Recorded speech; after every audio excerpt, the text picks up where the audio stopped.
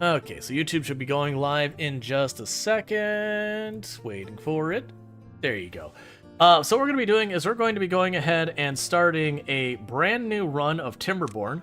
For those who are not familiar with what Timberborn is, it is a city builder with post-apocalyptic sentient beavers, which is a mouthful. So in this world, humanity, we wiped ourselves out. Unspecified how, maybe global climate change, maybe pollution, maybe war, famine, who knows, disease.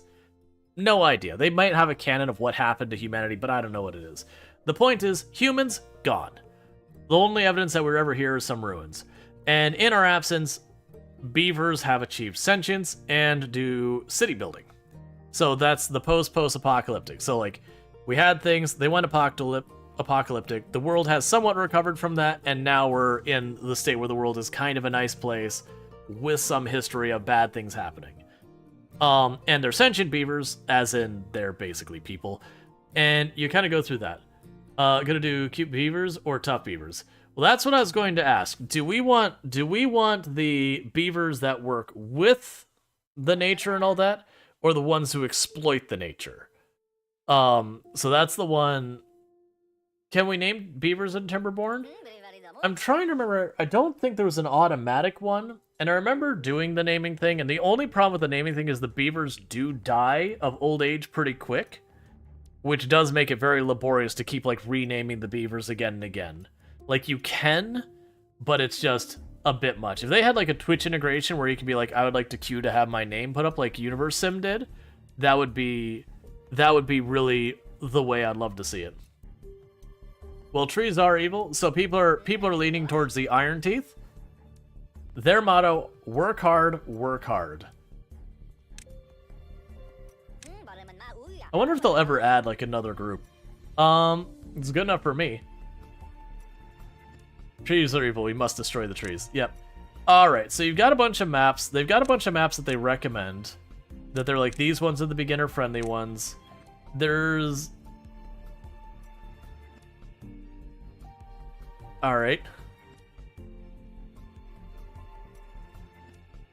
That's a wild map. You got Helix Mountain. That's kind of a classic one a lot of people do.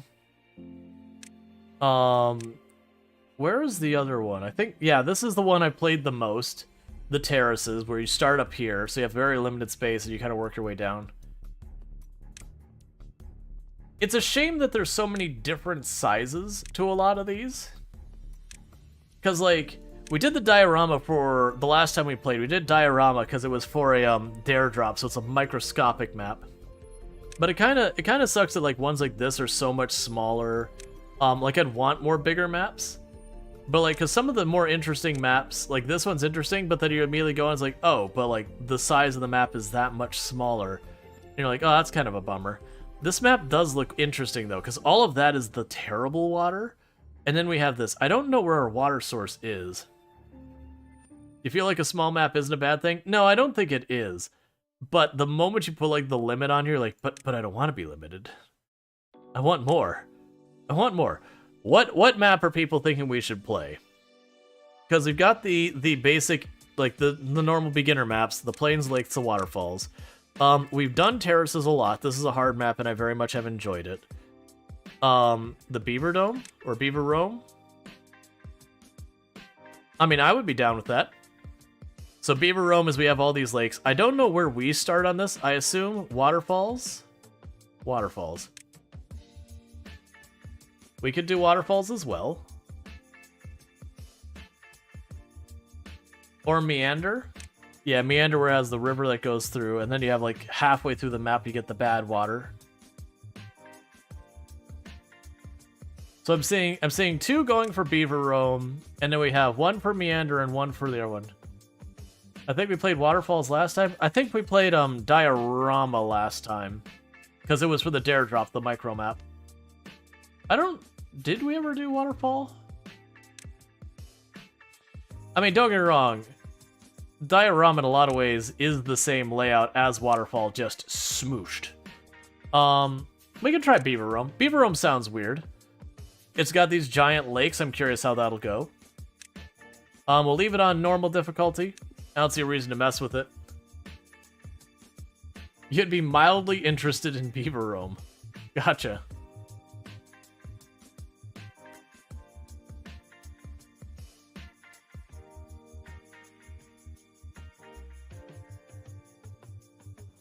Like, I like the suggestion to drain the lakes.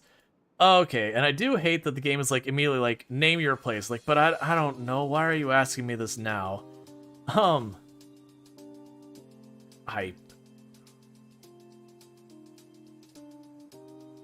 Naming stuff is hard. Because I don't want to deal with that. What was the capital of Rome? Rome. Okay, so where's the actual water source at? That's my big question. So we've got the big lake here. That goes over there. We got a big lake here. Got some ruins off to the edge there. And that goes down here to where it goes next to the map. So, I mean, I assume it's got to be over here, right?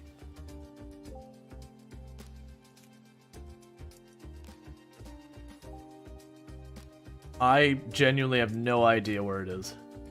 Could be underwater? It could be. But we can't really see. Alright, so the big question we got to figure out. So first of all, we need to be able to get wood and all that. So I'm going to go ahead and take one path and bring it over this way. And the other path is going to go over to the berries because we'll need the berries. So we're going to go ahead and say, for the first operation, these trees exist on our map. Cut them all down. Cut those trees down. Cut these trees down. Cut these trees down. Cut those trees down and cut those trees down. Yep, there you go. So the water sources are way at the very bottom of here. So that'll be interesting. The good news is that does mean I've got a huge reservoir of water here already made. The downside means it's going to be real hard to set up water wheels and that without really messing with this place a lot. A lot. On the bottom of the other great lake is the underground ruins. So for like never-ending steel production, I gotta drain that whole thing. Okay, that's gonna be interesting. This is also built up pretty high, so that's gonna make it so that'll be a problem. All right, so we got all that stuff going on. We want to. So as I remember where you are, there you are. We want to go ahead and set up here 2 woodcutters, and then we will set up over here 2 of the berry collectors, and then we're also going to need water, which conveniently is right next to home. We can probably set this on play now. So what we built here is we've got this. That'll cut down any trees inside this green radius. We'll be able to cut those down. And then we built these, or building these over here, which is the same idea, but they grab the berries, so that'll help. And then this pumps water out of the big giant reservoir, and all that kind of stuff. It's definitely a major terraforming map, yeah. The other concern is this is all terrible water. That's, you can see it's poisoned the ground here. That's going to be a real problem for us. That what's going to happen is if this starts to get drained, that's going to encroach on us more. So that's going to be a problem. Well, we're not going to be able to get over here anytime soon. I do feel like we should... Actually, you know what? Let's not do that.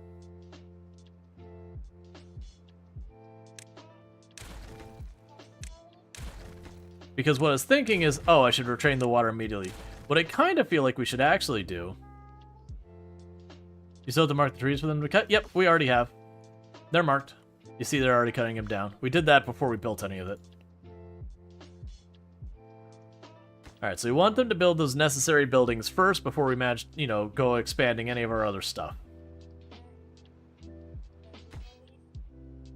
And one of the first things we're going to beeline forward is the forestry.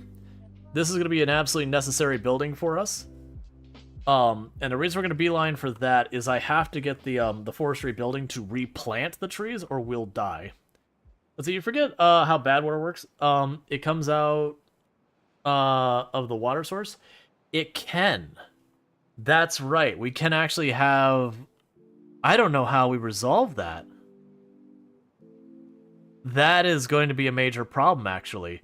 I might just need to store a lot of water.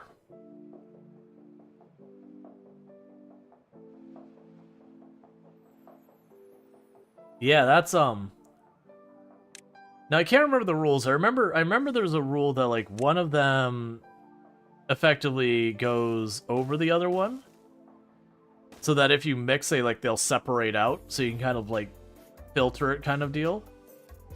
Alright, so that is going to be a high priority job.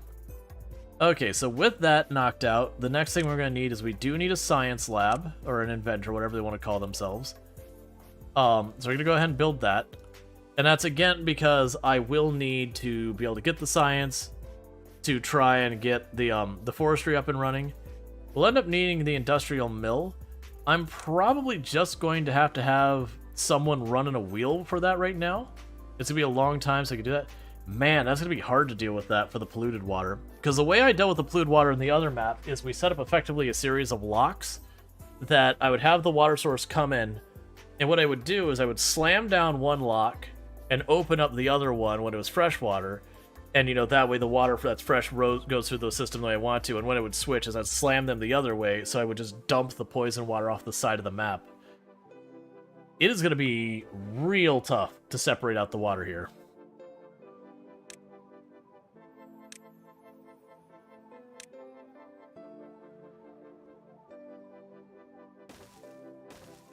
I'll put 2 water storage things there. All right.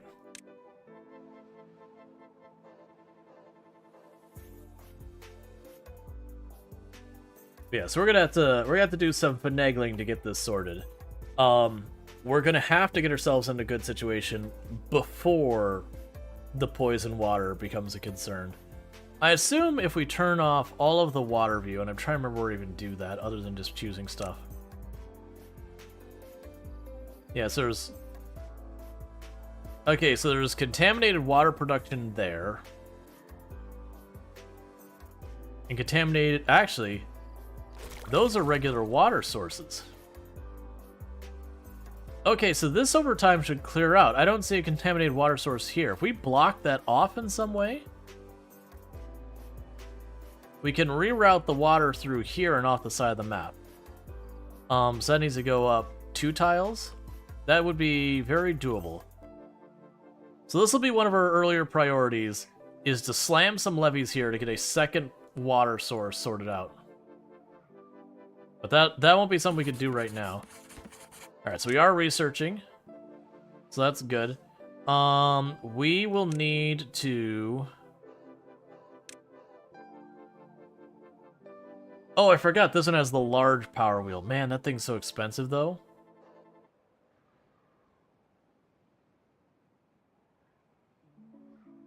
It's fine for right now. I don't really get a choice in the matter. It needs to be done.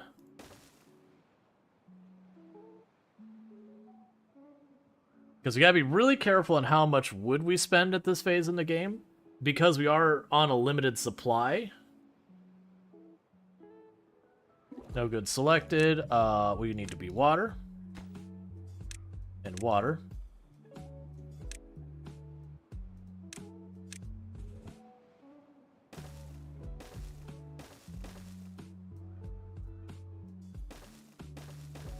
And I'm making a path to a bunch of these so that they can go farther. Yeah, because they're absolutely obliterating the wood supply very quickly, which is deeply concerning. What happens first? Drought or bad water? Drought, usually.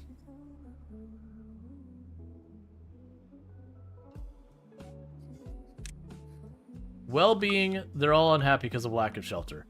I think, honestly, the answer for how we're going to have to deal with the water here is I'm going to need to isolate this middle area from the outer area and be able to, like, route the water that way. Because I could see making this middle area, like, building up super high And it have it where we have like a spillway out this way and a spillway out the other way. It's just tricky with how many water sources there are out there. It's going to need to be like a big reservoir. It's also going to be extremely costly on the wood front.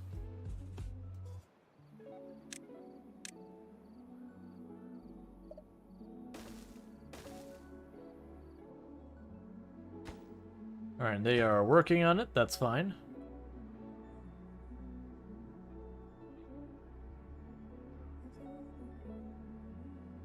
One thing we will need is we need one of those so that we're already working on replacing our population as they die. These are like the technology beavers or whatever, so they actually breed in pods, whereas opposed to the other beavers, if you have available space and are not starving and all that, they will continue to repopulate. Man, that bad water is going to be a real problem. The drought should be trivial. Like, when the droughts get really bad that we can lower the water level like 1 or so, it'll be a problem.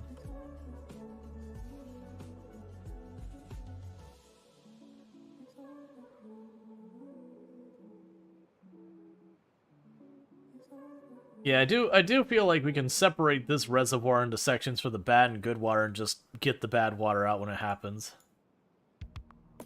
This one feels like an easy one, where it's just literally we just slam that out, let it dump out the other side, and then this will fill out with good water.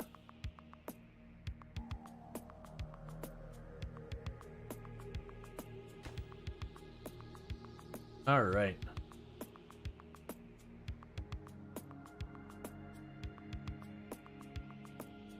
But the good water will do the same thing, right? It will. Like, that doesn't solve the now problem, which is what happens when we have the bad water. But that should be a relatively easy place to expand to.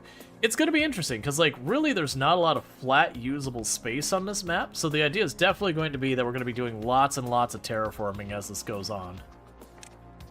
Which is fine. Like, all of these ledges and everything, we're going to knock all that down and flatten it out. I could also see, like, building over top of this whole thing. I could even sit there and, like, see making this into a giant, like, flow maze kind of thing. To eventually get out here. That could be really wild. Make it, like, too wide and just have, like, zigzag back and forth through the whole area.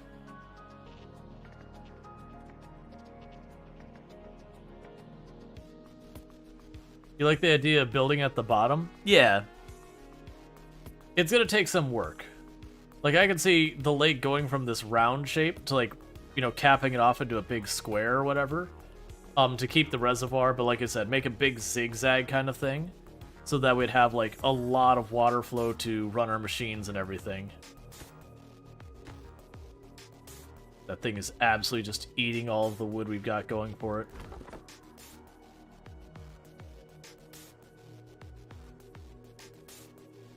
We still don't have any of the planks made at all.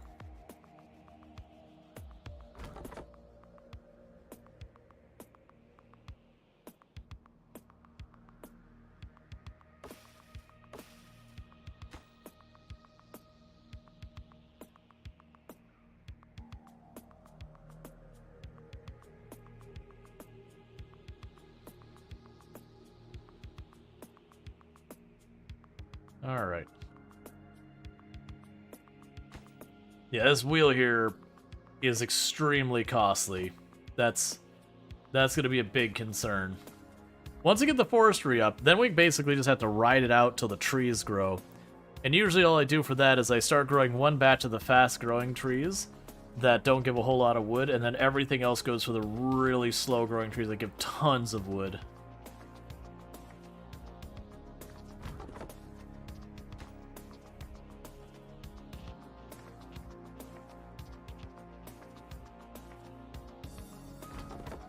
You can close the end of what you can reach there.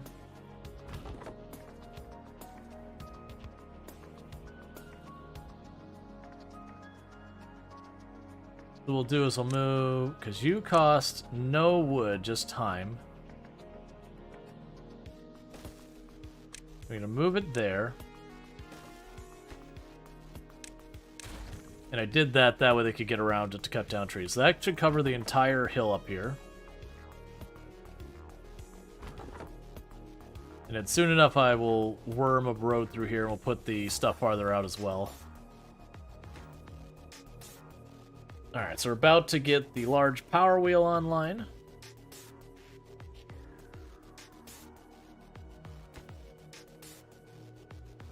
Alright, and we do have enough for the forestry.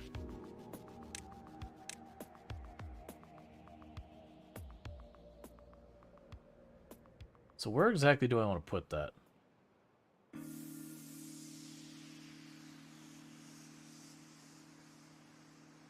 I kind of like the idea of putting it way over here.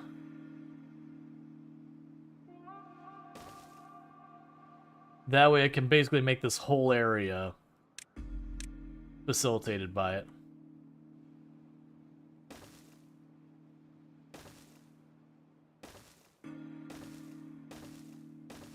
And it'll make that road less appalling later.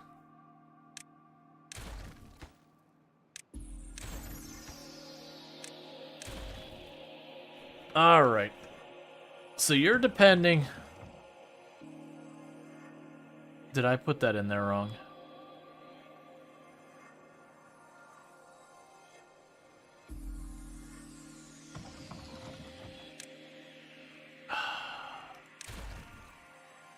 I hate the way those things work. There. I had it turned wrong. So we just wasted a bunch of wood. Wood I don't really have to spare. Meanwhile, I can get rid of one of these.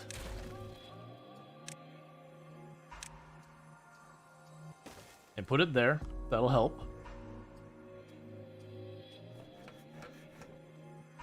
Alright, so they'll be able to get that online. We did lose 25 water. Which is not the best, but we're getting there.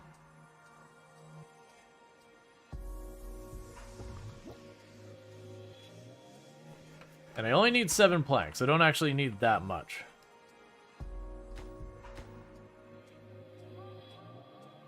So I think we'll be alright.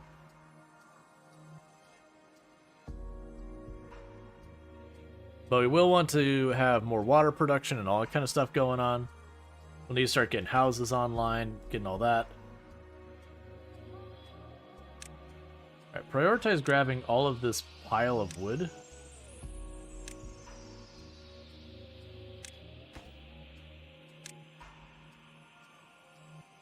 And shoving into the building, please. Because you got more than enough wood right there if you just run back and forth and drop it. Okay. And we'll definitely need to get a lot of storage for food and all that in the long run. Right now, the forestry is priority 1. Till we have that, we're on a limited wood supply and the wood runs out. Game over.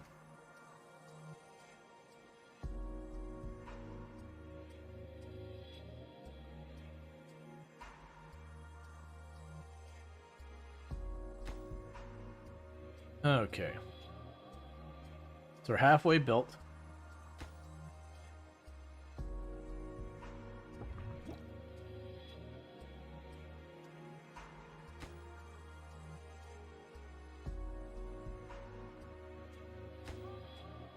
Yeah, so you're just waiting on planks now.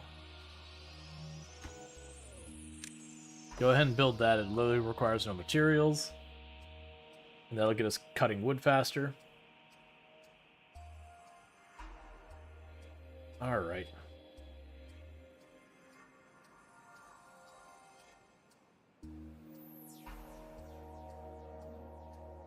I just realized all the berries are gone. And we have not started farms or anything. Really? That's all the berries there were, and there's no more food nearby. We're just gonna have to depend on those replenishing fast enough.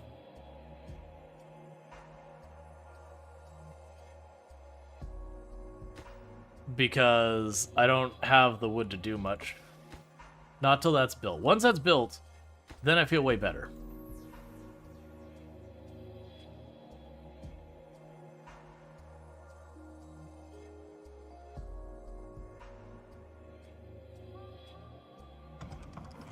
Alright, so they're getting the planks made. Alright, so we should be fine for that. We need to get some actual food production happening yesterday. So we will put the farmhouse here. And we'll go to our crop options. So I believe these can just be eaten as they are. So for the moment, I'm just going to shove these things pretty much everywhere I can fit them that's in range of that farmhouse.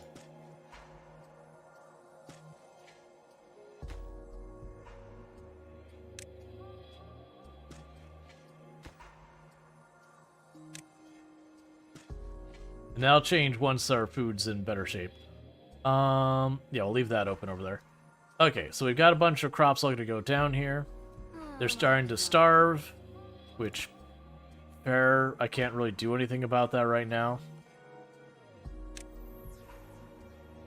Trying to fix it. Meanwhile, we go to our trees.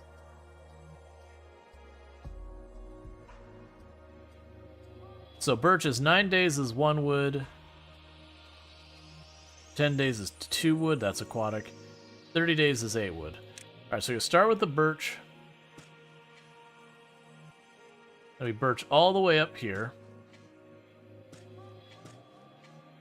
And then once we get up here, it's oak.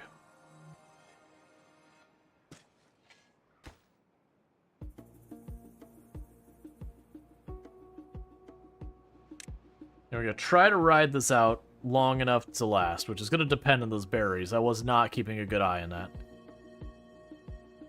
Yeah, so everyone is getting upset because they are actively starving and they do not have shelter.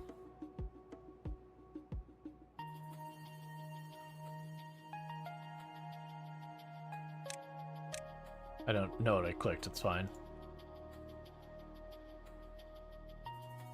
Alright.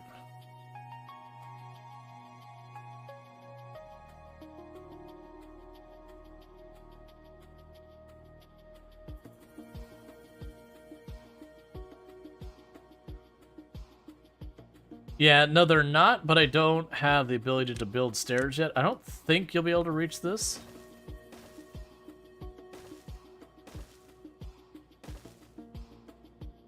Yeah, no, it's not even close. Yeah, no, I have to get stairs and all. We don't have the supplies and all that. Basically, I didn't catch that the berries were getting eaten as fast as they were. So it'll probably potentially take some starvation here. Some good old-fashioned starvation.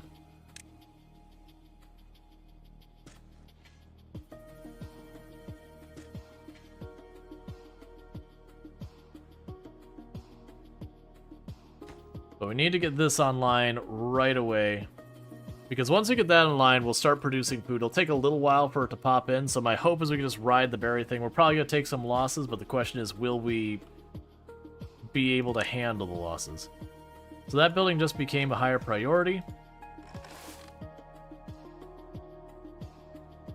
Now we can keep that going. So right now the higher priorities are the water is highest priority, and then the farm is also high priority. Prioritize harvesting over planting. So the moment we get anything up, pull it.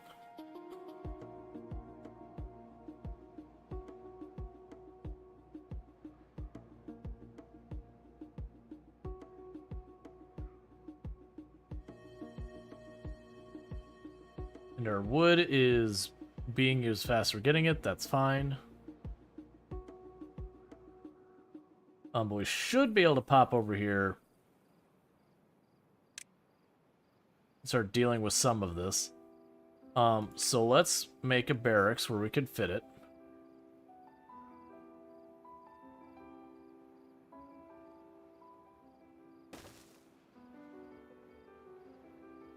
Barracks handles 10 inhabitants, so we will need 2 barracks to be worthwhile. Feels like I can use this other spot though for something more meaningful.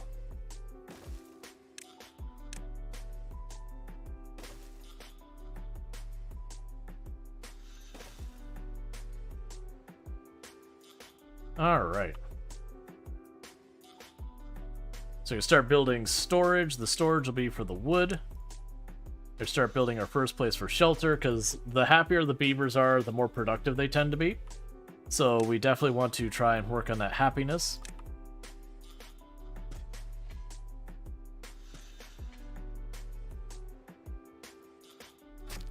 Are you... Oh, you need to be up there in the priorities as well. Yeah, everyone should be fine.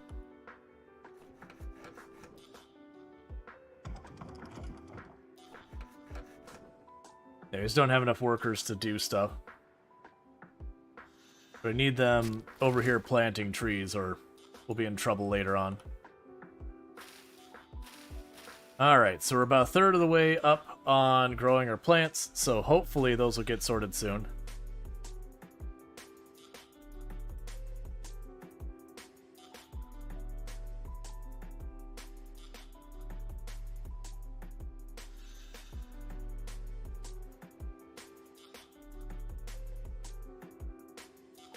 Yeah, it'll probably go over here. That could be for the berries and those. And that's for the wood. And that's shelter for housing. I'll probably end up putting another forestry thing over here just to plant tons of berry bushes down the road, but we'll worry about that when we get there. And a house.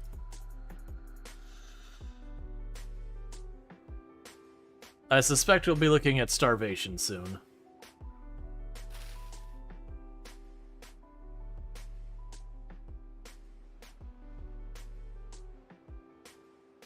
It's gonna be tricky for the dealing with the land stuff, because I try to remember where the explosives are.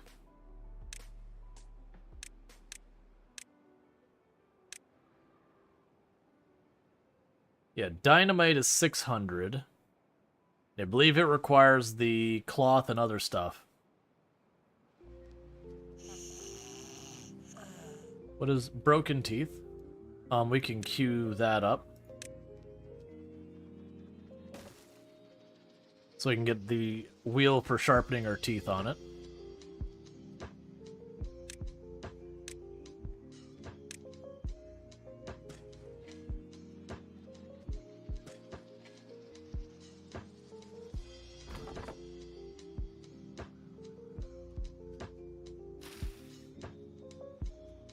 Alright, come on. Surprisingly, no one is starved yet, but we're due for it. So you deprioritize that one for right now. There's no bushes for you to get goods from anyway, so you can work on other things.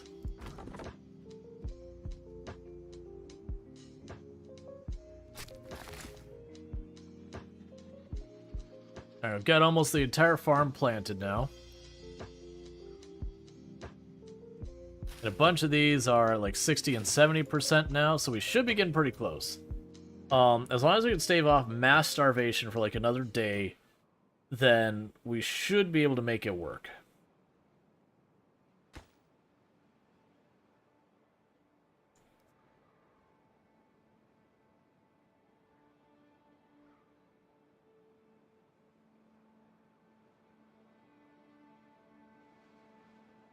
What we'll most likely do in the short term is I will build up all of my stuff that doesn't need green stuff. We'll build it around these and just do lots of like bridgeways, walkways, all that stuff. Pretty worried that the bad water is going to be a real rough time. Hey, we've got our first shelter.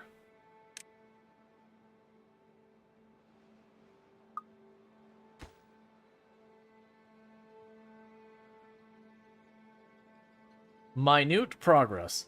Oh, good. And some of the berries are growing back in. So I'll put that back at neutral.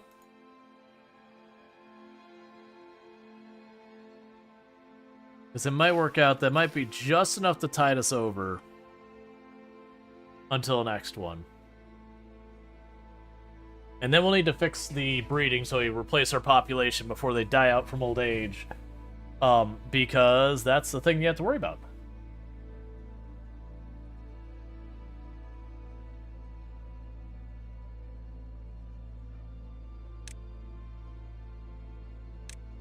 Alright, we know we're going to need stairs no matter what we do, so we'll grab those.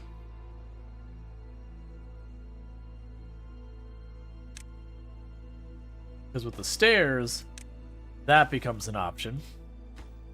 And then we can go over here and say deconstruct this.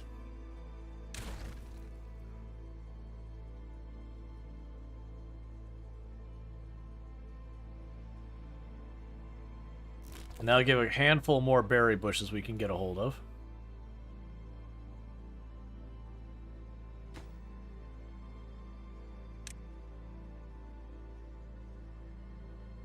I also find it interesting they're still not really grabbing much of the way of the logs there. But that's okay. We'll get there.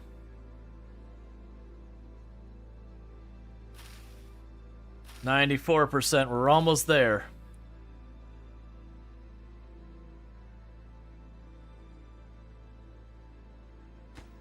And then we'll suddenly have plenty of food to grab.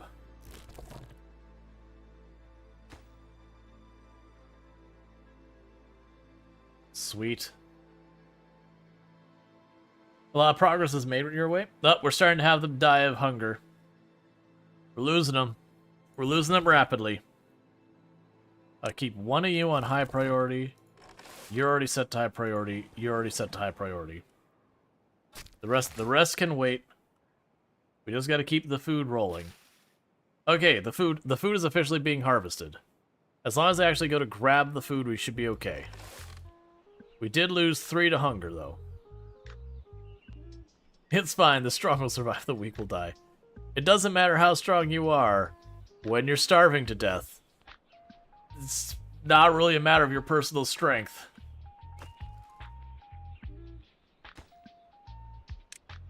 So you will have the berries in there, and you will have the veg. Yeah, no, that's the whole thing. It's like, when you're starving to death, it doesn't really matter. Alright, so we lost another one to starvation. This would be a pretty bad setback. We are going to need another one of the pods built. So our food should stabilize now. That loss is going to hurt us, though. Personal fortitude there. Starvation, starvation. Alright, well, there's the first drought. So for those who don't know Timberborn, the big thing that differentiates it from... There's 2 things, actually, that differentiates it from other, like, city survival builders. Is it doesn't go with the formula spring, summer, fall, or the good months, get your food, get your stuff, get your firewood, and then ride out through winter, which is like what 99% of survival builders do. Instead, you have kind of a drought and a good cycle. So you've got your cycle where like everything looks nice, the water's good and all that, and then you got drought where the water, like you stop getting new water in the tile for a little while, and all your rivers will run dry and all that kind of stuff, and it can really kill you pretty quick. Because all your crops will dry out and die and all that if you don't manage your water. There's also bad water, which is a new thing, which instead of drought, you get this contaminated red water shows up, and it's a real bad time. But, very genuinely, this is going to be dangerous, because if I actually have this go down, this water will encroach on us more, and it'll kill off a lot of our crops and make us sick and everything. So it is one of those things that there's definitely a balance you have to play between the 2 of them to, like, keep yourself alive. Which brings me to the second big thing that makes this game differentiated. Water management is everything in this game. And when I mean water management, like building levees and dams and reservoirs and everything you can to just try and keep as much water as you can under control until you're ready to actually use it. And then you also use like water wheels and all that stuff to make that happen.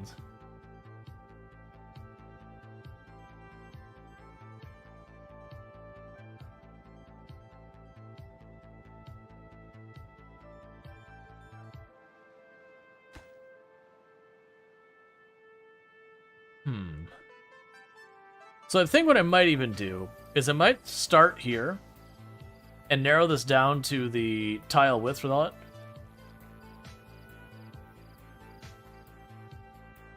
Real quick, did not understand what's happening in chat. Did I miss stuff?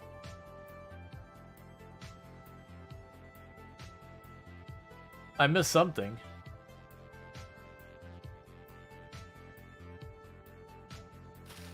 Oh, no, you made a funny face? Oh, no, I missed something then. We will need levees. Need way more research. But I think the plan is going to be that I will cut this down to where I can put 2 water wheels here to start with. And then, you know, put the dams farther out this way. Just to, like, make this area where we can start production stuff. And then I'll just start building this way. I think what I'll actually do is just make a canal kind of through here. That I'll work on. I still don't really know how we manage the bad water in this giant lake thing. Like, long term, there's options, but the short term. You did a roll and became allergic to your favorite food, and you ask Enoch about recommendations about vegetarian food.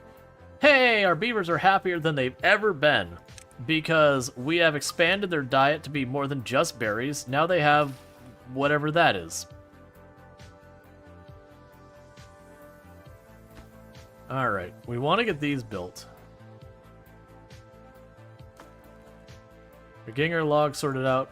Which, that's the big thing right now, is we're just really not getting much in the way of trees, because we're, you know, we've cut down most of the trees that already existed on the tile, and now we're just down to scraping that up.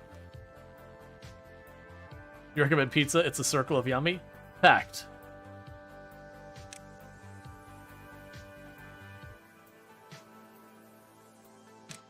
No lies detected.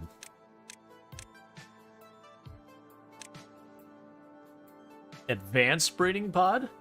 Utilizes the advanced breeding process to produce adult beavers eager to get to work. Nutrients brought by haulers and unemployed. Okay. Is this modded? No. That's a bit disturbing. Childhood is inconvenient. We'll just bypass childhood. Kohlrabi, it's a root vegetable?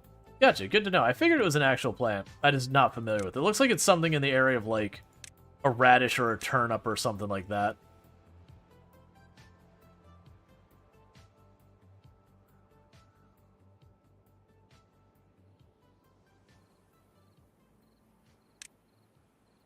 So one thing we can do is right now we can't do hardly anything. Because we took a hit on our beaver population. We've got to wait for our population to recover. So that's going to take some work. But once it recovers enough that we can keep our operations going, we'll need a second water pump is one thing we'll need. And I will also want a second farmhouse. That way we can have one on harvest and one on plant. Kind of like a combo of a radish and a turnip in taste. At least to you? Gotcha.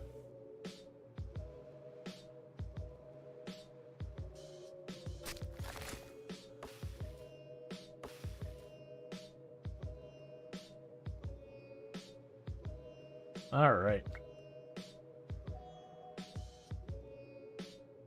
Trying to think of the best way to get over here without just plowing a path through these berries. Because I could do that, and I probably will do that eventually, is make a walking path through here. But I'll definitely want to add more berries. To do that, I'll probably need to put like a forestry here, fill it solid with berries, cut the path through, and go from there. I can definitely also see... Oh, here's one thing we can do now. Now that I've got that sorted, so fix that little snafu in the path that we had to add just because of, there's a tree in the way there before.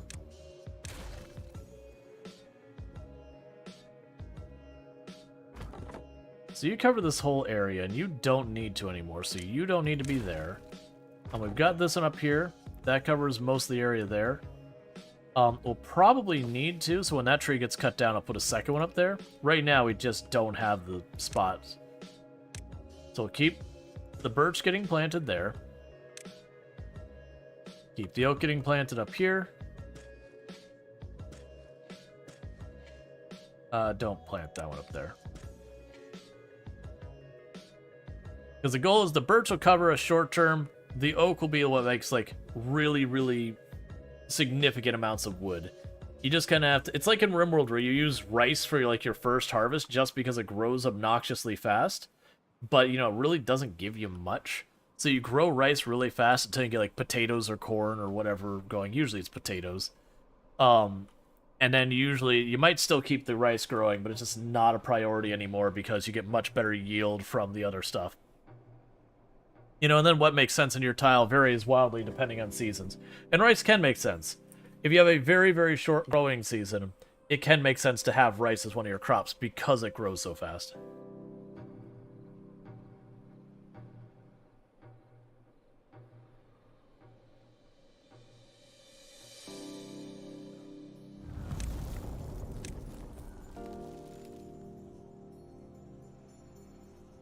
Or have a lot of heat waves or cold thing? Yeah. Hey, Jaywalker, how's it going? Alright, so we're in the drought, so what we'll likely see is we'll slowly watch the water level go down, and you'll see this run dry over here. I think actually this polluted water, I believe, also is affected by drought. But basically what that means is the water sources are not producing water right now. So we'll see how that goes. My fear is that we'll see this dry out when this goes down enough. That would be bad. I think with the giant lakes, the drought is going to be a very different animal than we're used to, that it probably won't be as bad.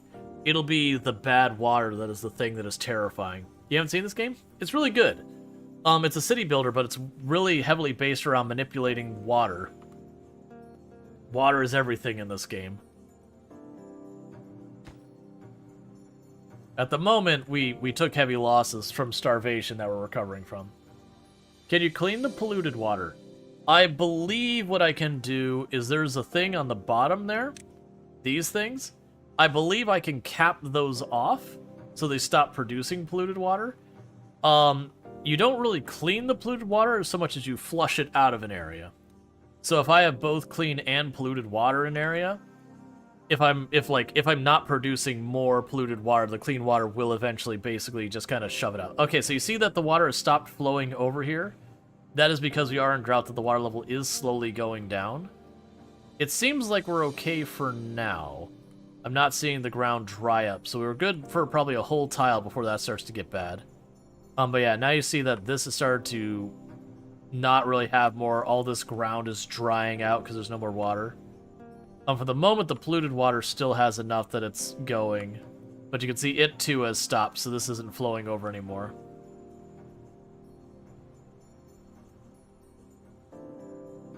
But yeah, so that's where water management's going to be important. Right now we're okay because we're not using very much water. But it will be a thing that over time we will increase our use more and more. Yeah, so you can see this has gone down a full tile, the polluted water area here. So it's not encroaching as far on us. That actually works out for us. But the same thing will happen here, where eventually you'll start seeing this area dry out up here because the water's too far away.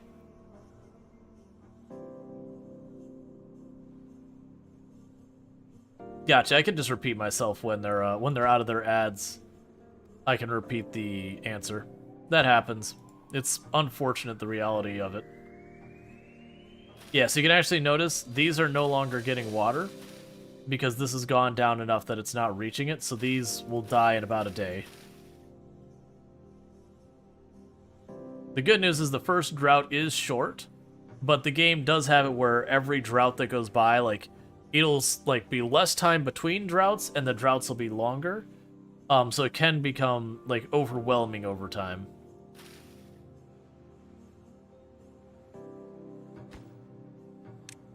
Prioritize that.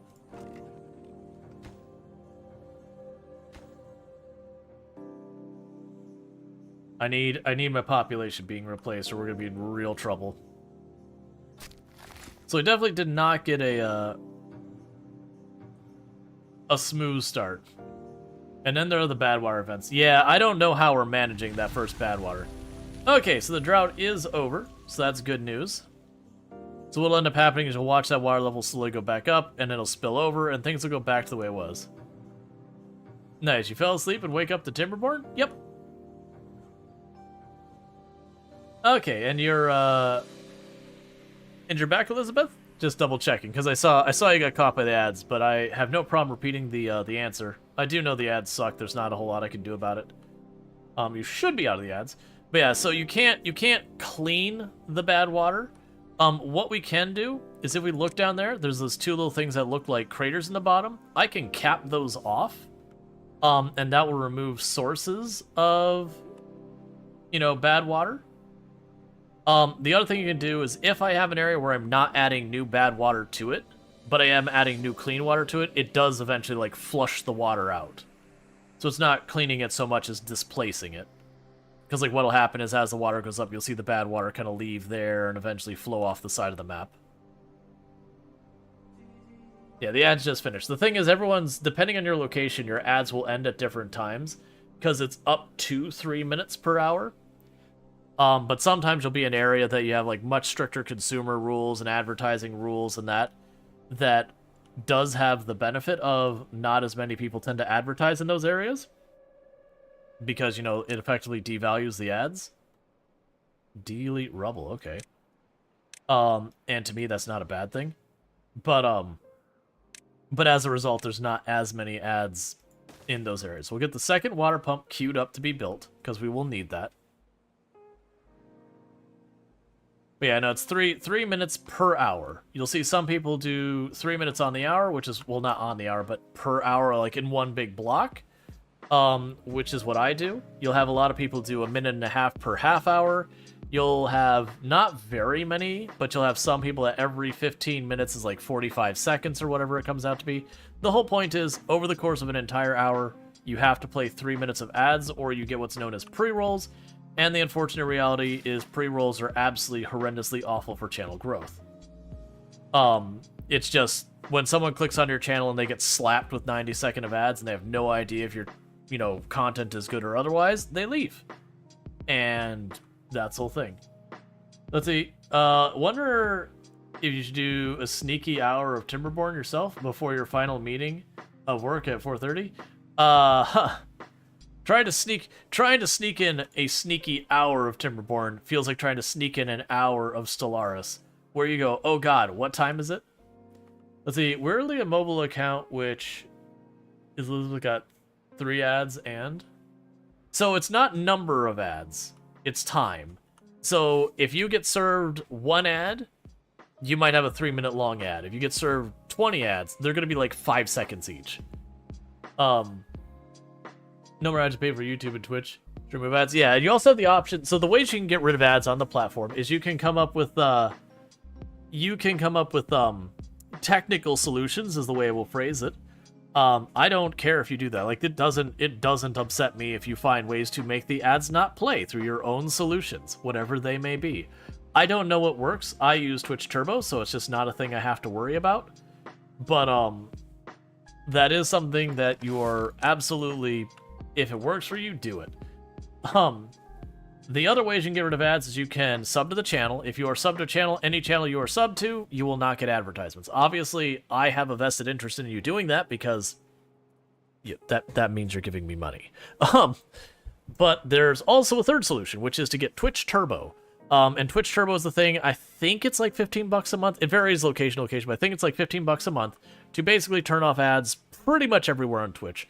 There are a few caveats, but they're very rare. And those few caveats boil down to, effectively, some live events, like conferences and major like showing events, will sometimes have a deal to run ads anyways. A creator can opt to hit you with ads anyways, whether you have Twitch Turbo and subbed. I personally don't know of anyone who's ever done that who wasn't in the middle of quitting, and even then it's like super duper rare. So it's just kind of those things to worry about. Cool kids dual watch, dual streams, swapping tabs based on which gets ads. I mean, you can do that as well. But yeah, it's just, the unfortunate reality is, if you're not paying for a platform, you're paying for it in some way. So if you didn't pay to be on a platform, or they're not microtransactioning you or something like that, it means they're either selling your personal data and or advertising to you. Because there is lots of cost to running those services and all that, and they are going to make up that money. There's very few websites out there that run as a charity. And a lot of the ones that do, they do so temporarily with plans to sell themselves later. It's the normal tech cycle. You have the growth cycle at a loss, and then you have the profit cycle. Your technical solution sometimes works, sometimes doesn't. You also watch in mobile not infrequently. And you'd think they would have figured out since it's their own app, but often you're not served with ads on mobile. So that is, if people didn't see, Twitch's CEO had their big announcement for the year, which usually when you get that, everyone's hair stands on end going, oh god, what's coming? Because most of the time, that's the way they go through announcing, like, oh, here is this thing that's generally not going to be popular. This time, there was nothing that really surprised anyone. It wasn't even like there was, like, big negative things happened. But the big thing they said is they are going to be completely remaking the Twitch mobile app from the ground up. To which they say, thank goodness, it is about time. Because the Twitch mobile app experience is terrible. So that is supposed to be their big thing of this year, is that they are going to be reworking the mobile app to actually be a good experience. So that's good news.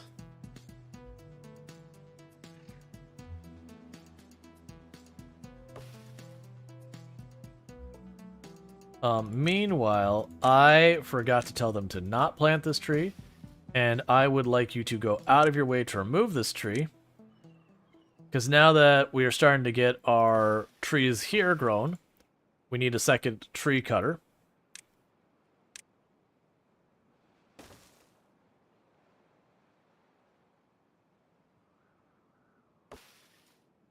And I believe I can unzone these from being grown.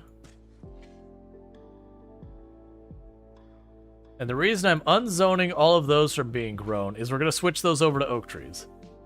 Phoenix says, you can't buy Twitch Turbo even if you wanted to. You are not eligible to purchase Turbo. Doesn't matter because I can't afford it. I don't think the Turbo is worth the price.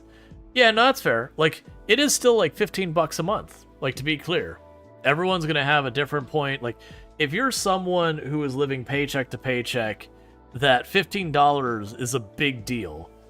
Obviously, you're not going to buy Twitch Turbo. It doesn't even have to be like that far either. It could also be like, hey, you know, maybe you only watch a couple hours of Twitch, whatever.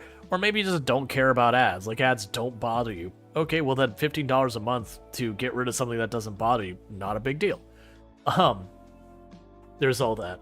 Now, the value of the dollar always changes. Yeah, but if you want to support streamers, it's not great. I would argue that that's not that. So, for me personally, as a content creator, you getting Twitch Turbo, obviously I would rather you get a sub because that directly pays me. So, sure, I have an interest in you buying the sub. But it doesn't upset me when people get Twitch Turbo instead, because I understand realistically, most people probably tune into 2, 3, 4 different content creators regularly, and dropping, you know, $20-30 a month for Twitch to sub to everyone is a lot of money. So realistically, you're not going to be subbing to everyone. And I totally get that. Like, by all means, take care of yourself first financially and all that kind of good stuff. Like, I do get the basics of economics. But with all that said, if people get Twitch Turbo and they're more likely to watch longer because they're not getting blasted with ads, that still does pay me. I don't get like some cut of the Twitch Turbo money. What ends up happening is the ads you do not see, I get paid as if you did. So I still make money off the ad revenue for the ads you didn't see. Which, don't get me wrong, certainly getting sub to does more. Like, very, very genuinely, it does more. And that's also the same way with subs as well. The ads you would see that you don't, I still get compensated as if you did. But yeah, so for me personally, Twitch Turbo doesn't bother me. Because a lot of, like, that's part of the reason why when it comes to subs, you want to upvalue people by being like, hey, we've got the emotes. Hey, I'm going to do this extra thing. Like, those kind of things to convince people to support. Because it's strictly about what supports content creators the most. Then it'd be like, oh, you need to be, you know, like, Ko-Fi and Patreon are where it's at. Because I get 95-ish% of that revenue, as opposed to Twitch, I get 50-50 unless we qualify for the Plus program, which we're pushing forward. Which we're at 53 plus points out there. So if you ad block ads away, you still get paid. So that's a question mark. I don't actually know the answer. Honestly, like I said, it doesn't bother me because like a couple of people using ad blocker isn't going to affect my revenue in a even noticeable way. I'm not gonna say advertising doesn't mean some kind of money for me. It does. It's not the main thing I make. Like the main thing I make money for on the channel is subs, more than anything else. And then advertising has become the second one, because while there are months that stuff like bits and that can be very generous, that it becomes the second or sometimes the first biggest thing on the channel. I would say in the average month, bits are nowhere near that. Bits are very fluky on how much they support your channel. You have some months where like bits floweth free, and then you'll have other months it'll be like the whole month goes by and it'll be like, how much did you make in bits? $5. It's just really all over the place. For some streamers, the ad revenue is terrible. It depends on the language you're streaming in, the categories you stream in, because advertisers don't show up in channels for adults and a region. Yep, all of that is true. For me, you watch several streamer more than you can afford. You had quality issues with some of the technical solutions. So you have your subs for 1 or 2 streamer, and then you have Turbo, and rotate your Prime throughout everyone. That's basically the same thing I do, is I've had Twitch Turbo since long before I started streaming. But then there is, like, I think it's 4 channels right now that I have active subs going, which then, you know, I have my Prime sub I bounce around. Like, and every once in a while I'll throw stuff. Like, there have been a lot of content creators going for the Plus program. So I have gone to a couple of content creators who I knew they were getting like really close to their goal, and I can say personally, when you start getting towards the end of the month and you haven't hit your plus points, you start like really like, it is the most stress I've had as a creator, is just watching that hard deadline come up and you're like, I'm short, what do I do? So in those situations, like where I see like they're getting like a week from it and they're still shy, I try to time it when people are all like very clearly focused on what's happening to the stream, that I'll drop like a tier 2 or tier 3 sub and be like, you know, hey, because it, you know, that's a thing that'll get a bunch of people typically chipping in to like make sure they hit their goal. And I've talked about how that's like 20% increased revenue for me as a creator on the sub side if we hit those goals. And if you're going for like the 70-30 split, that's like a 40% increase. It's absolutely astronomical how big of a difference that is for you on the channel. So it's like, okay, you know, I'm going to throw a decent amount of extra money at this person, help them get over that finish line, because I understand how important that is. And I realize there's a good chance if I'm in that same situation, they'll probably return the favor. That's not what I expect. I don't count on it or anything like that. But it is one of those things that it's, you know, the whole all ships rise together versus everyone trying to compete. Like, it's the weird thing that you run into with very much in stuff like streaming. It's a cooperation. There is a lot of benefit in cooperating with other content creators, and it doesn't need to be like transactional or whatever. But generally, you will benefit more from working together with others, to networking, to sharing audience, to rating and shouting each other out. And, you know, it's not like, hey, this person hopped into this game, if I hop into the same game, now we're competing. It's like, technically on paper, yes, but that's not how it really works out. How it actually usually works out is you'll both drive interest to that category, assuming it's not a giant oversaturated category. And now suddenly you're drawing more eyeballs to that category cumulatively between both of you. And then suddenly that's bringing in more outside people that you both benefit from. Look at what happened with Kenji. I jumped into a category that didn't have a lot of people streaming it at the time, and it's done well for me. And there's been a bunch of other content creators. So when I see other like giant content creators pop into the category and don't go, oh god, the category is done. Like, you know, here, big name creator, I'm screwed. It's actually quite the opposite. I'm like, oh, cool. Like, this is going to put a big draw on this category. Yes, I overlap the time of someone who's pulling in literally thousands of views in the same category. That's fine. There's going to be people who watch that and go, I wonder how the other people in this category play this game. Like, I'm watching my preferred streamer, but I wonder how other people are doing it. And it benefits both of us. And just the same, I'm sure the opposite happens, where I'll be playing it and they'll be playing it and they're like, oh, Rual's not on. Here's this other person playing this game. I wonder how they're doing it differently. And all that stuff. You find a lot of people, and they usually don't last. Some of them do, much to my chagrin. But you'll find a lot of people who do treat it as zero-sum, that like every view someone else is getting, that suddenly you're not getting a view, which again is not how it actually works. like Twitch is a platform. If we're all not making content that people are interested in, they leave the platform. So it is beneficial for all of us to try and make good content and benefit each other and all that, because the more we can get people interested in Twitch, the more people are on Twitch, the more people watch our streams. But you'll have people be like, oh, I don't raid because, like, they see it as a lost viewer, or I don't shout out because you see it as, like, you're feeding the competition or whatever. And like I said, most of them don't last, because you really, really do depend on mutual audiences and all that stuff and the networking to grow, because a lot of the organic tools for growing on Twitch depend on networking. The games page as an organic growth usually only works well if you're on the top of the pile. The recommended thing almost depends entirely on your networking. Or maybe someone who would like a chat that doesn't go by so quickly that you can't chat. Yeah, and there's times that you'll have like a big creator that very genuinely it is a difficult thing that when their chat is just blowing up, that you might want to have questions that just fall through the cracks, and you just don't want to repeat them. And it could even be that normally you still would tune into that person, but in this particular case, you're like looking to ask questions about the game, and they understandably don't have the capacity to have that depth of a discussion. So you might find a creator that's in like the small or medium size to fill that thing. And then that benefits for like me as the small medium creator, because then you've popped in, you might like my content and stick around.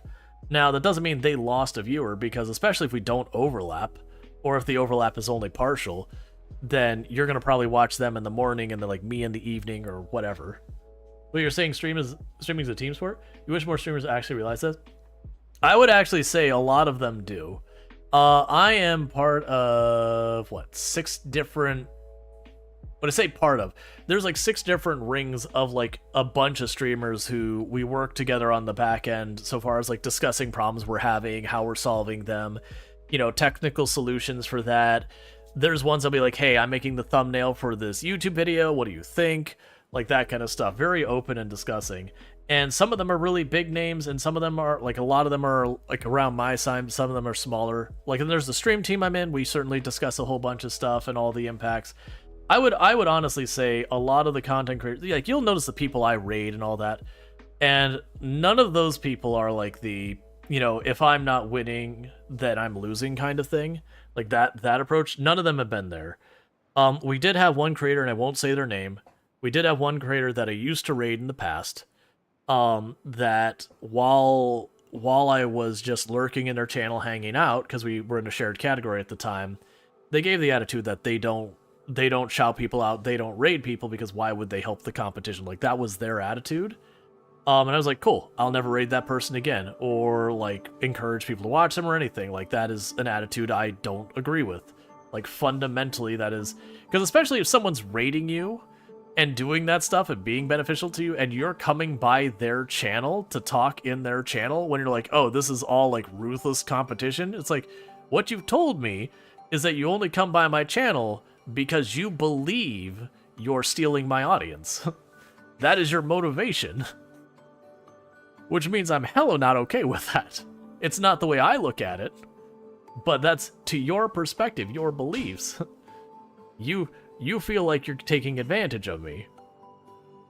That's clearly not okay. But yeah, so we stopped raiding that person.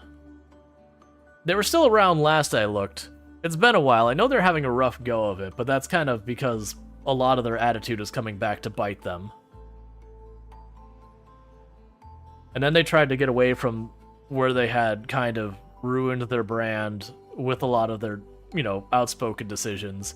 So they rebranded, and then that hurt them more because now they didn't have the screen recognition, so they rebranded back. And then they lost track of what happened from there. It wouldn't be surprised if I looked them up and, you know, they hadn't streamed in a month or whatever. That happens. Even outside like the negative toxic view, that is a thing that people make a significant change their channel. It hits their numbers hard. It demotivates them, and then, you know, watching number get smaller really does a number to one's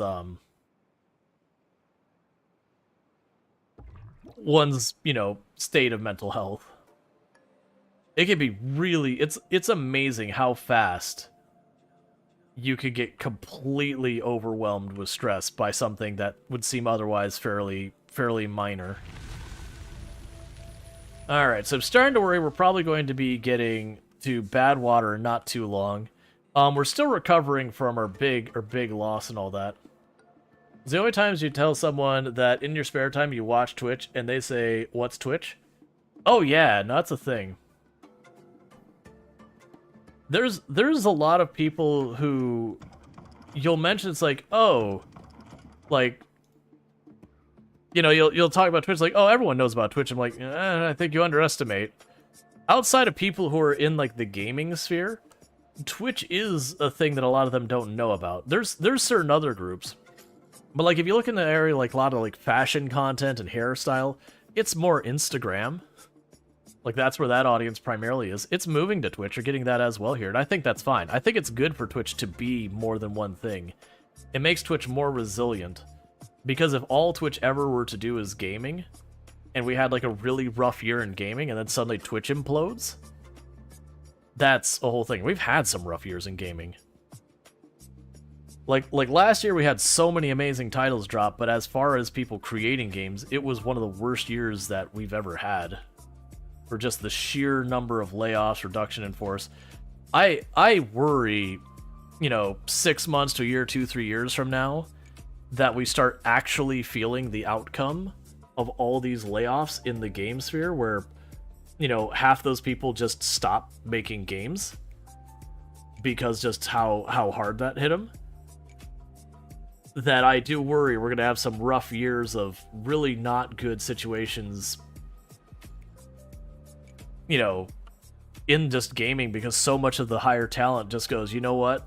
To hell with this. If I'm not going to get paid well and going to be treated like dirt, I'll do something else. And we'll have, like, you know, the companies will have no one but themselves to blame for it. Because it's also another thing that it hurts the pipeline of new talent coming into game dev as well.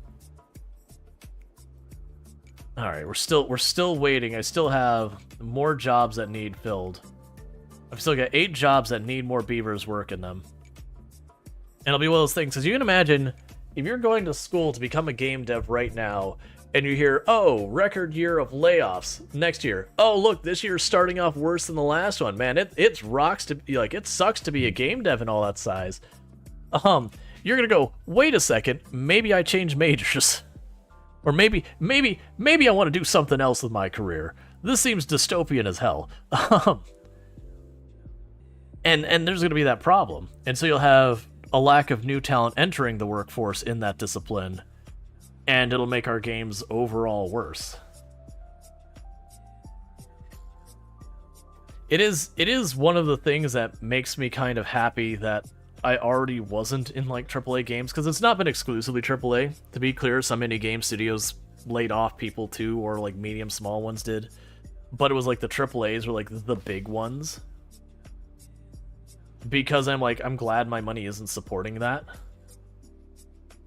I want to support, like, the little studios that have just been managing. Alright, so we're still just waiting for more beavers to be born. I'm gonna take 2 seconds. We're gonna drop this back to normal speed because I need to use the restroom and all that. So I'm gonna quickly do that, and I'll be right back here in just a moment. But thank you again for tuning in. Yeah, no, 1.8 million viewers on Twitch. Yeah, that is like not even 1% of the world population, all that stuff. Alright, I'll be back here in just a minute. So thank you again for tuning in, and I'll be right back.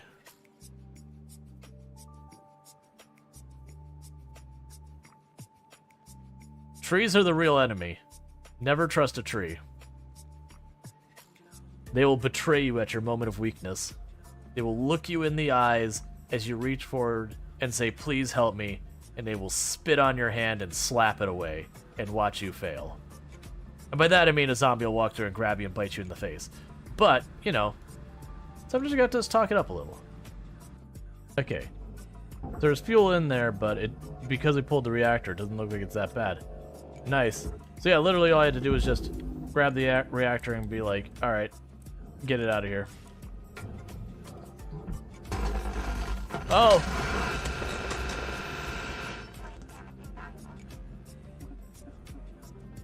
There's apparently still fuel on that line.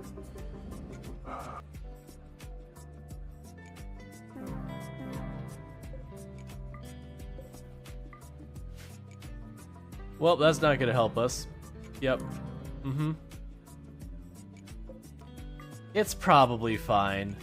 That'll almost certainly not have any repercussions for us, having the entire group of guests who are going to stay, die from heat stroke. My colonists are doing fine, so I don't know what their problem is. Maybe they should just have made themselves out of tougher stuff.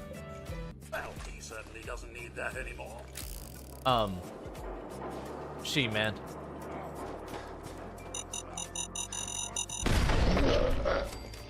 Nicely done.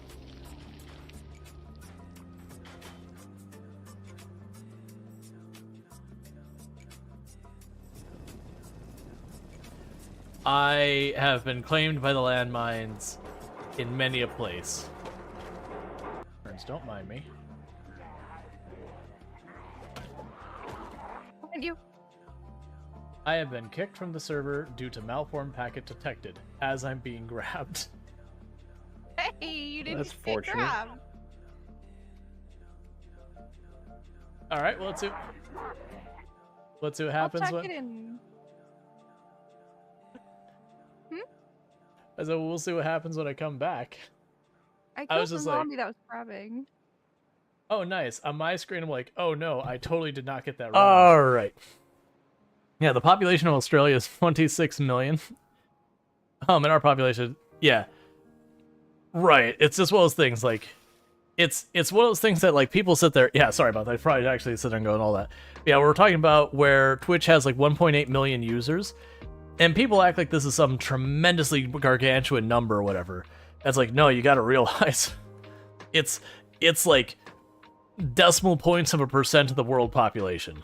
It's like barely worth mentioning percent of the world population, which means that many people don't use Twitch. Like even platforms like YouTube and, you know, Facebook and Twitter/X and all those, they usually rate themselves in like the tens to hundreds of millions of users.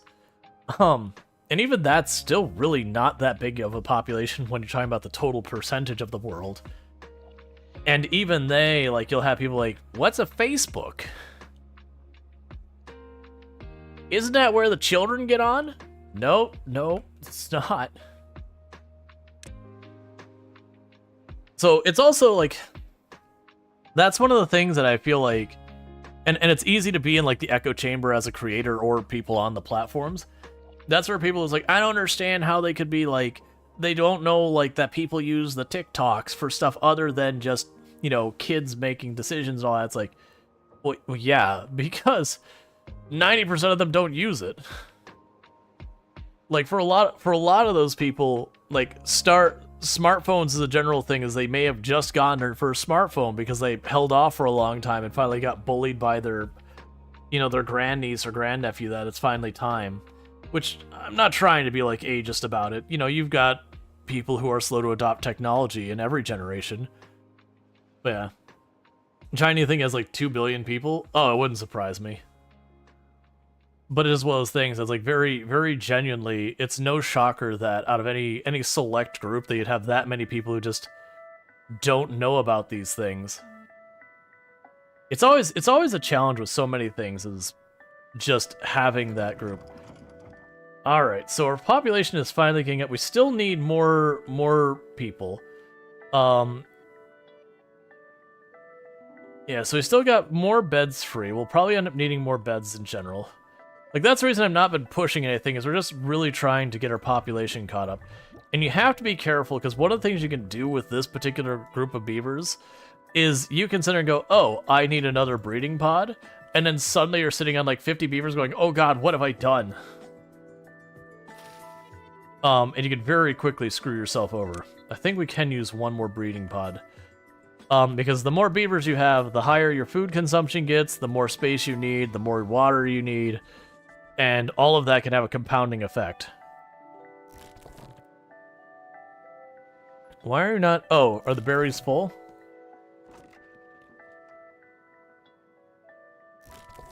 That's fair. All right. So we'll do that. And we can go over here. You know, build... Oh, right. They're going to cut those trees. It'll be fine.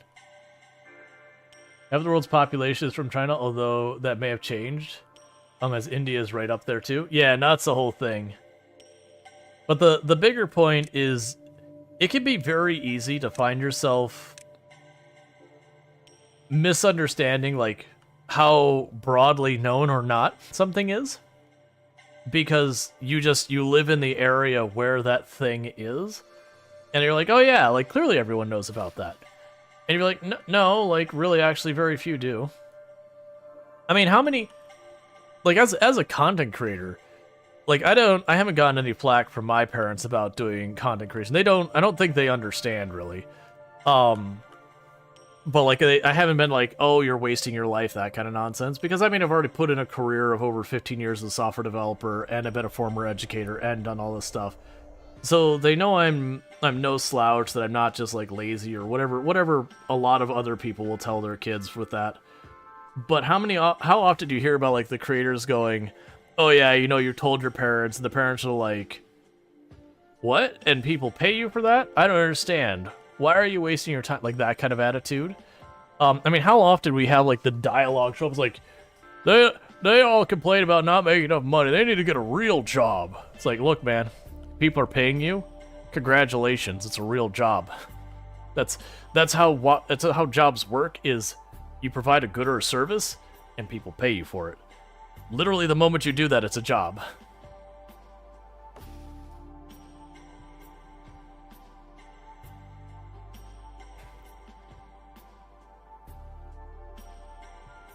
Like, that's just how economics work.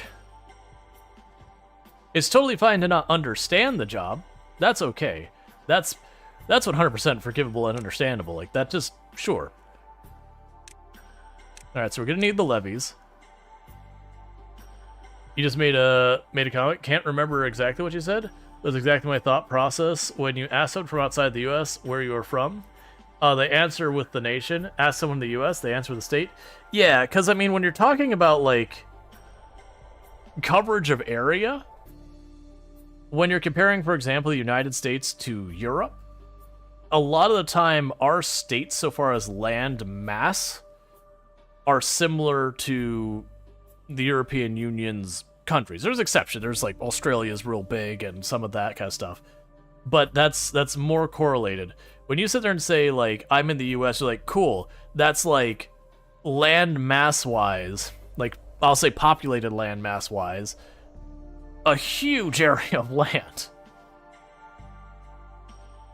Like, don't get me wrong, there's other countries that are just straight up bigger. But also, it's a place that has just such difference, like, both, like, culturally and everything, depending on where you're at. Building lacks workers. We're slowly getting that fixed. Alright, one of you is going to get our little priorities, because you're not cutting those down.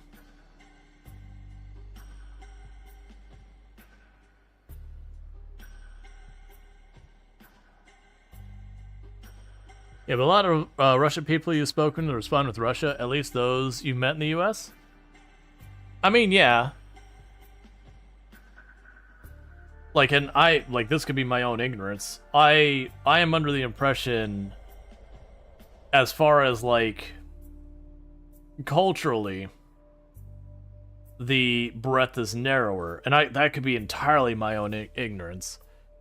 Versus, like, where you're at, based in the US, your experience can be completely polar opposite, just about, depending on, like, the local views on things. Even within a state, you'll have so many variation on, like, the different cultures, the different ways people speak, the different, like, the way people do their architecture, their design, that it almost feels like each state tries to be its own, like, unique nation in a lot of ways.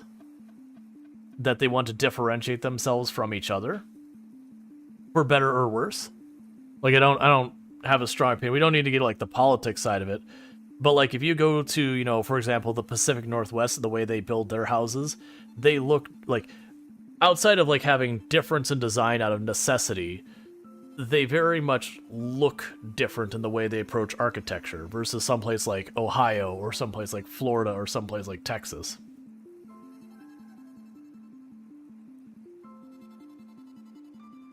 If you ask someone where you're from, you'd expect a country. Yeah, no, and I understand it's a difference thing, but like for us here in the U.S., when you're talking to people, often you'll find other people here in the U.S. that have just differences and all that. Be like, oh, that's a really interesting thing. Where are you from? And it'll be like, oh, I'm from this other state. So it's kind of like, again, the equivalent of like the European Union. Like if you know you're in France, you're like, oh, hey, you know, that's an interesting design. I haven't seen that around here. It's like, oh yeah, it's German. Like, you know, I'm from over in Germany. It's like, oh, okay, that makes sense. But it's like the scope is kind of the same thing. You live in the second smallest state in Australia. You have 2 accents within the state alone, as Melbourne accent's different to the country Vic accent. But then each of your capitals has different accent from the rest of the state. Yeah, no, we have that. There's definitely like, you get into certain states, like there'll be a heavy southern drawl in a lot of places, but then you get like more towards the cities and it's far less prevalent. I mean, you look at some states and it's like there's individual cities that have their own accent to them. Like that is a thing. But I do think it's just the scope of the size of places. Because it's also one of those things that like when it comes to like the states in the US, it's like the East Coast, whether you're north or south, has very big differences. The West Coast, same thing. Like if you're north or south, there's big differences. Along the Gulf Coast, there's different packs of differences. When you're kind of in the middle of the state, the flyover states, they certainly do have their own nuances and differences as well. I don't feel personally they're as pronounced. But I mean, there's also a much lower population in those states. Let's see, you tried to move to Seattle for a hot minute, and now you're back in Michigan. You notice some of the same architecture styles cropping up in new construction. Some of it's cultural, but you also think some of it is income, and some of it drives cultural trends. Oh yeah, well that was, we talked about this is going back a couple of weeks, that there was a whole thing going on about architectural design, like generationally, like what, you know, what's hot or whatever for different generations. And it was like a big thing for like earlier on with like my generation buying houses, and then the generation before ours, about a lot of houses that you would have like white to off-white to eggshell paint job on the inside of the house. You would tend to do like wood floors or laminate floors or whatever, those kind of things. You would choose those like really kind of neutral, you know, nowadays I'd say bland styles, because, you know, you wanted to make sure your house was good for resale and all that. And then kind of as a counter to that, one of the ways that's been differentiating for people younger nowadays, the trends have been moving a lot more to really personalizing the thing, like choosing bright colors and all those kind of things, and different styles for your furniture that are like far more wild and out there. Because, like, let's face it, the eggshell walls look boring. You chose like the most neutral of neutral things, so that, you know, people could make the space whatever they wanted, and then no one did, because that would reduce its resale value. Which is such a bummer on approaching everything.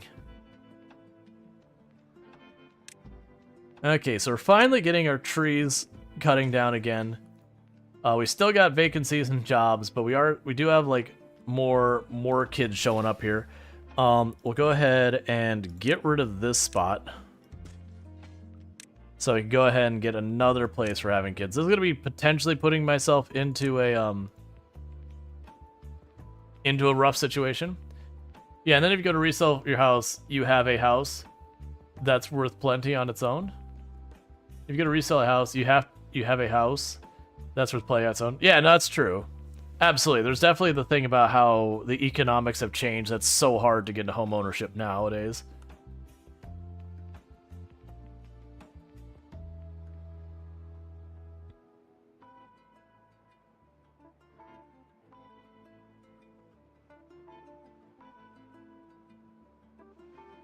Alright, so things are starting to stabilize and get a little bit better. We've got people actually cutting wood. They're still not getting much done here because there's not enough people working the jobs. Because this is 6 of the missing jobs. And then we got a couple other jobs that are left open, like that wood cutting spot. That's fine. We are getting more places for the beavers to live. Or sorry, we are improving the rate. We're going to get more beavers so that we can start getting this sorted out. Because if I don't get ahead of this, we're going to be in some serious trouble down the road. I don't think we want to actually do that there. I haven't decided yet how I'm going to be going across. I'm half tempted to literally just build a path across this thing. I don't even want to think about how much material that's going to cost me. Or we can just go this way.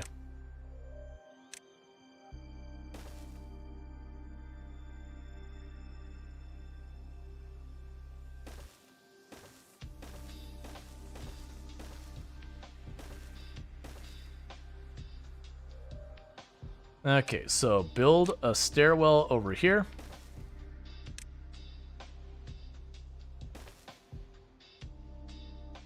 Alright, so if we were to try and power stuff using the big water wheel, so it's 2 wide, so we'd want it 4 wide. There's not enough room to... Actually, there is enough room. If we're to put one here and kind of there, but like this spot, we'd have just enough room.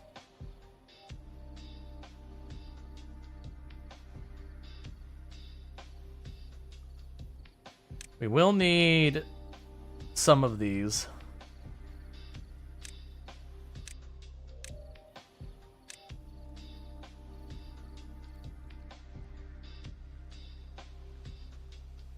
Alright, so what we're trying to do right now is I'm trying to make it so I can put water wheels here to power our industry. And then we're going to start building out over here, and I'm going to start trying to make this into a whole series of like levees and all that. And I'm hoping what I could do is ultimately make this area boxed in, and then effectively have one route that the water can take to go through the whole cycle, you know, when it's polluted water, and one to just be like the get it out cycle. That is going to be a massive project, though. So, the first thing we need to do is this is where those 2 wheels are going to go. Right in this gap here. I'll ultimately want to knock this area out with explosives, but that is a someday thing as opposed to a right now thing.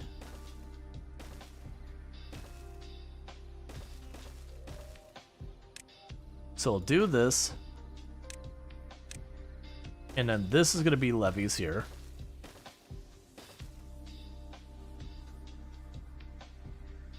Because that should keep the water going across there. We will also want a levee here.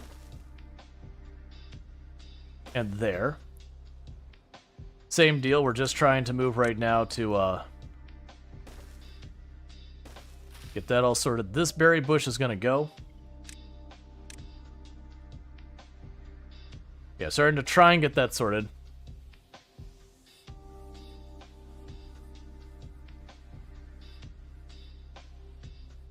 Alright.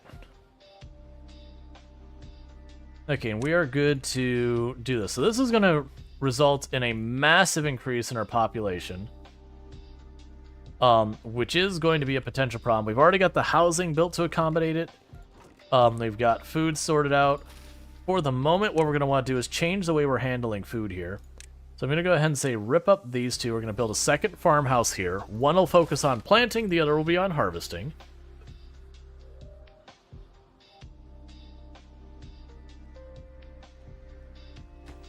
Actually, no, we'll leave it that way. I was going to say, actually, what we'll do is we'll build this up more. It's like, no, that's fine.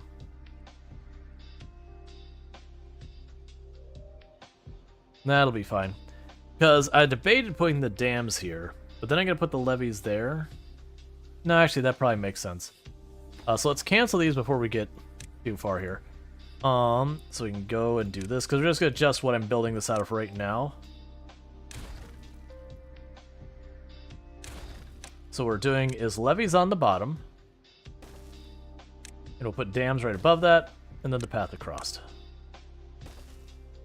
Because that'll hold some of the water back, so it'll help us a little bit.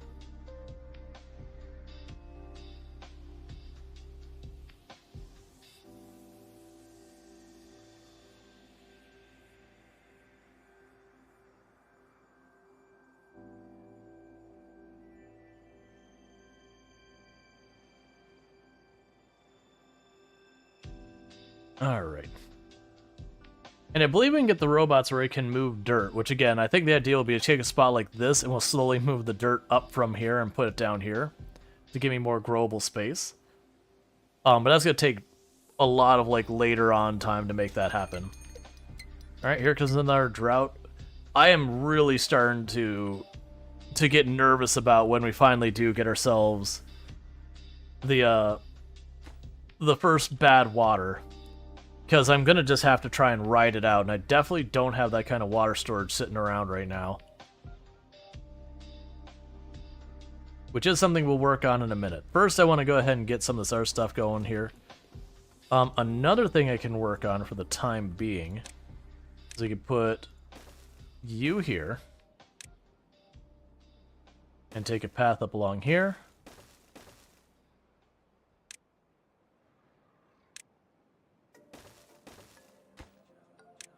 And we will add more room for the berries and more room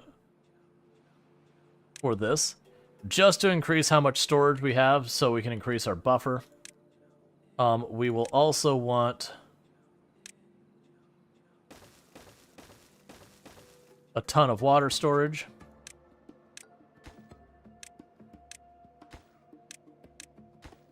Same deal. I'm just trying to do what we can to help with all that. And then over here, we're going to need another farmhouse. So this one will focus on harvesting, that'll focus on planting. And that should improve our production rate and all that good stuff. And now I need to stop because I'm getting too many jobs and not enough people to work them. And so we're stuck waiting on that.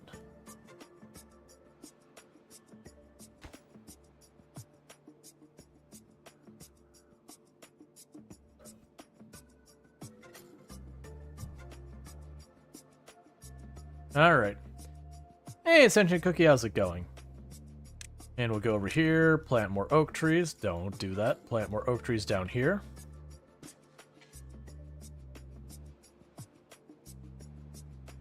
Alright. Because that'll put us in good shape for all that stuff.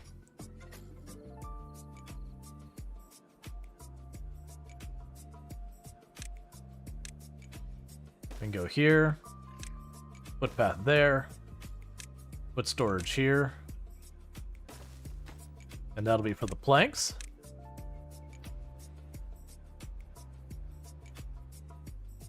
Okay, so we're trying to just expand a little bit here. I do feel like I should put a forestry over here to like really fill out the berries and allow us to have a straight path through. But at the same time, I don't want to.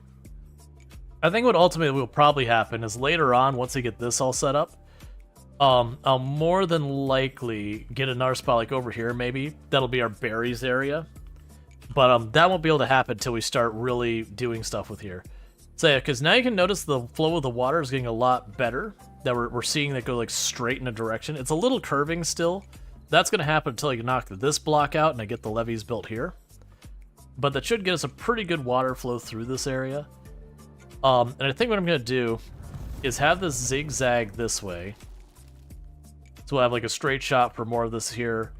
And then like, you know, have it come across this way. Leave a reservoir on this side that'll be separated out that it can slam the gate down when we have fresh water coming in. Bring the gate back up when it's bad water. And that's kind of the way I'm thinking about trying to do it. Is have like a lock here. That we have like an entryway here and an entryway down there. That we can short circuit the thing to go straight on through when it's bad water, and when it's good water, we can, like, you know, lower some gate over here to let the good water out into the whole system, and then come out through that way. That's going to take a lot of work. We don't have the tech yet. We are slowly getting it. We'll need the floodgates, probably the big ones, but we'll worry about that when we get there. Right now, it's going to be mostly just building stuff up. Which I can actually start doing a little bit. Okay. Yeah, so that's out of water now. So. Let's see, you just took down Crawl Leader, the Crawl Leader in Kenshi. I gave his amazing sword to my companion Smash. The Crawl Leader. The Crawl Leader. Am I just not remembering them? Because that very well could be. Yeah, so plan for it to be here for the 4 wide.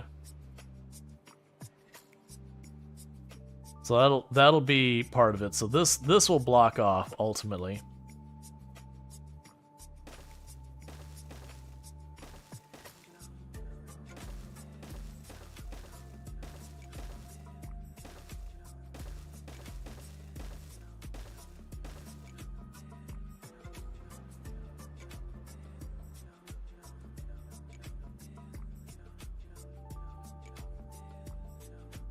So it'll be, actually it'll be here, so it'll be 1, 2, 3, 4. That'll be enough room for 2 of the giant wheels.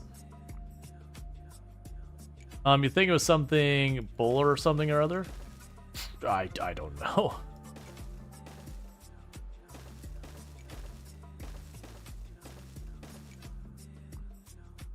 So I believe the large gate is 3 tall.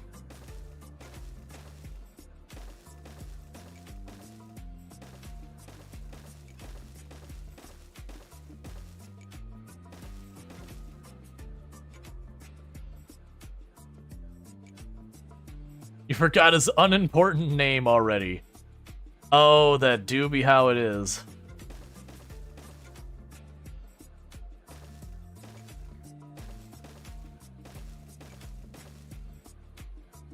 Oh, that's not in the right spot.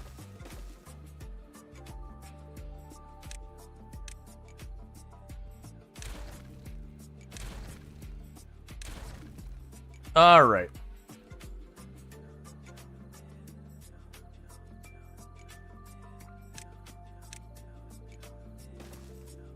Yeah, so the idea is this will be one of our locks that we'll have. On this side, we'll have the... Can I actually get it yet? Yeah, so it'll be expensive. We'll get the triple floodgate, we'll put it here, and we'll go that way, and we'll also have a separate one here that'll go there, and then you'll have the shorter one there. That the entire gist of that whole system will be, you know, when we get the bad water, we funnel it this way. When we get the good water, we funnel it that way. Obviously, it's not done yet because it all comes to the same place. But the idea is I'm going to make a reservoir right here that goes on this, that I have kind of 2 gates. I have the straight through get it out of here gate, and then I have the other gate that'll be the, you know, pop it into the system, let it go circle the way around, run a bunch of wheels, all that. That's going to take forever to build. But that is the way that Timberborn works on half of these projects, is they do take forever to build, and you have forever to build them. So, you know, that's cool, I guess.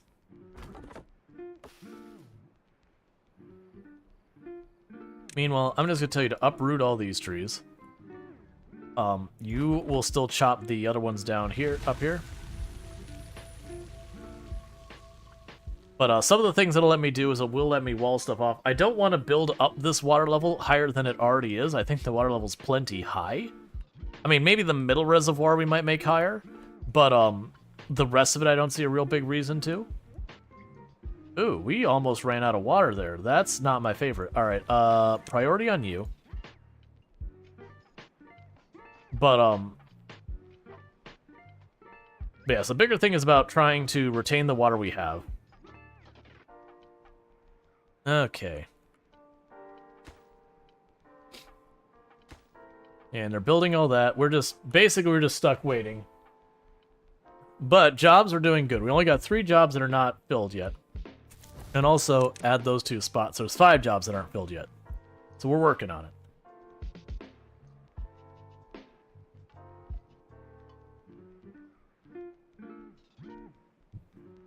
Alright, I need you to be a priority.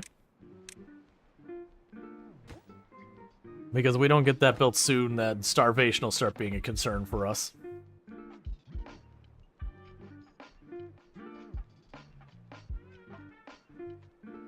Yeah, but slowly the water movement speed is picking up.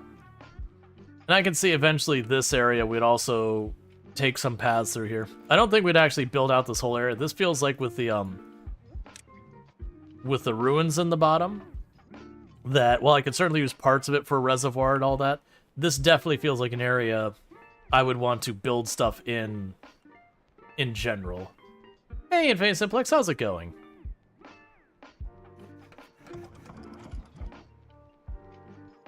All right.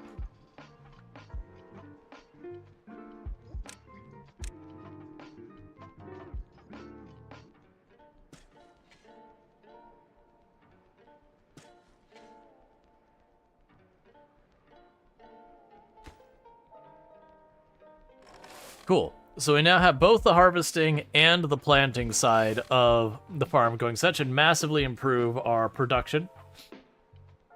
You're super tired, but otherwise, well. How are y'all? How's the stream going? The stream's going pretty good. We started off with some Kenshi. That went well. Made some real solid progress there. And then we switched over to some Timberborn. So we'll get that going. We're just getting started. We're trying a new map that is, our water sources are in the bottom here in the giant reservoir. And for the drought, it's like, that is amazing. This will be great for dealing with the drought in. And I'm immediately going, wait a second. What the am I doing with the bad water? Because the first time we get bad water, this whole thing is going to be just a straight up disaster. So I am thinking that the way I'm going to have to ride out that first bad water is to just stockpile stuff to ride through it and survive the other side. Like accepting that the ground's going to get contaminated and dried out and all those things. And then once all that's said and done, you know, turn around and do what I can to try and work with it from there. We are going to need an absolutely obnoxious amount of wood in this run, though. Because I did queue up to start building a lock, so I'm going to be able to eventually... Like, my plan... I wish I could do, like, a planning tool. So my plan is to put a box around here that goes all the way up to the surface. I'll have a gate here that leads straight into this and out. That'll be for when the bad water happens. We slam down those gates, we slam up this gate and our gate up here. Otherwise, I'll have a gate that kind of just zigzags a path through the outside here to give as much opportunity for water wheels as possible and all that. To really take use of this and make this just our giant manufacturing hub. And it'll also act as a buffer / reservoir of its own. And then it'll come in from this side and right out here for when we're dealing with that. So I can slam that gate up. And that should help us.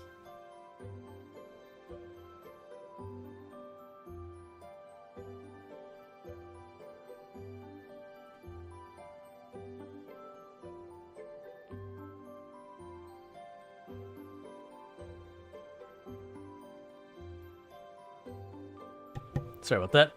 Alright, so I do know eventually I will need to get the extractors down here to block the bad water source and to make it a source for extract for other processes. That's a late game tech. We're not going to see that anytime soon. But when we get there, we get there.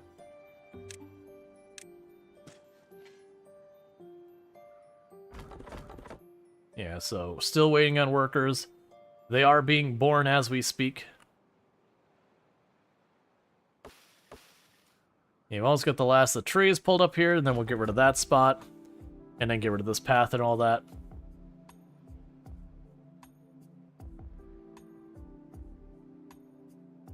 And I got 2 bad water sources in there.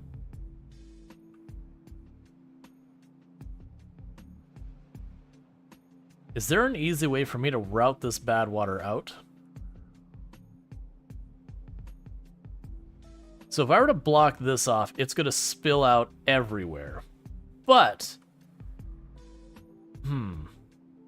So that's a problem. If I just block this off now, this whole thing floods over. It would go down that side of the map, ultimately. But it would make all this area up here. It would contaminate that ground. I think that's okay, though. And then that would stop the water from flowing into here, which would eventually make this into a clean water source for us. So I do think I want to start working on that project as well. Let's be smart about this, though. So we're going to need this to go the whole way here. And I'm going to approach this by having the road go from the top. That way go from one side to the other. Which does mean there's going to be a moment where it'll spill over here and all that, but that's fine. Because that ultimately means it's just spilling into the place it's already spilling into. But we should be covered from all the other directions. It'll contaminate this area down here, but I don't care. Very genuinely, I don't care. This will be enough of a downward flow that it'll just leave. So we're going to flood this side of the map with gross, and that's fine. It'll clean up this side, which will clean up all of this down here as well, where it's like sort of contaminated, sort of not. That'll help with all that. This is already clean for the time being. Eventually, that'll get polluted when we get the bad water event. All right, and with that, now we're going to start seeing this go straight out here a little bit faster. All right.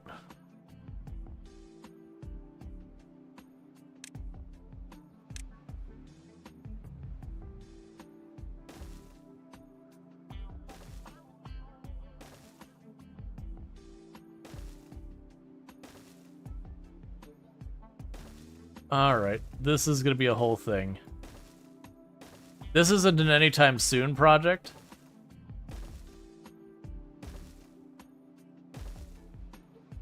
Actually.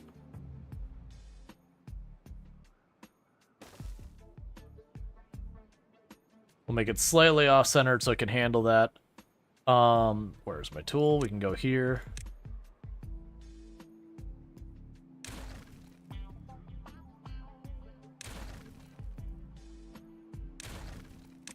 Yeah, this'll be a someday gets done project.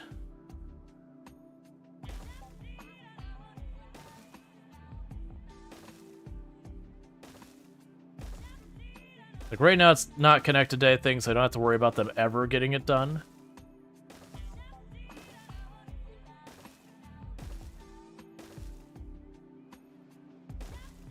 I'm just mostly queuing it up so that when I go to explain it to people later, like what I'm planning, you know, it's very straightforward.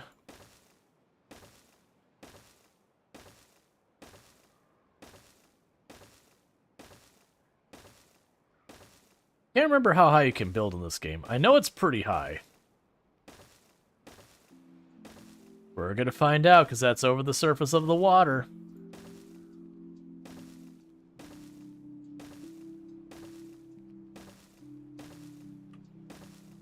We should be hitting a limit soon, right?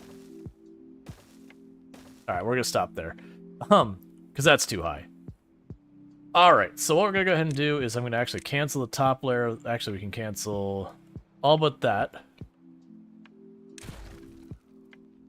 Alright, so it's one block above the surface of water, so one block higher than this. So then the plan of this thing is gonna be... Actually, we can actually make it just one set of locks here. Yeah, I don't need a second set of locks. Yeah, no, this is the only lock I need. Yeah, so what I can go ahead and do here real fast is...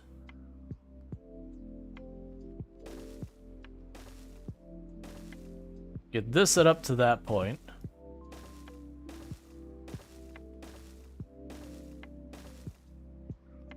And repeat the process here.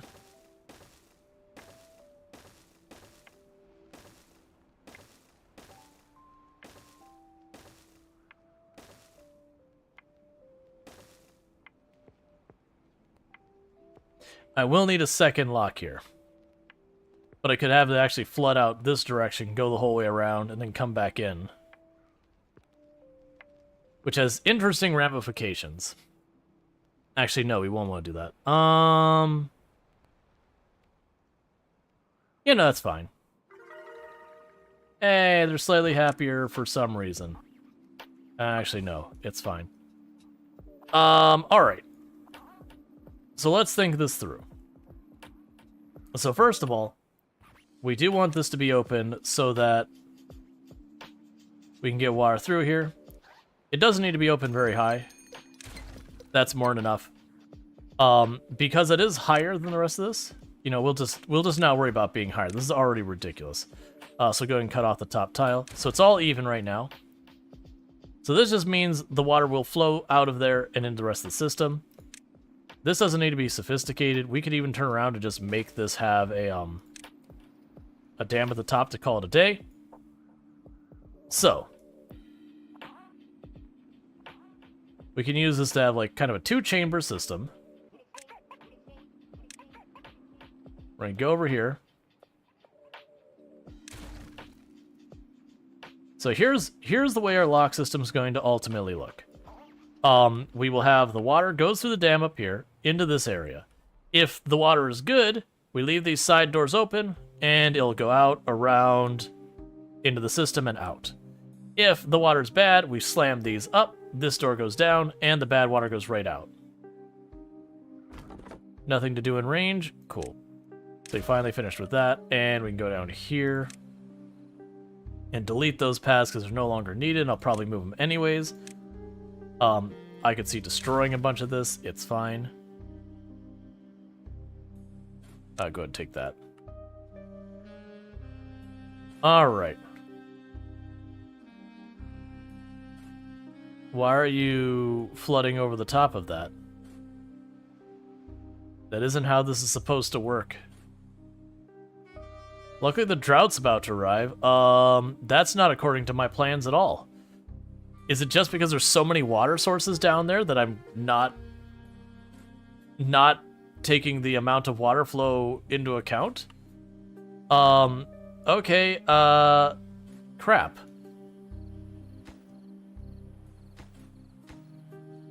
Well, it'll mess up my whole system if I go the other way. Okay, this has to go. I kind of want, you know, we're just going to ride it out for the day, and I'm just going to hope that when the drought comes through here, that ultimately, literally I can't get water because the water buildings are flooded. Like, this is, we're actually going to die because my water buildings are flooded, and I didn't notice it.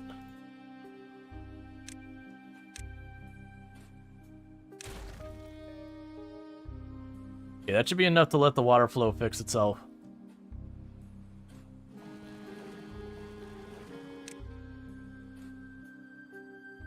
Well, that's bad.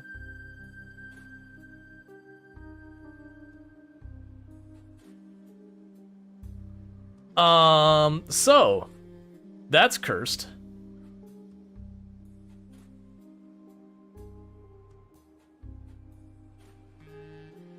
So for right now, we'll leave that alone, and we'll keep building the rest of the system.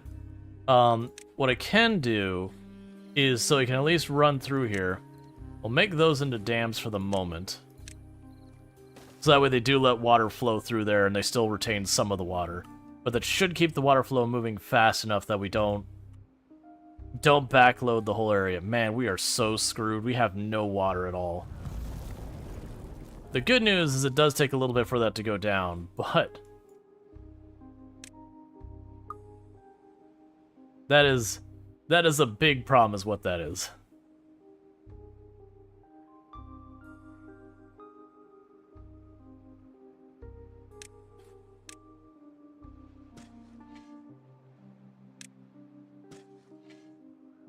But that's actually one of the big benefits you get later on, where you can set up your water system to be safe and then work on things down the pipe. That way you don't have to worry about your entire water system getting shut down from a simple mistake.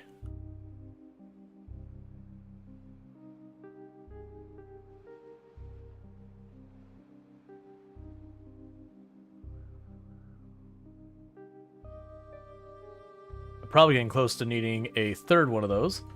So we're going to go ahead and make that happen by going up here and removing that. And I'll put a third water pump there.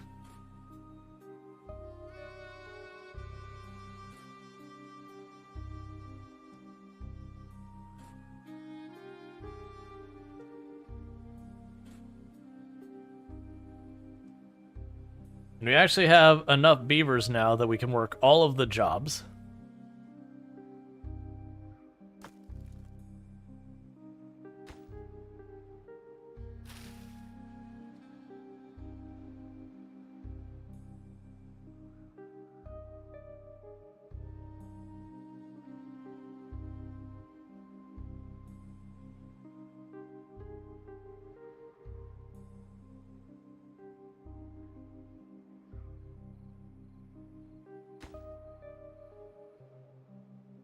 Okay. So people haven't died of thirst yet, but it's coming. Because with that delay, that's behind. The good news is it's not a particularly long drought.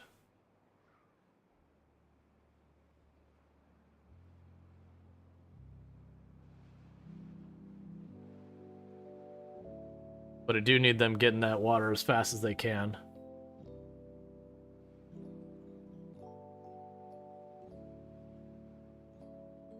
Okay, so number who are thirsty is going down. We haven't lost any to thirst yet. We got a couple who died of old age, but that's not really a preventable thing.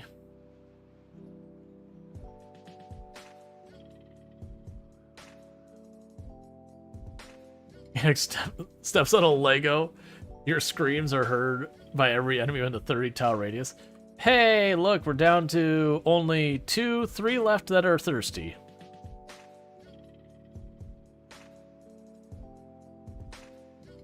And we do have the pods helping make more beavers, so that's good.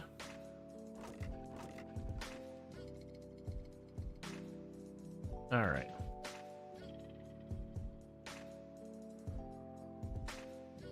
Oh, we already have a whole bunch of those. That's 500 for the big levy, or the big gates. Which I'm just going to save up for the big gates. I'm going to skip the little ones entirely because we're probably not going to use them. And honestly, the big gates can sub in for them. And it's one of those things that the only bigger cost is extra material, so I don't really care. We'll make that a priority for construction, and that'll be a high priority workplace.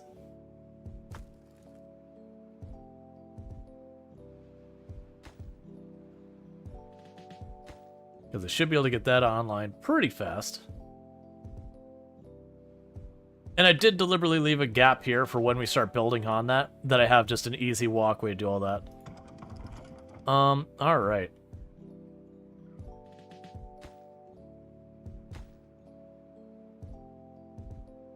Yeah, the big challenge is going to be getting to be able to walk over this way. Cool, so the drought's over before the water pump stopped working, so that's good news.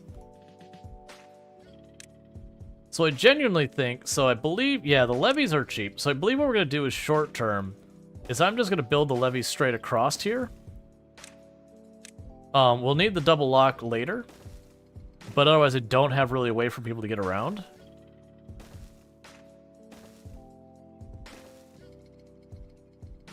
That way we can keep building.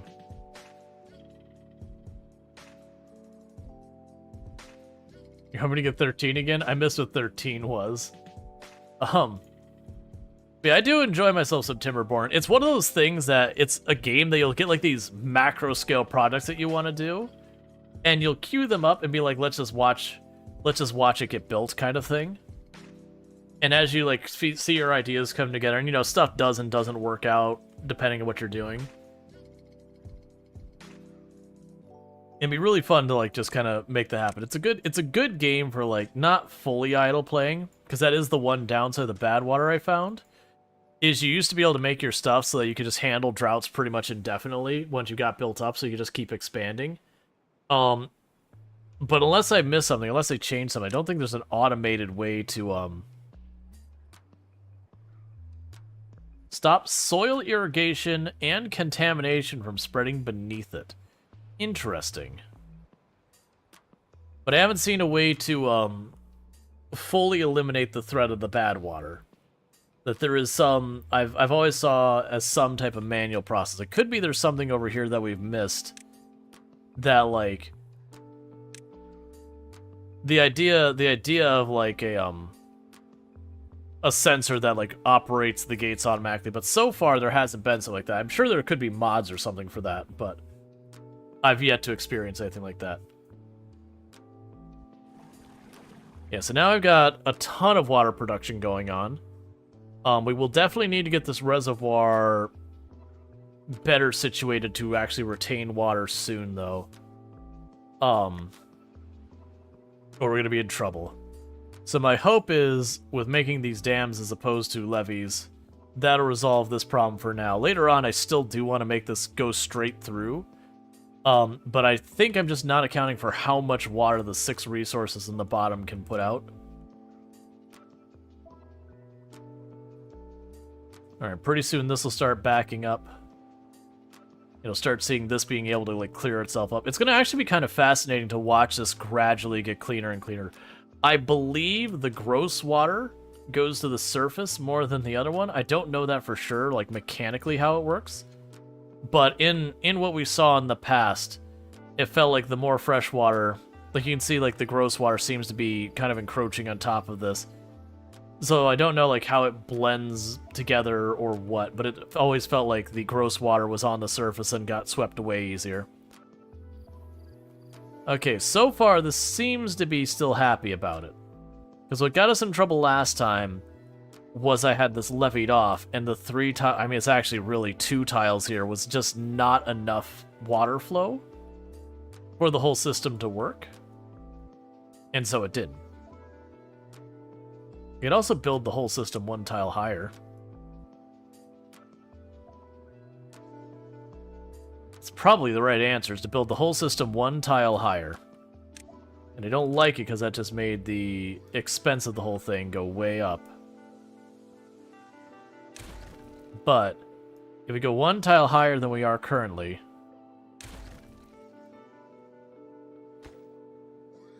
we can make this way better for the whole thing. So what we're going to do here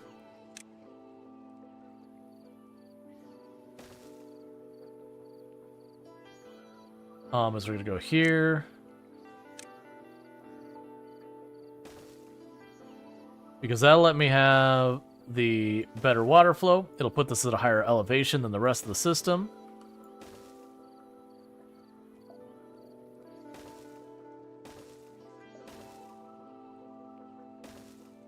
Deal with that in a moment. So that's at 3. Get rid of those from that height. Put that there. Put the dams on top. You should all be set up there. We'll need to get rid of that 1 bush there. And with that, we can cancel this. Cancel this. We're going to unbuild these things.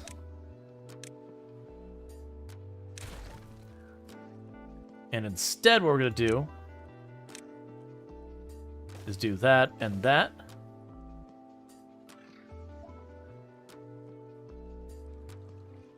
And this.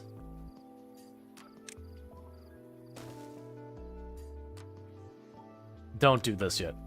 So this is a... Where is it at? This tile here, don't build it. Not allowed. It's forbidden.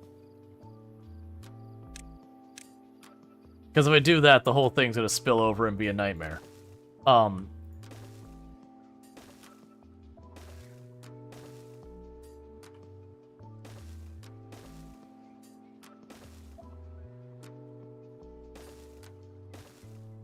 So that'd be the plan. Work our way the whole other way around.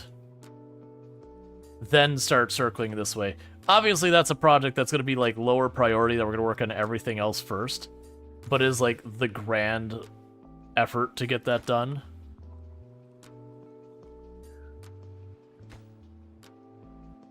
Meanwhile, this is getting mostly built. We've got that walled off. We got a little while before it starts spilling over anyways. But we're working on it.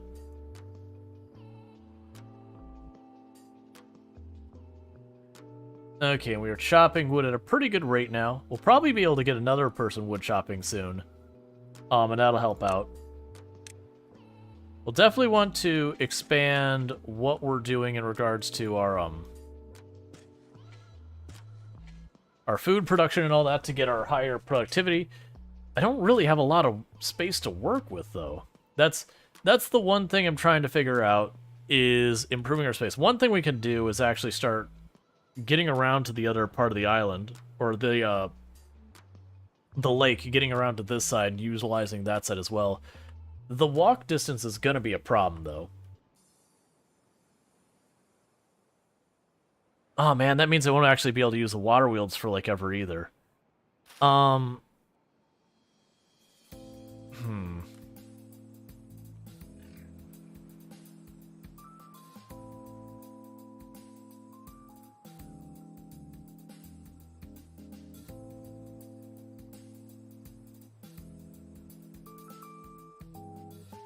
So, trying to think of the way we could expand our farming. Because there's a little bit of space over here, but that's going to be mostly contaminated water. These like little shelves don't offer me anything to work with. This is usable space, but I got to get over there. Oh, you know what we can do? I'm going to be building that. In the meantime, I just make a way across. That's what we can do. This'll all be whatever that is. But, in the meantime,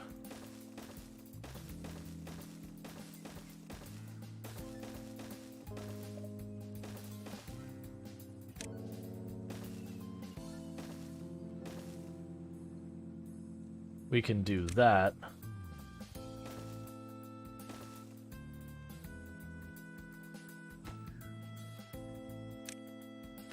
You know, pause this whole area. 'Cause once I give them access to it, they'll start trying to build it. But yeah, so that will mean we can go over here, and then this becomes available. And just the same is I now have this ledge available to do stuff with, and up here if I really want to. I don't think we have anything. So that's way out of the way. We'll want to put some stuff over here, but this would be an area I could build more crops on. Not great because it's such a thin area to work with. But I imagine over time we'll start building our way across the lake.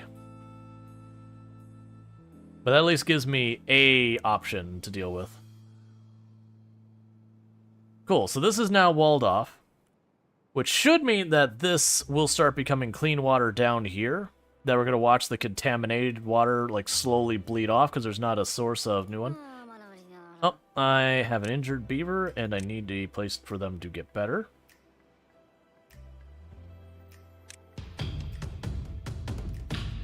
Hey, Suey, thank you so much for the raid. I do hope you had yourself a good stream. And what were we streaming today? But for those who don't know, Suey, absolutely fantastic content creator. Definitely someone worth checking out. Fellow member of the Halcyon Frequency stream team. I know they were playing a lot of Sandrock and then they beat it. And they were playing... Oh, you were working on the music for your game jam that you've been helping out with. But yeah, definitely someone we're checking out. What, if you don't mind me asking, if you, finish some musical app, then power wash them. Gotcha. I was about to say, it's like, have you figured out what you want to play now that, Sandrock is done? Okay, so this water should slowly get cleaner. Oh yeah, Final Fantasy X, that's right. I always try to remember. So Final Fantasy, so 7 was with Cloud, 8 was with the gun swords, 9 was where they went back to looking with wizards, and then 10, that was the one where it's tropical? Like started on islands with like all that, with what was his name?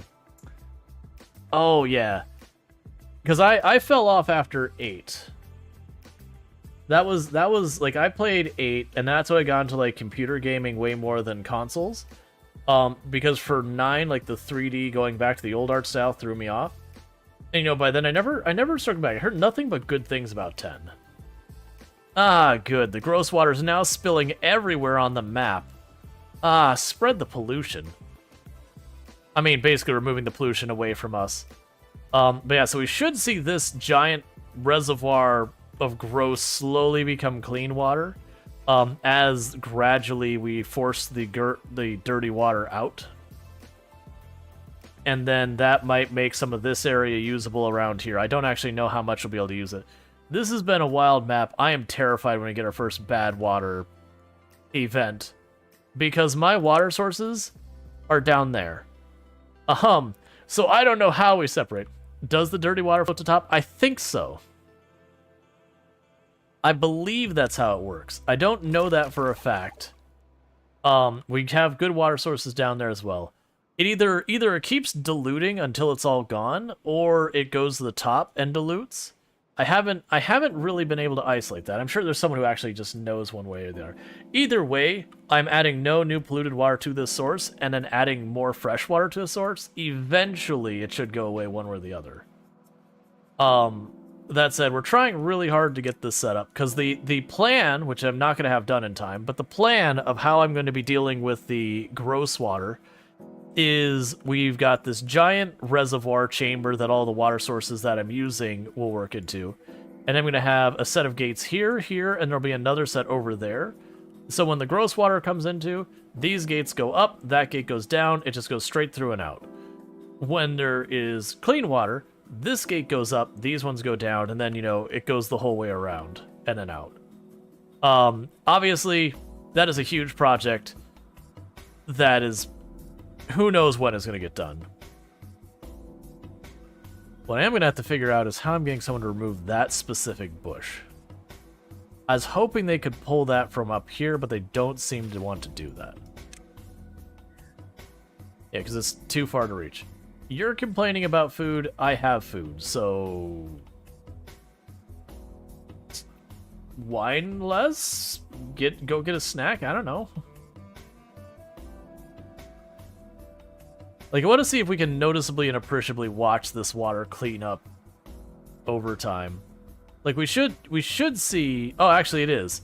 We can see more of this is turning green over here. And interestingly enough, it seems like this edge isn't turning as green as fast, even though it's the same height as this one. Which would make sense, because the water source is in the middle, it's pushing it up against the side, it doesn't have places to go as easily. That should sort itself out. There's also evaporation, so I'm assuming a bunch of the gross water is evaporating away.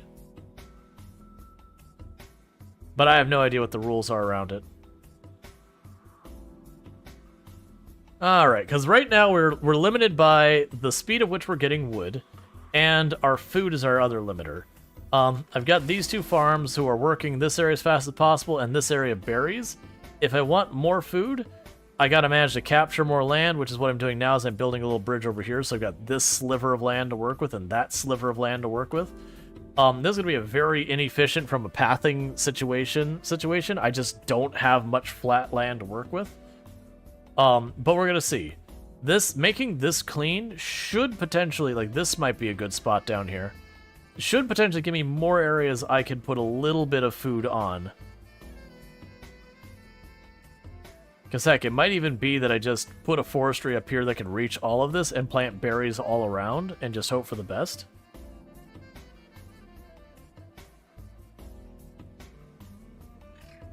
Oh, that would potentially work. I actually did not expect them to be able to go out there. Okay, so if I put a bridge there temporarily, they'll be able to yank that bush, so we can get rid of the bridge and go around. What made it dirty? So that's it's a new update for Timberborn that basically you have good and bad water. If we look way down here, you'll see these craters down here, bad water source. So this is just the contaminated, polluted water. To which the answer is, why do we have to clean up the human's mess? Oh, right, they're all dead.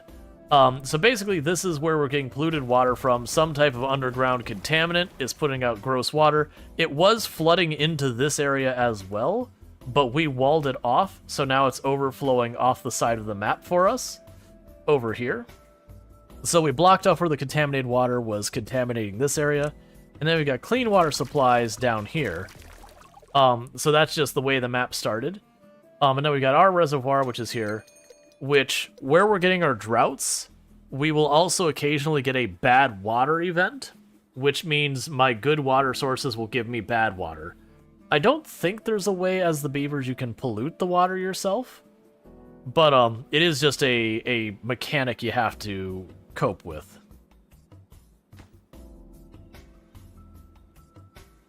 Let's make that a little bit higher priority, because if they remove that bush, then we can keep building that out. And get that going.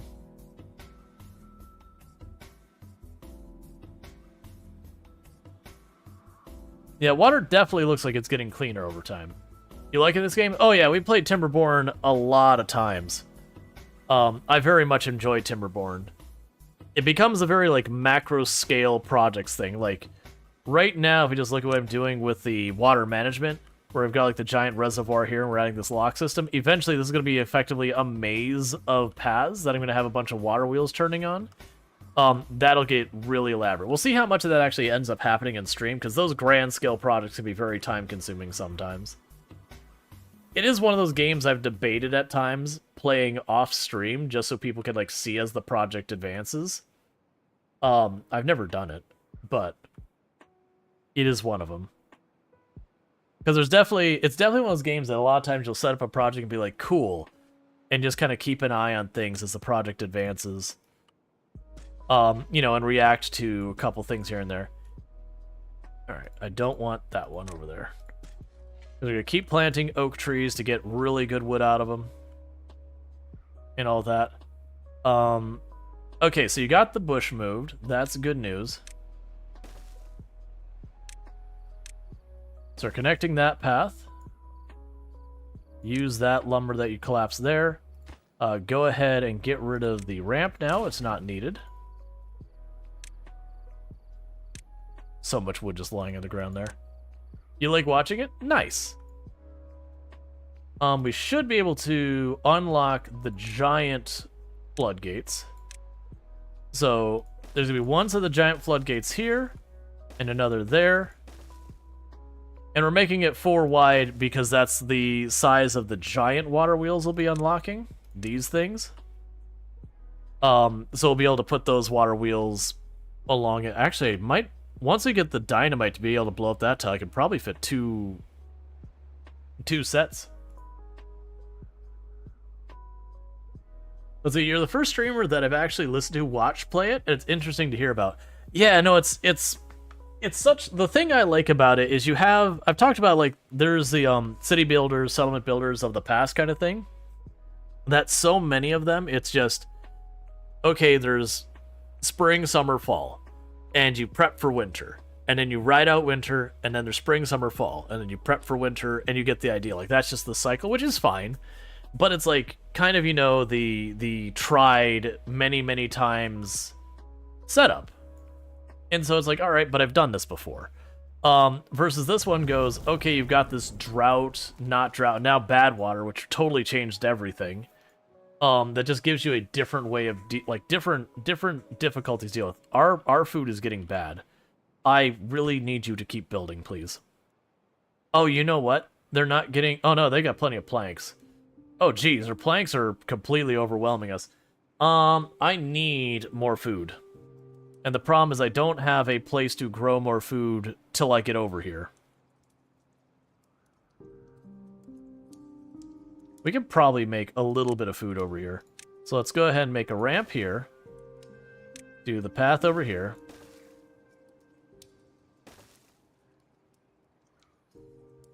So how do I want to approach this, by the way? So what we could do in the short term is we can make another place to cut down wood here. For right now. And it'll queue up all these trees to be cut down. And then once I get the trees cut down, I can put a little bit of stuff to eat over here. This is an unusably thin space, unfortunately. And they're working on building this up, but you got the bottleneck that is the logs.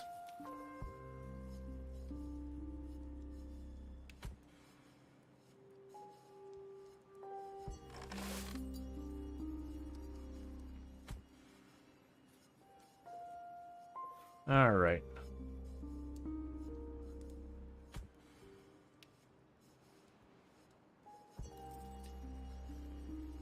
Yeah, so this is still contaminated.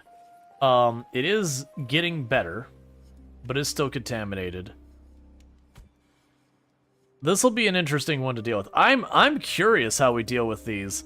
So the thing that's making me curious about these water, like the contaminated water pools, this one up here and the other one down over there, is the way you resolve these is you put a big lid on this thing. But that means I'm going to have my beavers wading down to the toxic, and we're talking toxic, we're talking like radioactive water, all the way down there to do that.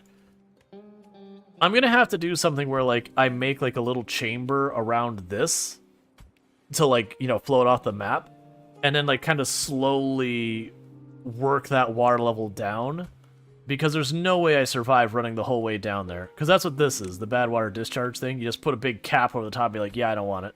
I don't want it. Get it out of here. And then we could do stuff where we take that bad water and we get rare materials out of it.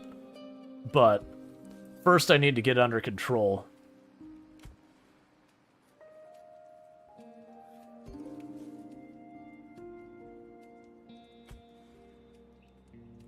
All right.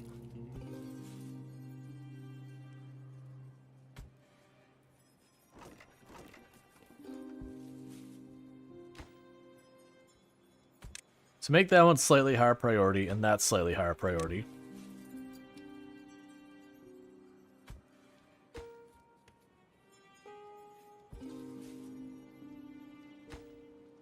Here, we grab the priority tool here, and say you are all higher priority, and all higher priority, higher priority.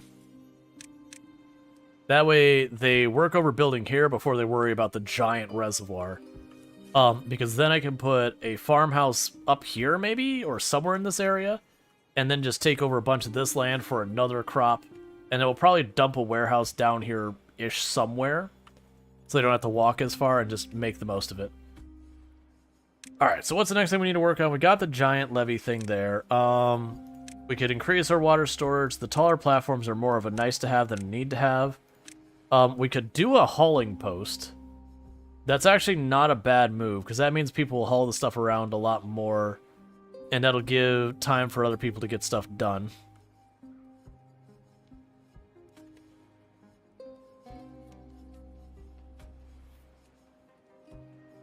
Let's not put it there.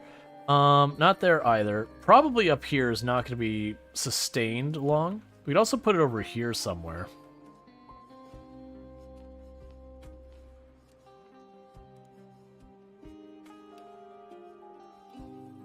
I have to say, because those are good places for like houses and that stuff, like warehouses and houses that are out of the way, the like low use ones.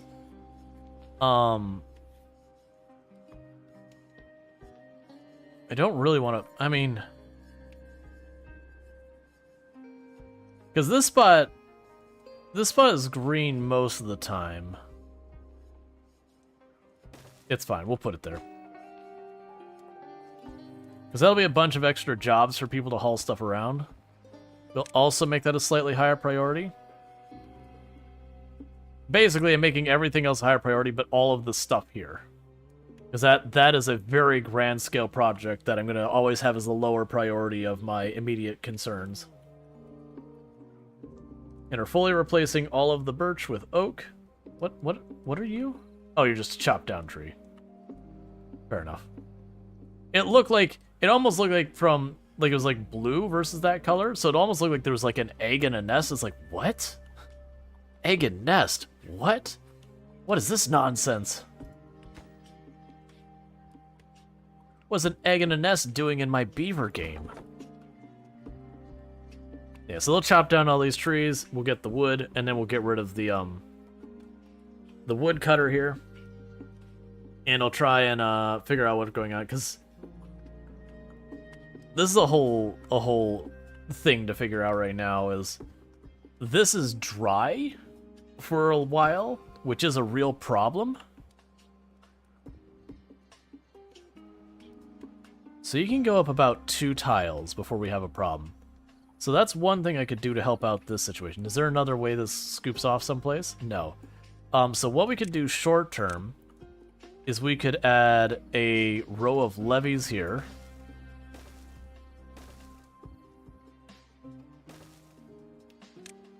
And then put dams at the top of it.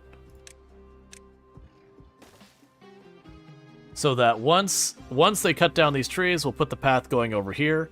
And that will hold the water for this area, and actually probably make it higher where all of this will be green. And we might even get some of this space to use over here.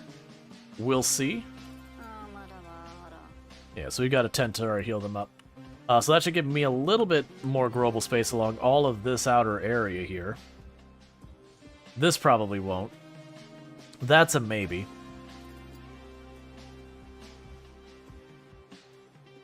Oh, you're so close. Actually, they technically can reach this spot, but we need to still go with the ramp. Alright, so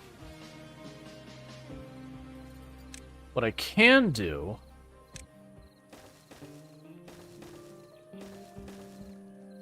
is build that up and go put a farmhouse here.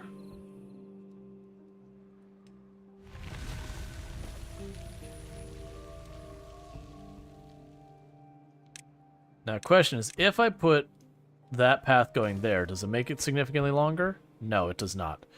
All right, so we're not going to have the path down there. So it ends over here. So we'll say crops. So the Cassava needs to... Well, these all need to be processed. So for right now, we're not going to worry about any of the stuff that needs to be processed.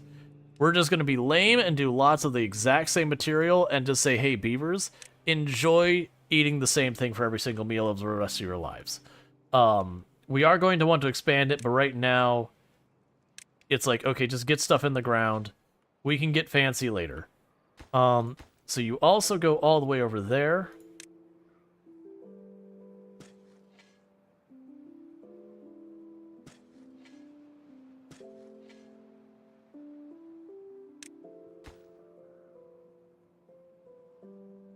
And you go all the way up there. We'll probably have another spot over here that we, Oh, you can't reach that spot. That's fine. We'll probably also need to have a second spot that we do this. Which side does this pop out? That's perfect. So then what we'll do is instead for this area, we won't do that or that spot. And instead we'll put another platform right here. No, second farmhouse. So that one's harvest priority, that one's plant priority. And again, it's going to be slightly higher priority. It's fine. Stream's going good.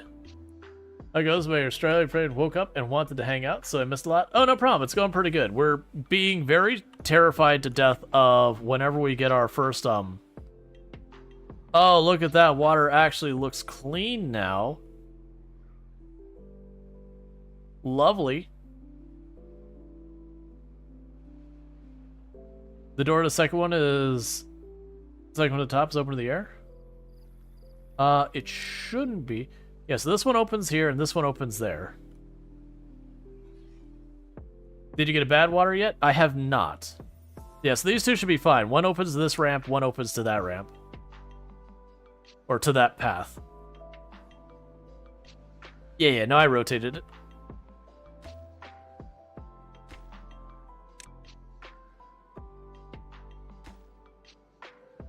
Yeah, so we're going to keep trying to build as much as possible. That's fine. Alright, so you got the last couple of trees, then this goes, and then I'm going to go ahead and... I haven't decided yet. I could do the forestry with the bushes, maybe?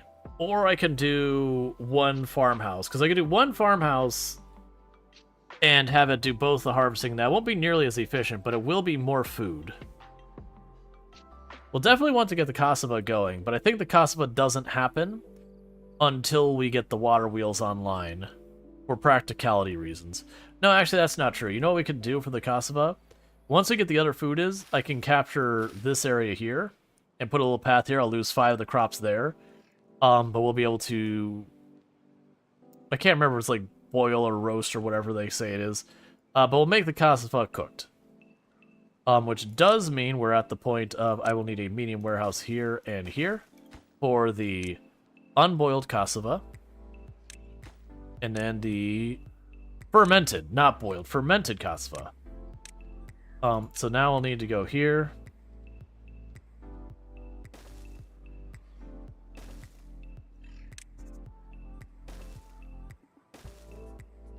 Because I have to build all that up.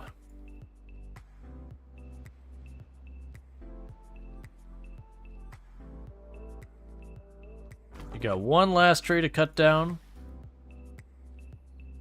And then meanwhile, we're not going to cut these down yet. I'm literally out of food. We're really struggling to keep this thing from going under. I have run out of housing. Cool, I guess.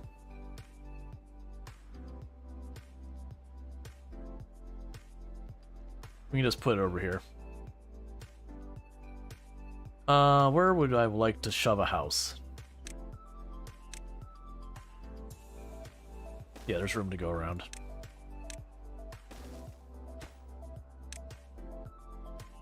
Okay. Alright, you sleep well, Bentley. Thank you again for hanging out.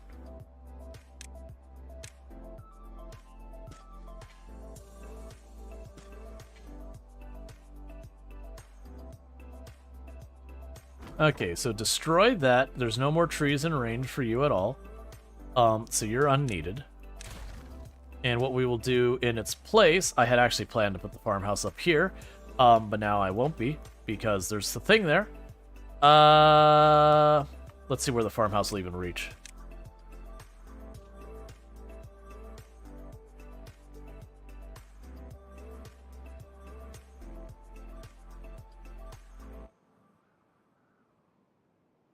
That's fine.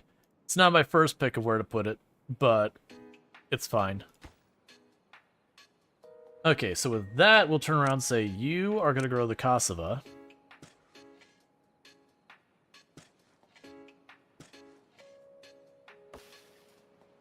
Oh, and get rid of that. Yeah, none of the rest is growable. So that is a bit of a bummer, but yeah. I thought you were putting a path there. I was going to like, we can put a path through here later. Right now, oh, right, I am going to need a path through there. Right. Well, this will cut out a lot of that grow space there, unfortunately. So that's just what it is for the time being.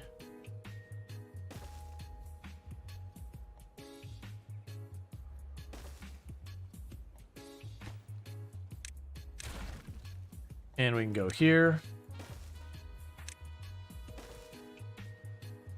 Like, once they build all that, I can yank that path back.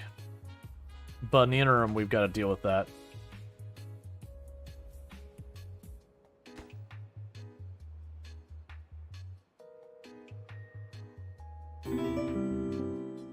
Thank you for the follow. Welcome to the stream. Alright, so we did get our house. We've got shelter for everyone. Food is absolutely awful. People are starving. So, that's cool, I guess. Go ahead and construction. Oh, I set that to priority not for construction. I set that priority for working it. That's why it didn't get done. Alright, so they should build that right away. We'll see how long we can ride out with the food we have before we have to worry about people dying of starvation.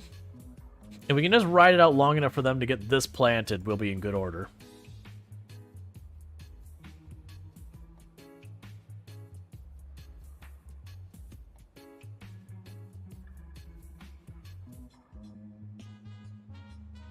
Yes, this is all clean water now, which helps a lot. That gives us this whole sliver to potentially build on as well.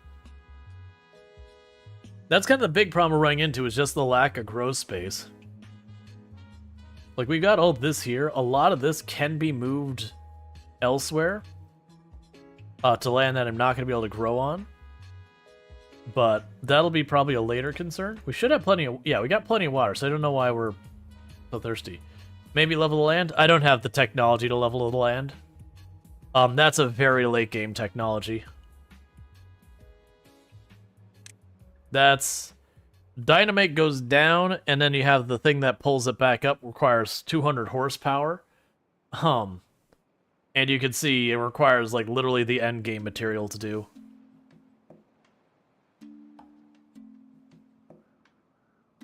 So we're kind of stuck with what we got for right now.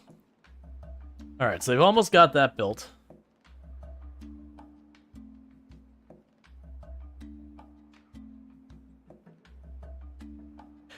I wonder if when we set this up, if I'll be able to grow the aquatic plant down here. I don't know it'll stay high enough to survive, but that is a maybe.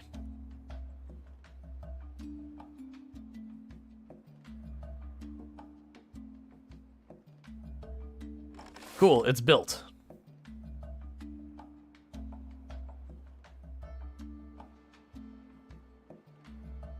Alright, so with that, we have the...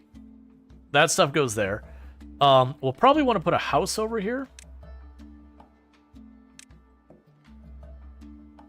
And the reason I'll probably want to put a house in this area is just to... Well, actually, no, the houses are only there. That's probably okay. There they go. Please plant those crops. We're struggling so hard to keep the food. Usually digging up dirt isn't late game, so yeah, no, that's the whole thing. It's like, very much it gives you so many tools that I can understand why this game, they're like, hey, once you can start moving dirt around, unless they made it completely ridiculously laborious, it was just going to be a thing that's like, alright, this is going to produce well. So let's go ahead and grab that rubble.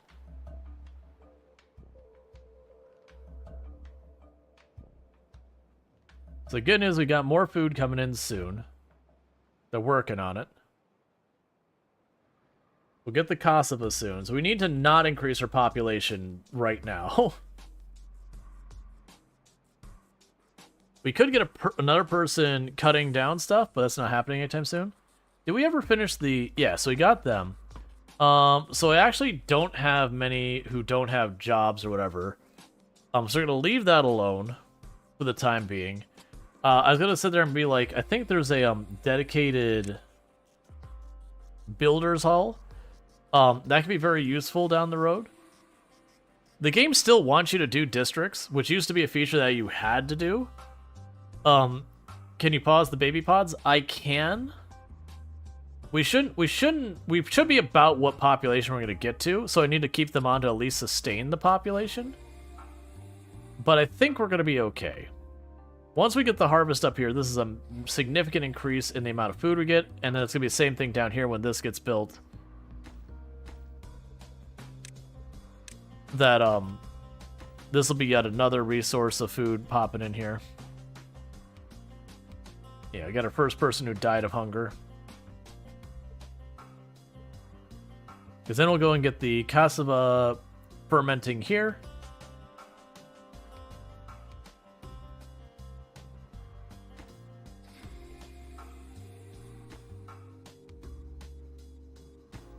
And that should be like the last of the jobs here.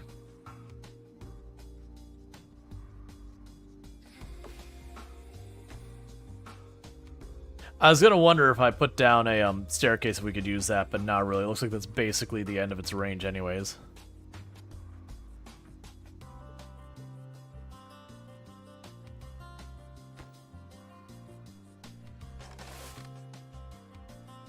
Oh, you can actually get a little bit farther. You can get over here.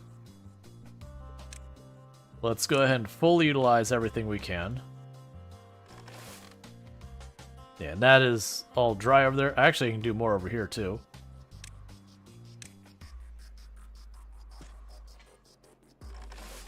Cool.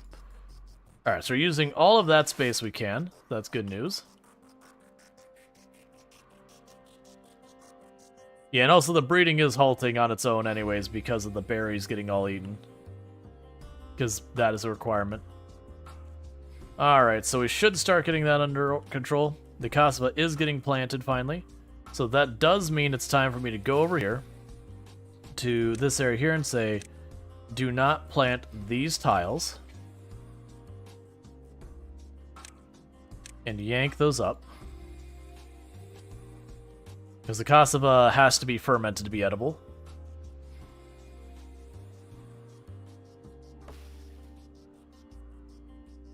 Get rid of that one tree, please.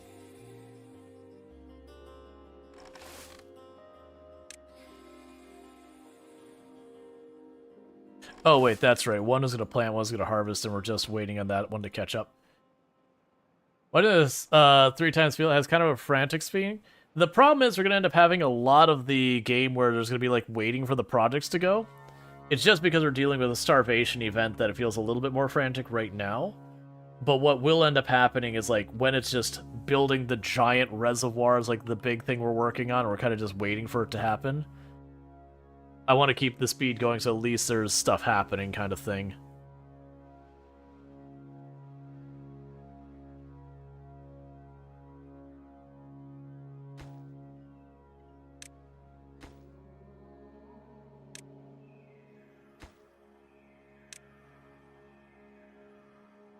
Alright, trying to get the other farm there being built. So I've got vacant jobs because people died of hunger. We are keeping a bunch of the food happening because I have all the food set to a decent priority. Oh, there we go. I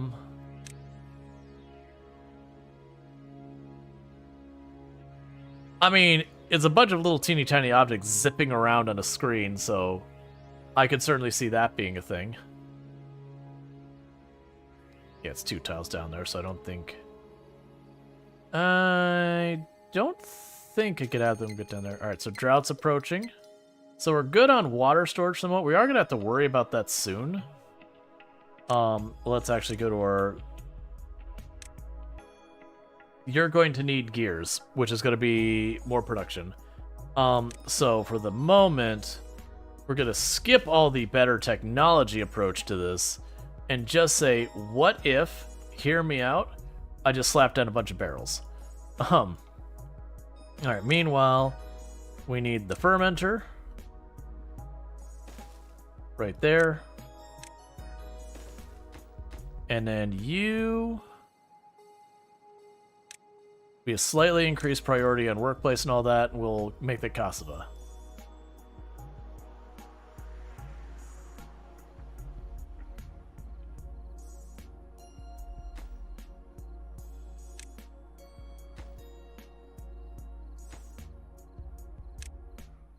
Cool, and that should allow them to get the second farmhouse going, which will get that improved.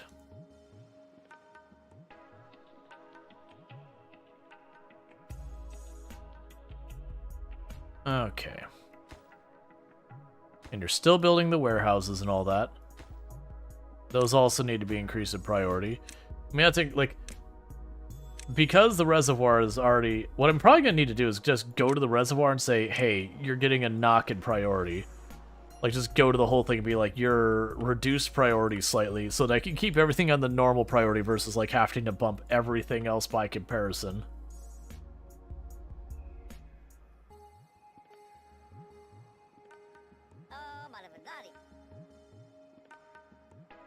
Yeah, so we got plenty of housing. Yeah. I mean, I think we're getting pretty close to the extent I can build out here before we start having real big problems from it.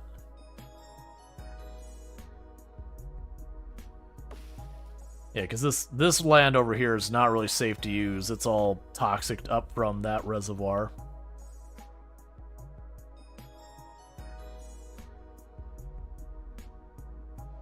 I think this one's the same way, where I'd want to wall that off. Can I get to that easy? Easy being very relative. Not easy, but we can get there. I can go here.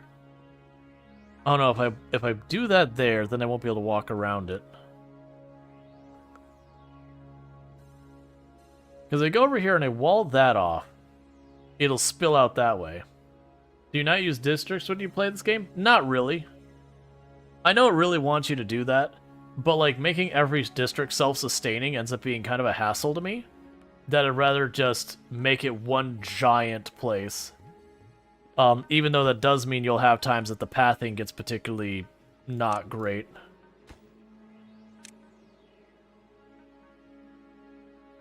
But yeah, I know you used to have to use districts.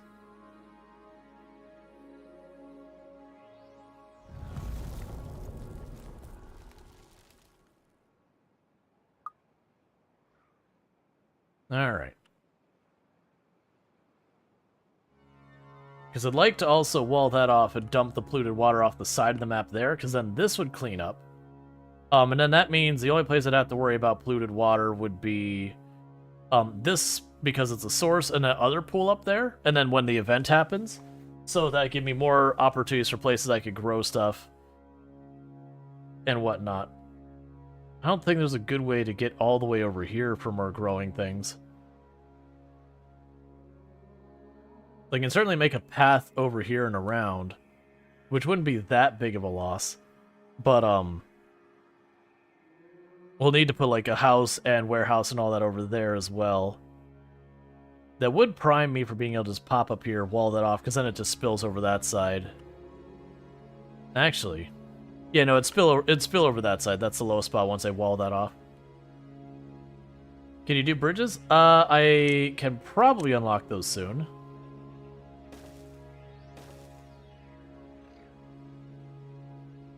Yeah, that would work.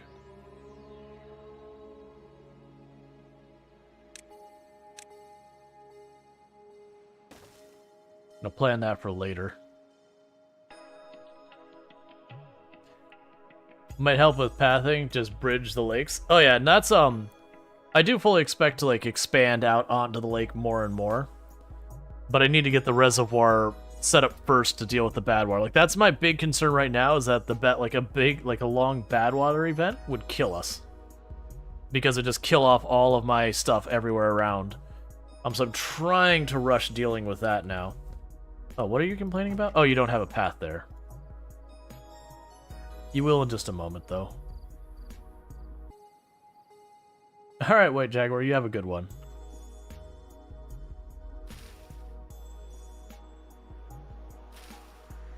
Yeah, so it dies in 2 days, so the Cassava's not going to survive with the current setup we've got. But this should help once this gets built. So let's go ahead and pop over here and make this a higher priority now. It won't help us with this one, but...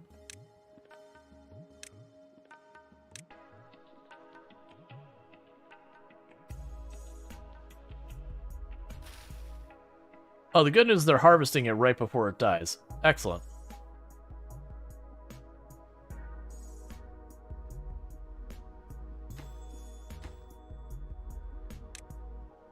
Also increase the priorities on those, because we'll need them. Back at your farm, you pointed a spot to put an up staircase. You actually put it there. There's another farther staircase you can plant.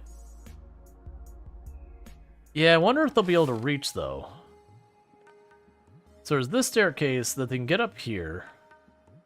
I can put the staircase here, and then cut across to go up there, and, make the whole path around. You can also go this way, but I don't think they'll be able to get up and around that. I think it'll cut it off here. Because it's not... I don't think it's a radius. I think it's a path away. So, like, it paths this way and back.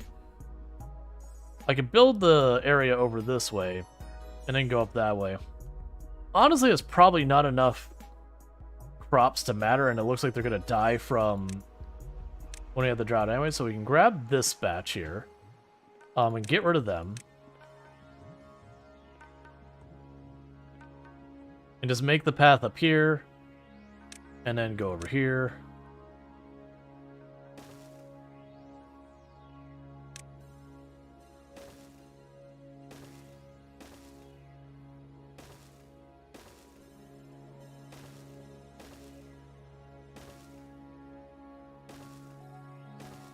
Oh, come on. I hate this. Alright,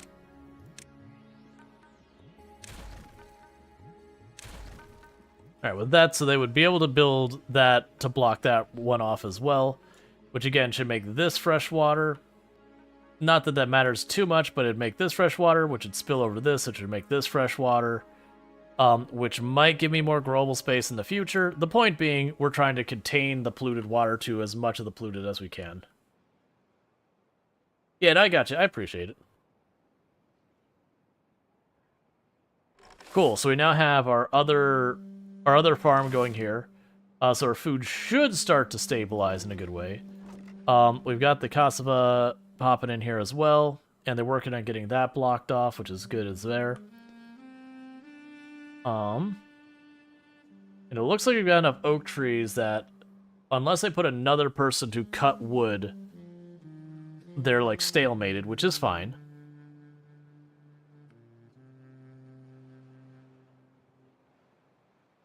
Yeah, this is not going to be particularly usable space either. Maybe when this is blocked off, this becomes usable space that we could potentially build around. It's weird having to build on all these like little slices of land.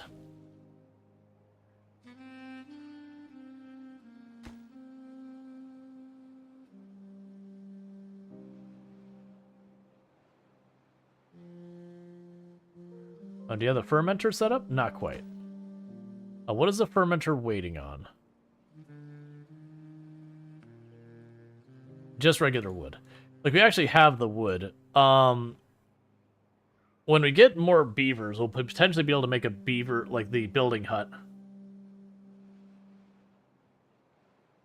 And that'll help. What are you waiting on? Oh, it's just the planks full? That's fine.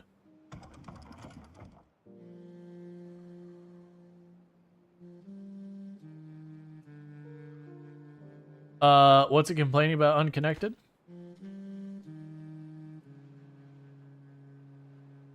I don't... Oh, this one complained about unconnected? Yeah, because they're still waiting for that to be built.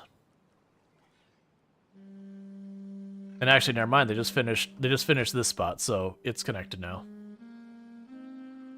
Because that's for the fermented cassavas. It's because this is set to a higher priority, because if I block this off, it should keep the cost of us from dying during the shorter droughts.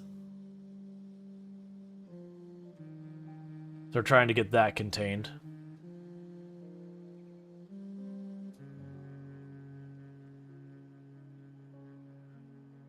All right.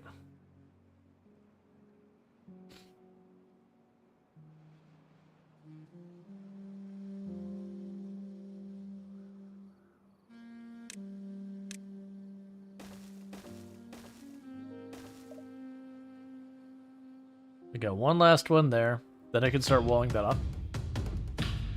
Hey, the Origami Guru. Thank you so much for the raid. I really do appreciate that. I do hope you had yourself a good stream and all that. Welcome in, raiders. So what were we streaming tonight and all that good stuff? Get folded. I can work with that. Yeah, it's Beaverome is the name of the map.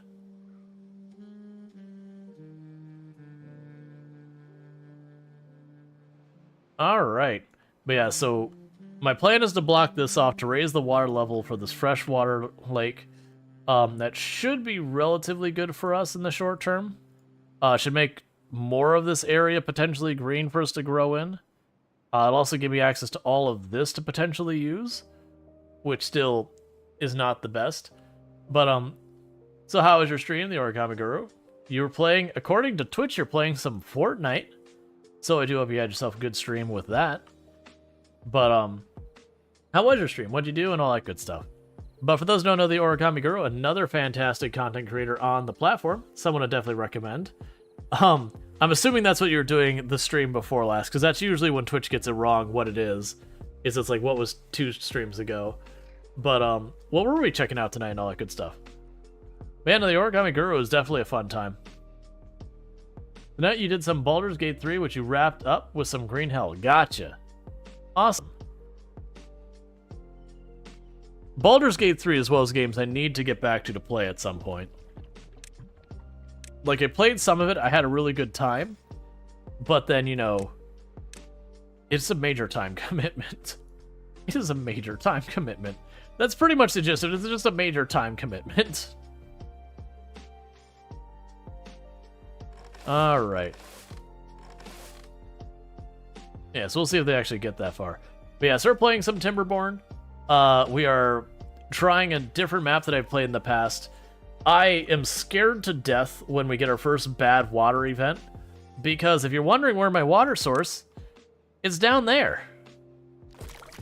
In this giant reservoir, and I have no idea how I'm going to get that sorted out before we get a bad water event.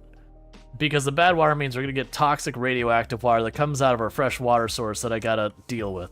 So the plan here is I'm going to make a giant reservoir to contain it, and then we'll have a lock system that lets me put good water back out into the big wider area, and when the bad water happens, we slam the gates the opposite direction to make it flow right through into this area, which will contaminate awfully. But right now, it's about all I can do, and we're trying to get there. But so you did do some Fortnite on Friday. So your shop, it's still sewing? Holy cow, you are not kidding. I'm literally hundreds of hours in, and you still haven't beaten the first playthrough. Yeah, no, I had the whole thing where you start Act 1, you get really far into it, and then, you know, stuff comes up, you don't get to play it, and then you get back and go, what was I doing? Who are these people? What's going on? And then you start over Act 1, and you get a bunch of time into it, and then you can't play for a while, and then you get back, you get where that's going. Alright, so I think we can actually spare this tree spot here. Because what I'm going to do is I'm going to make another place to chop trees here, because we're burning through our wood now, which is not surprising at all.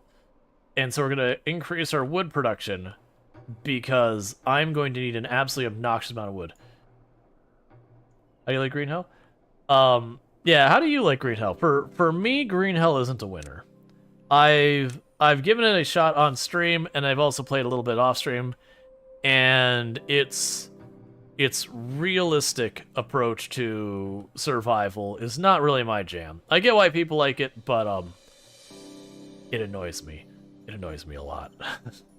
But that's okay. Everyone has their games they like and dislike.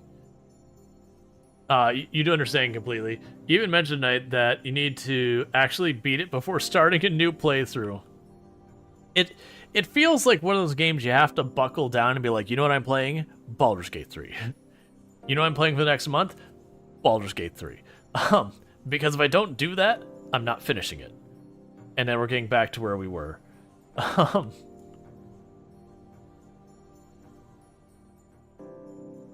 Okay. Or just allow yourself to skip content. This shouldn't be flooding. You shouldn't be flooding. I didn't really change your route. You should have the same throughput. Everything shouldn't be flooding right now. This is extremely inconvenient. So get rid of that one. Get rid of this one. And get rid of this one. So that should fix it where it stops flooding.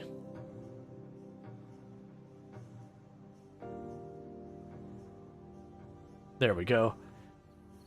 Alright, that's painful. We'll get there eventually. So they won't be able to build that side of this for a bit. The plan will be, once I built up most of the rest of this stuff... Oh, you do that.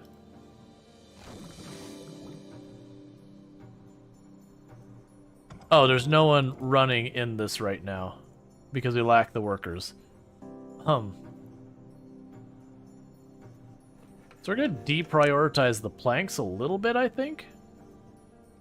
Yeah, so that we get the fermenter turned on. Alright, what do you got going on over here? Are you building that? No.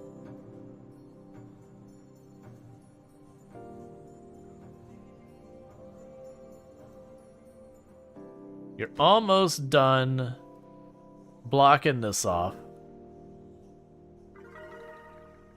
Hey, our well-being has increased because now we're getting the fermented cassavas, so we're getting a wider variety of food.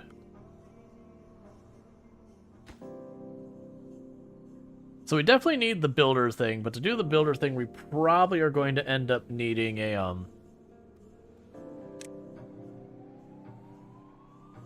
So builder's hut. We've got the research. I see. Where do I want to shove this thing? Honestly, that's not super great spot for it, but I think it's fine. Because the idea behind this is we'll have builders be able to work on that. You replay it because you've been on your mind lately, and it's been meaning to replay it on stream. Gotcha. Oh, Green Hell? Gotcha, gotcha. Makes sense.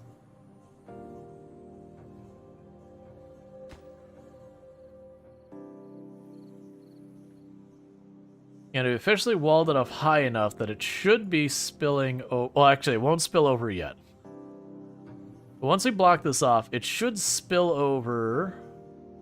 Oh no, still spill over the same spot. I forgot. Literally, we're just walling this up one tile high, and then we've got the dams on top of it.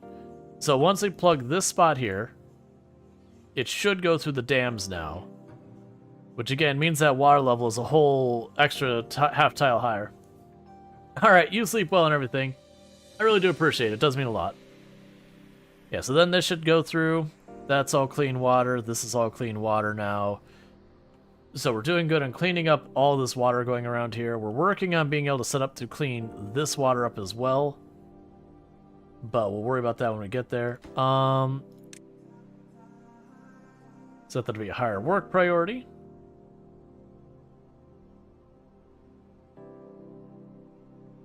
Okay, and food-wise, we're doing extremely well now. I'm a little nervous about our water situation. We need the bigger storage, but that means I need gears. So if I were to try and make gears happen... So it points out the front. That actually will work out for us, because the way I can make that work is we can go here, increase the priority on these. This spot of the crop is just going to go. This whole area is gone now. Doesn't exist. It's a lie. It's a pretend.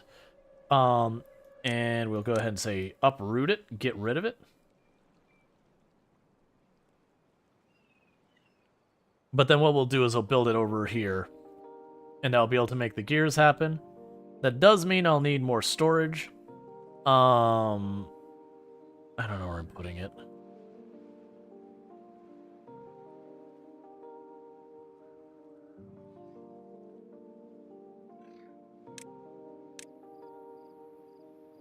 Okay, we can actually put it way over here. This is not convenient. We're going to have to move all this stuff. Oh, wait. The storage for... Alright, which one was the gears? Was it this one that does the gears, or it's the other one? Oh, good. It's the smaller storage. That's way easier to manage. I'm sitting there looking, thinking it's going to be like the 3x3 thing. Okay. Fair enough.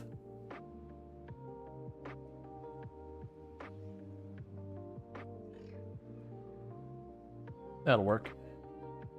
So the space beneath there isn't going to get properly utilized, but I can live with that. We'll go ahead and do that. You can put storage building up here and tell it for gears. No rush on that. They'll get rid of these plants and all that, and we can then, you know, put the gear production over here. And that'll let us start going for the larger water containers. Let's unlock those. Right into this world. Born to swim, made to timber. Yup. Alright, so one of the things we're also going to do is this area is not quite being reached by our current woodcutters. So we're going to knock those trees down. Because then what I'll do is I'll put 2 of the really large water storages right there. Hey, Lad Manga, how's it going? Alright, here's the moment we've been dreading for this whole time. Because the issue we have is once the bad tide shows up, I don't have a way of dealing with it. Very genuinely, I don't have a way of dealing with it. That's what this is going to be. Hopefully it's a short one, but the plan for the bad tide and how I plan to approach it is I believe, I don't know if I have to turn these off or they'll just be like, yo, the water's contaminated and we won't work. Well, basically, you just learned about Twitch's rulings description. It turns out dark humor is a big no-no. So it's not necessarily that dark humor in general is a problem. It's, you've got to kind of read the room with different channels. That if the dark humor gets to be a little bit too much, that every individual creator has kind of their this is what is and isn't okay. So generally the idea is before you jump right into dark humor in a channel, kind of hang out in the channel and see the types of jokes people are making, kind of get a feel for it, that kind of thing. Because you're going to have some channels who are totally chill with some dark humor, as long as it's not, like, way over the top, like, you know, getting into stuff that's potentially, like, racist or misogynistic or that kind of stuff. That'll pretty universally get you reported. But like, just generally dark humor. There's some channels who are cool with it. There's some channels who are not. Basically, just kind of wait to see what happens. Yeah. It's the same thing if you're going to someone's house for the first time, that you're meeting you're meeting someone's family for the first time. You don't drop in and immediately go into, like, the dark humor section. You kind of go, okay, what types of jokes are they making? You know, what type of commentary are they making? Do I think what I'm going to say is going to be received well or poorly? Like, kind of getting a feel for all that type of stuff. Alright, so I'm a little worried we're gonna die here. Very genuinely worried we're gonna die here. Because, like I said, I don't really have a way of mitigating the bad water. Because there's this giant reservoir I'm built around, and there's just no way I've been able to kind of change the direction of flow of the water. That's what this project's entirely made for, the one that's not done. And there was just no way. Yeah, no, this channel, like, it's not that no dark humor happens, just, like, very light stuff, comparatively speaking.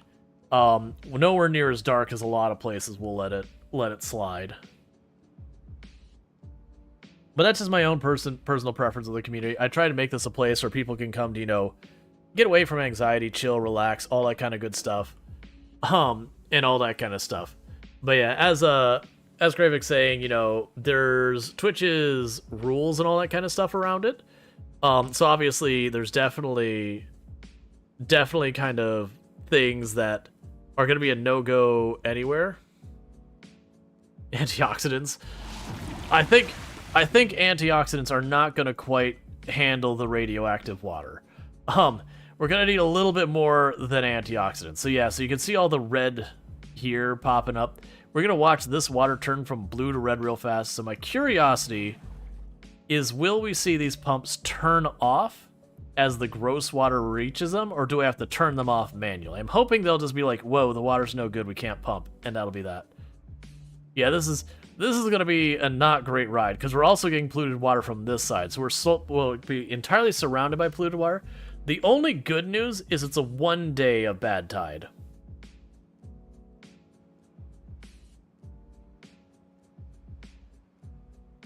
Will all the water turn?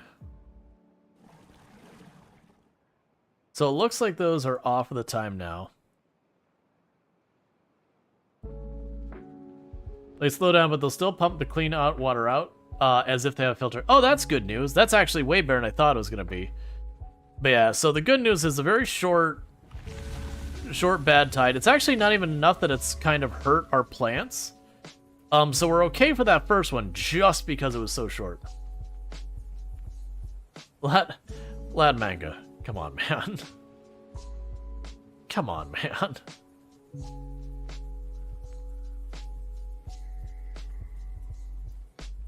You're like, so no dark humor, and I was like, yo, we're very light on the dark humor, and then immediately go into dark humor. Come on, man.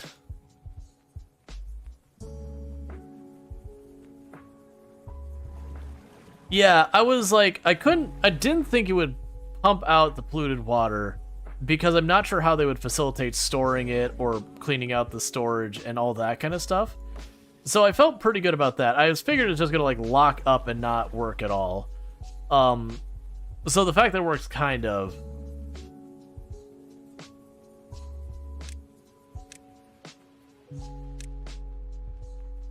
Alright, so we're gonna tell them to cut down those trees because we want to get the water storage built up.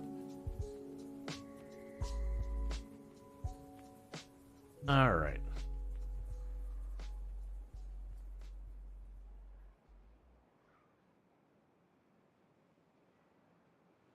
That wasn't radioactive? That's what I'm using.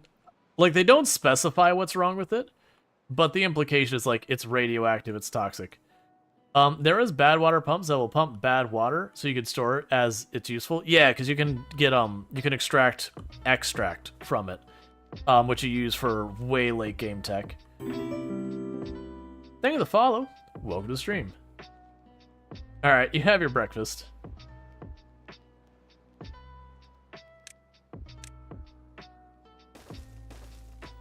Okay, so that'll be for massively increasing our water storage, because those are capacity 300 and the little ones are like 30. So each one of these is 10 of those. So we definitely want to get some of these and then start getting rid of all the little ones to have a better utilization of land. So we'll get that going. And I'm trying to fight the temptation to immediately turn around and build another cloning vat thing. I think I want to, because we got a lot of jobs we can't fill. We got like 9 vacant jobs. We're gonna do it. This is probably a mistake because it's just gonna be too many. But we have the building hut here, and they're actually getting a lot done now that I have 4 dedicated people building at all times. But we definitely want to go. So honestly, the building hut could be high. That could be neutral. Yeah, so all right. So it's 14 jobs available, and we have the pumps and all that prioritized. Just make one? Yeah, that's exactly. At least, like, I'm only adding 1 at a time. And we will need another place for people to live.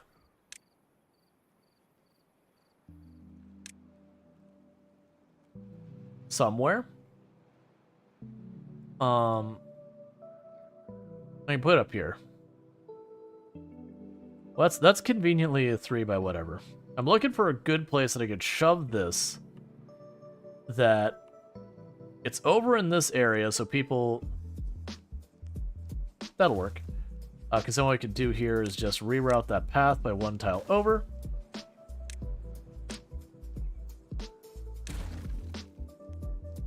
That wasn't the right spot.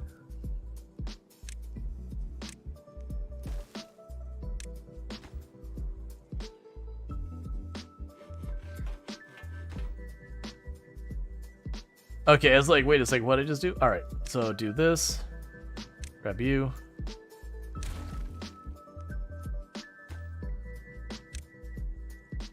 Alright.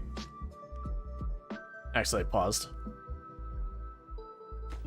Alright, so they're all working and all that stuff. We'll put these up slightly higher priority. Because those will be important. Yeah, we don't have another person cutting down trees quite yet. That's fine.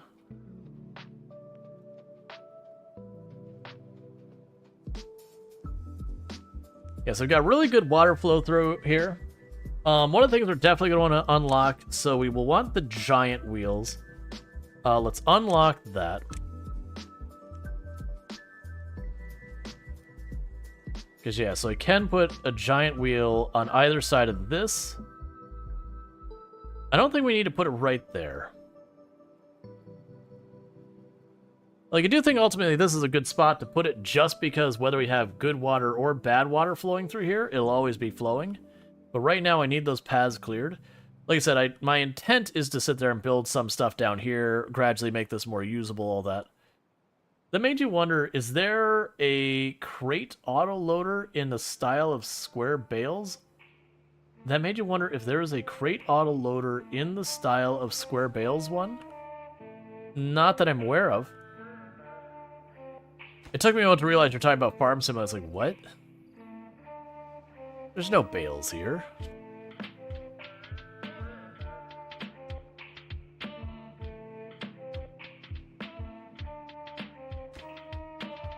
And little by little, they're building the giant reservoir.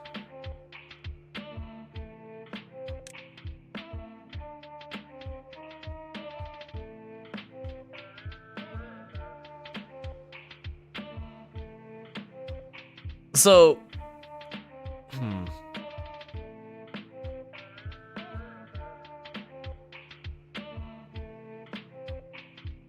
So that goes out this way.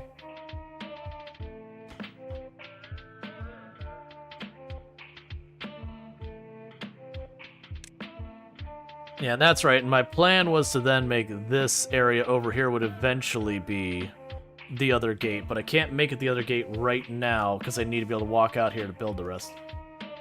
All right.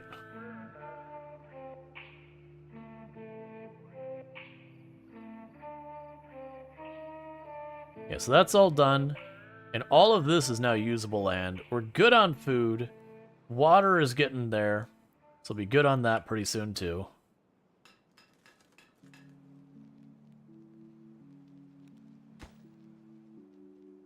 Yeah, the gears are going into our increased water storage. So we'll work on that.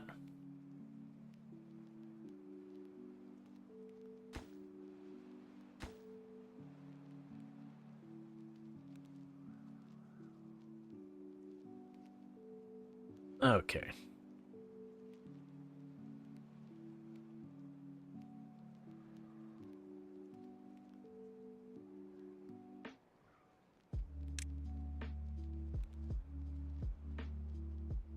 Yeah, but then we'll sit there and like make a path over this way. I haven't figured out exactly how I want to make some of the stuff go through here.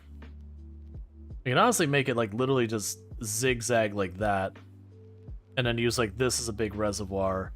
Then zigzag it like that. And you get the idea.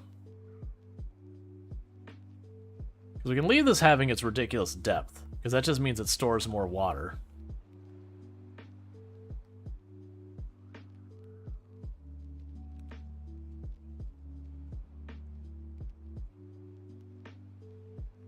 So we've got the housing, we've got the extra things going on. So we've got more beavers are going to gradually increase the population.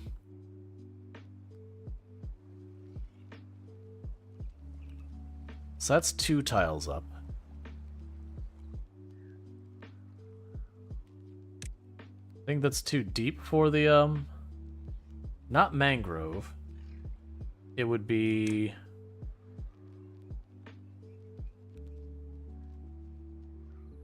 Oh, it might be mangrove, actually. Yeah, I forgot. You'd have to plant mangrove down here. And then you'd have to be able to get down to it. And it'd do all that. We're not going to worry about there. At least the second tier of Tater Harvester can have trailer attached so you don't have to pick them up from the ground again. Yeah. Yeah, those are so steep.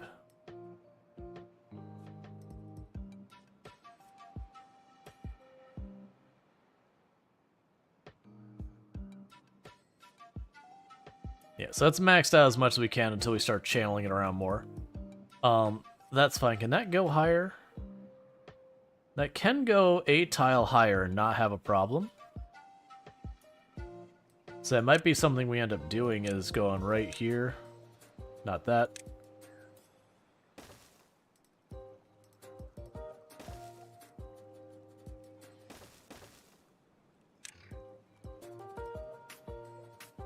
Actually, no, we can't.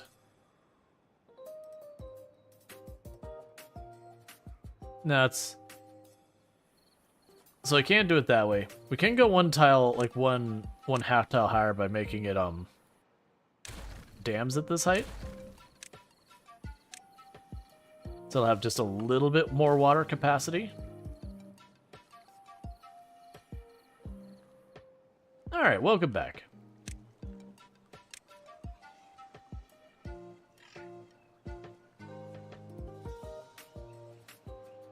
I have a good path there. So I'll mark that for later construction. That's not a priority right now. We've already got this sorted. They've got the cassava going.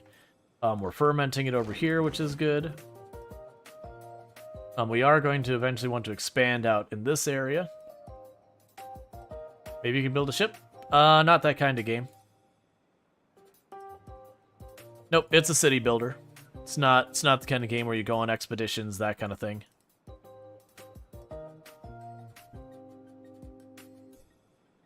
Alright.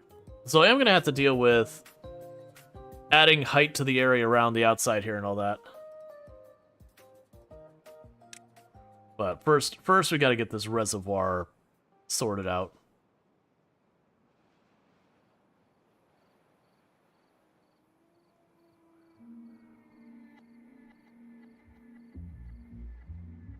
I honestly wonder, with the design we're doing here, now I think about it, I don't need this many gates. So if I have the gate here, if I slam this gate down, it should just go straight on out. Well, no, because I put the dams here. I was gonna say I could actually genuinely get rid of these, have that just be the gate there, and add like the dams on one side and well actually no, I'd have to have the dams on one side of the gate and the other, and leave that wide open. Because then if the gates are up, it blocks slightly higher than these. It should go the whole way around here. And then go on the other side and out. Whereas if I slam those down, because the water level will be lower, it'll just go right on out. Interesting. I think that would work. Because that would let me construct it all in one go, where I don't have to like do all this, and I won't have to do as much to manipulate the whole thing. I'm down to try it.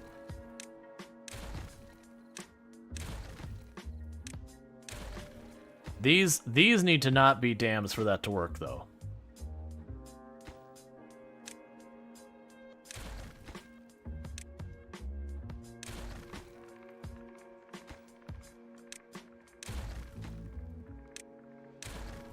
Alright, so let's just do this and actually do it correctly so we can cancel those.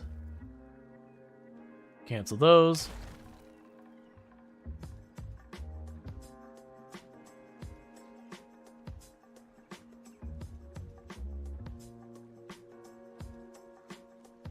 Alright, so knock that out.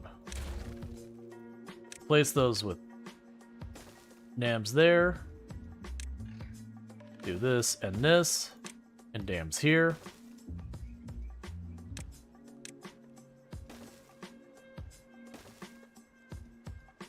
Alright. So I think that'll work. Yeah, so then the idea is when we have bad water, we slam those down the whole way. The water should go straight on through, because this will be the low point.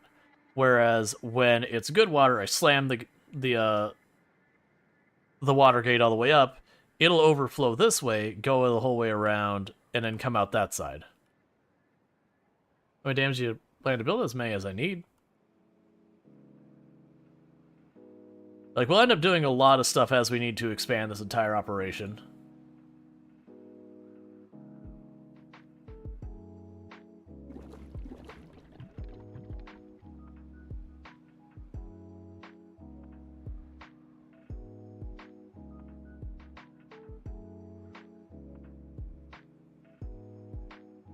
Why is the lake red? It's toxic water. It's like radioactive or whatever. What happened there? This is a post-apocalyptic game. So if we look down here, there's a bad water source. The idea is humanity made humanity not a thing, which made way for later on. The sentient beavers showed up and they're living on the planet, and that's just aftermath from humanity. Non-specified pollutants, whatever. Radioactive, lead, who knows. It's bad time water. It's the water you drink when you want a bad time.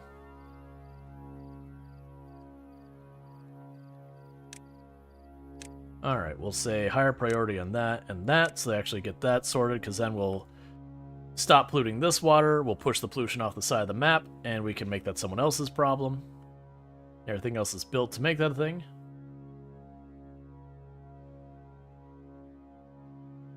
No, it doesn't turn you into a Ninja Turtle. It turns you into not alive, unfortunately. It is unfortunately bad time water. Okay, so with the giant reservoirs, we can start getting rid of the little tiny ones to make room for other stuff, because land is a premium for us in this run. So those are all empty, so we'll leave them that way. These ones are much bigger. I will go ahead and make another large storage here for water. Go ahead and pick up all this wood and take it wherever you need it.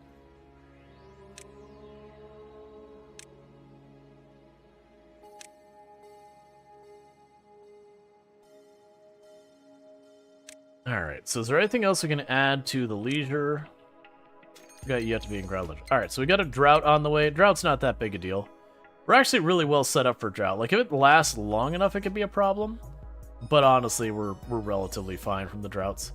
So the big catch is, I believe this has to be on ground only, so I cannot put it on the roof of a building. So I gotta figure out where I want to put this, because this will make our people happier. I can put it right here, honestly. Because they're not getting that far into the trees. So I could flag for them to knock that out, increase the priority. They can put the campground over there. Because we get them to be happier, they work better, so we want to do that. We've got the rooftop terrace. As stated, it can only be built on a rooftop. Which honestly shouldn't be the worst thing to set up. I could just go like that, and then do this.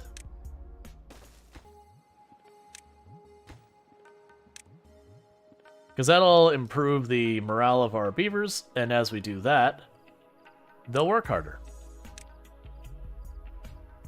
I still got a couple trees to get rid of. Alright.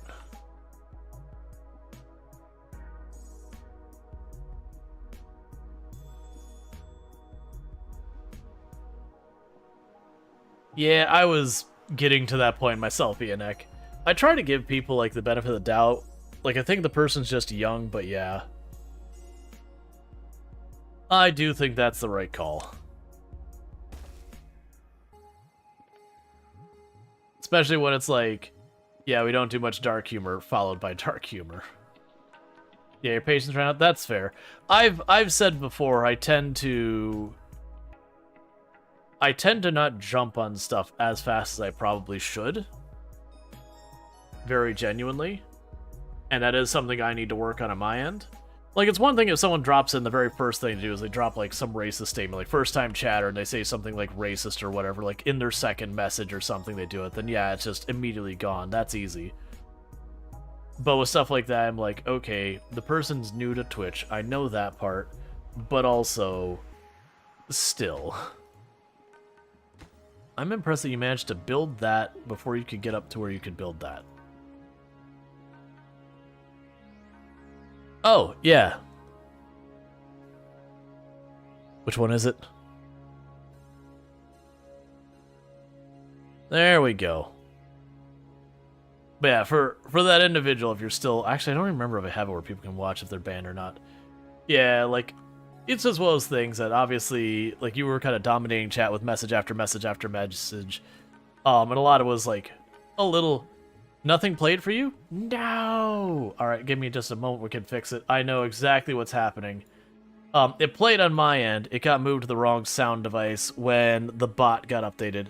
Oh, that's not the right thing at all. It's not the bot. That is the Stream Deck. So give me just a moment. Because that means all of my Stream Deck settings got moved to the wrong device again. I love it when that happens. By love it, I mean I hate it. So yeah, so output device. That's fine, Drought. We will do that. And now I'll go over here. And now I need to go there and play the audio. We will do that. And now go over here and go to that one. And we will do that. And go to this one. And we will do that. Okay. So now that I've reset all of it, You are condemned. that's the ban message and all that. No, it's just someone being edgy.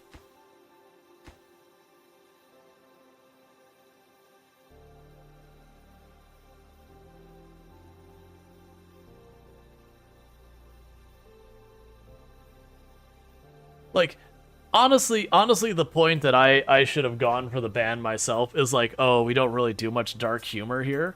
And then they're like, I want to drink the toxic water. And it's like, what? We literally just said we don't do a whole lot of dark humor here. Like, that's the thing. That's the kind of thing just... Normally, I wouldn't be a big thing, but it's just like, really just the timing was unfortunate. That's like, okay, come on, man. Because we have people who would joke about the same thing. But it was just like the timing almost felt like you're definitely not taking the time to figure out where like things are okay and not. All right, so you got that going.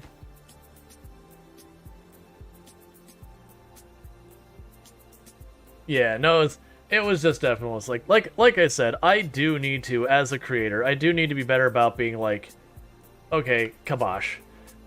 It's not that we've never had anyone come back where, like, you know, we've had to... I think out of all the times we've banned people, not counting, like, an accidental, like, we've had, like, you know, where someone, like, mispushes the button, or, where someone catches a statement out of context, and, like, no, that was actually okay kind of thing. Like, we've had one or two of those over the years, which is really not bad. I think there's only been, like, once or twice... Take a sip. What's the worst that could happen? Yeah. They can always send an unbanned request? Absolutely. But there's only been one or two times where we banned someone for getting out of line that they... Well, actually, not to the point of unban request, where, like, you know, we've told people to stop something and, you know, timed them out, that they came back and everything was cool. And it's happened.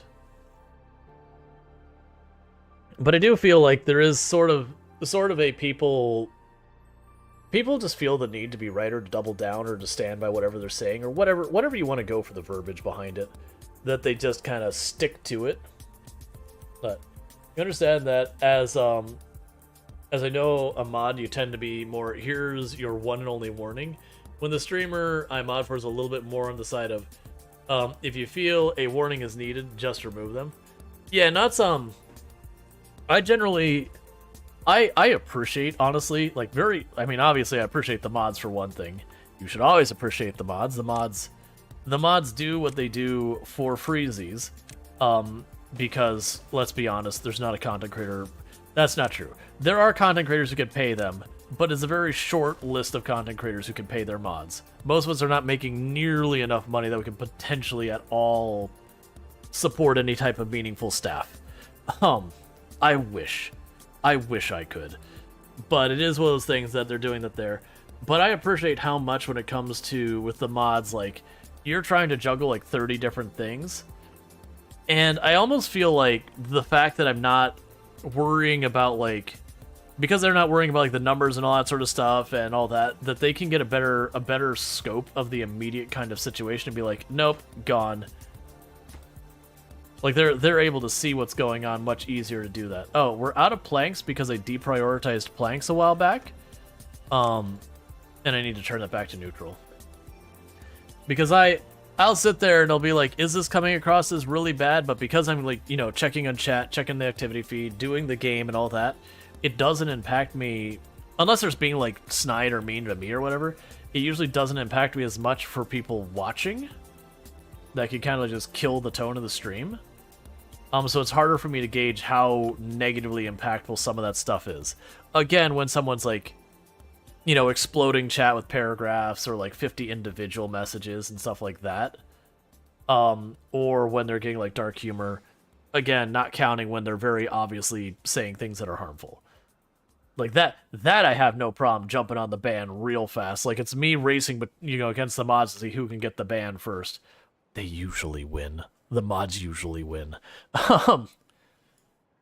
Like, there's times where I look off to the side and I look back and it's just such and such has been banned. I'm like, what'd I miss? And then you look at the message, you're like, oh yeah, that was absolutely the right call.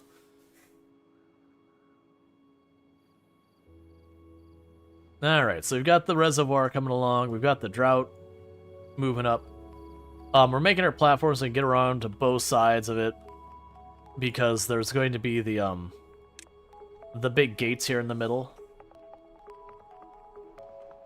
The good news, I've got more than enough wood. It's literally, because there's only one route, only one block can be built at a time. That's the other reason I want to get the other route going. Because of the two routes, I can both run and work on either side. And then as this continues, it'll get a little better about a lot of that. I do think I am going to start building off of this area. Because like I said, I think we're going to have a path. I think we'll make this zigzag back and forth. For the plan, this will just be a reservoir. The downside of making this area a reservoir is I can't do any of the water wheels here.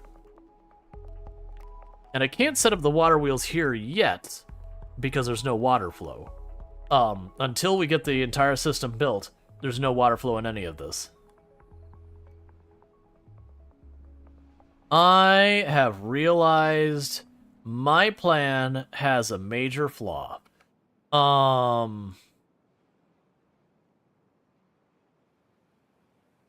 Those dams are too high. It's gonna flood all of this.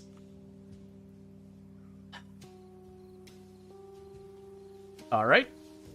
New plan. You go. You go. You go. You go. It'll still work, I just have to move it one tile lower. So you're the dams. You're the dams. And you can't put a levee on top of there because that would make no sense. So downward stairs, upward stairs, downward stairs, upward stairs, 2 tiles of path. At least that makes it very visible. But so you try to be understanding, you realize that people come from different backgrounds, but if they were annoying to me, I'm sure they're annoying everyone else. Oh yeah, and that's, that was the reason, like I said, I was getting ready to do it myself, is I did notice since they started talking, chat just went. And that's usually one of those signs that a person is just sucking the air out of the room.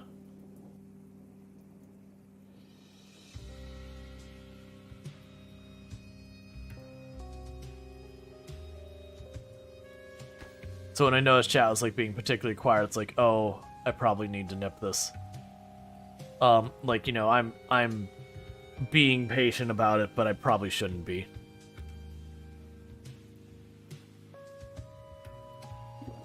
Alright, so we got another water storage tank going. We got this. We're only down to 5 jobs not filled. Meanwhile, while this is all running, I need to grab myself a new drink, so I'm going to do that real fast, and I'll be right back.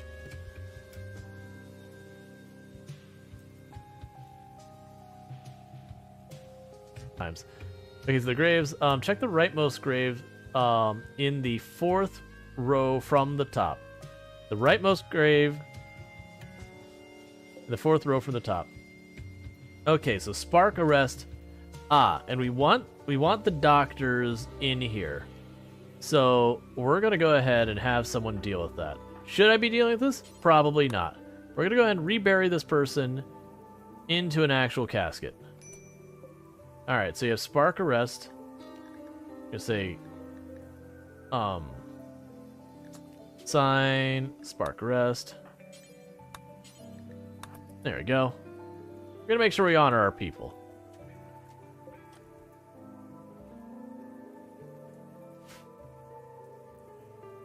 It's true, thank you. He just, yeah.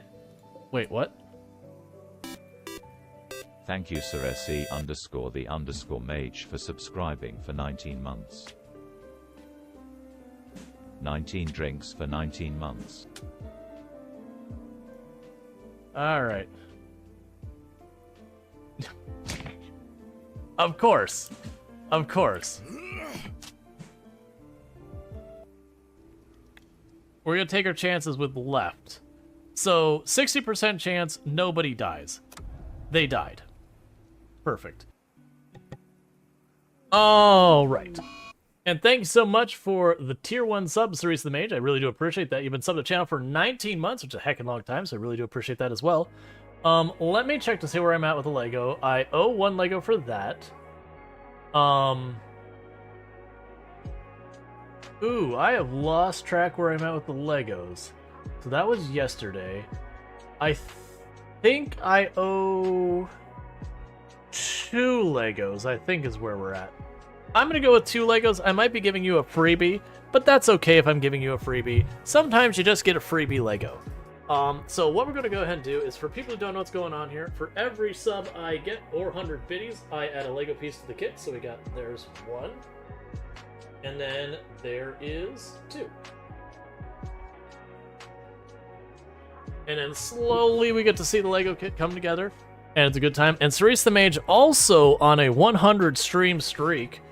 That is a hecking big stream streak, so thank you so much for that continued support, continuing to tune in the channel, and all that good stuff. So I really do appreciate that. It means a whole lot that you continue watching for all this time, and congratulations on your extra 450 points.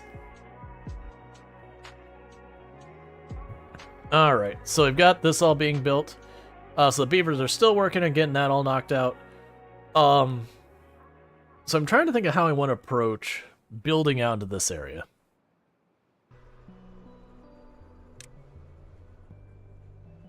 So what I'm going to do is I'm not going to connect it where we can reach it. I'm going to start trying to plan out the pathing for all of this. But I don't want it to be accessible. So you would go over here. That's 1, 2, 3, 4 tiles wide. So then this would be going down here. 1, 2, 3, 4.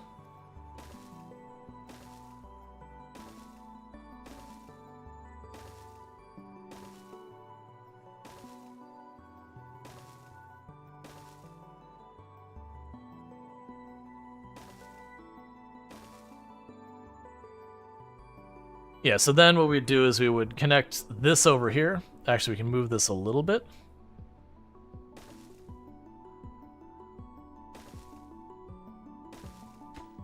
And we will we'll put the minimum priority on that tile, and that means they shouldn't build over this way. Do you think you'll survive the next toxic water event? If it's short, yes. Because the fact that we can kind of partially pump still is still pretty good. Yes, this should be fine. It means this area up here will be dry, but I can live with that. And we're not connected over here, so that should all be good. Oh, actually, we don't want to do it this way. The reason we don't want to zigzag is I actually need room for the construction buildings. Right. you know, it doesn't do you any good to have a bunch of buildings that need power if, like, you know, you don't make room for the buildings themselves, huh? That's kind of an important aspect of this whole... Wait, I can actually build on top of this. Yeah, that's fine. That's fine. We're okay. Never mind, I forgot. I could just build on top of the whole thing. Yeah, we're good. Because what I could do is I could build platforms to accommodate a lot of this. You know, I can route the power over. It was more, I want to build the industry on top of the lake. But what I could do is I could get the really tall platforms to get up to here, and then, you know, start putting the stuff up there. So what we could do is, you know, put the water wheels, because it wouldn't be good here in these 4 spots. So this 4 spots here could be where we actually have machinery. We'd have the water wheels here, machinery, water wheels there, machinery. You get the idea.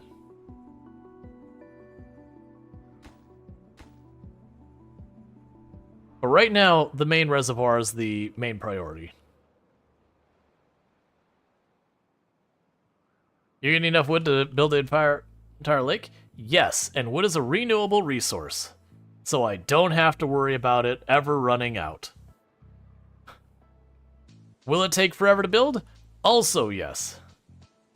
But that's the reason I didn't queue up more than this, and like why we were actually not connected this. I was just trying to plan this out, so I could kind of figure out where we're going from there. Because then what I'll eventually do is I'll eventually start digging this dirt out here and filling in this area to like level it up. Still, that is a lot. Yeah, no, realistically, is this a project I'm going to finish on the channel? Probably not. Are we going to see how far we get? Probably. Because it'll be interesting to see. Because they're working on that. We've been expanding our different stuff. The big issue I have is I can't really get to a lot more areas without pain. Why is that not getting done, by the way? Yeah, you already increased priority. Can you not reach it? Ah, you can't reach it. That explains everything. Okay, cause right, there was a plant there before and I had to wait for them to remove it. Yes, I should wall that out, which would move the toxic water out this way, and then this will start getting cleaned up. Which isn't an immediate priority, but I like making as much of the map look... I mean, look at that. This whole area is nice and green now. It's bubblefull. Alright, so with that said, can I realistically get over to this end of the map and do something with it? Because food we're doing pretty good at the moment. We also have this area that maybe I could put to use. That's part of the reason I want to build across here, to like make all of this closer so we can cut across the lake as part of our transportation.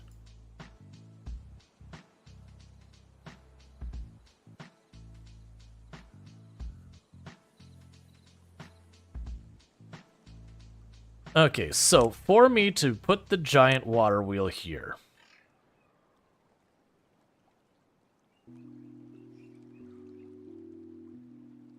Yeah, need to kill those bushes on the end, which is totally fine. So we can start moving this way. So what we'll start doing is taking the path over this way. These bushes here have to go.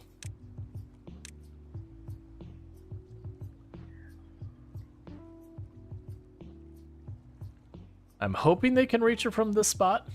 I don't think they can, though. I think they actually... No, they'd need to be able to reach down one tile, wouldn't they? Let's put as max of priority to see what happens. Cannot be reached by builders or paths. Okay. So that is a bit of a pain. Wait, really? Are they... Oh, the berries are full, I see. I'm just surprised that the berries are full. I could cut a route right through. I don't want to.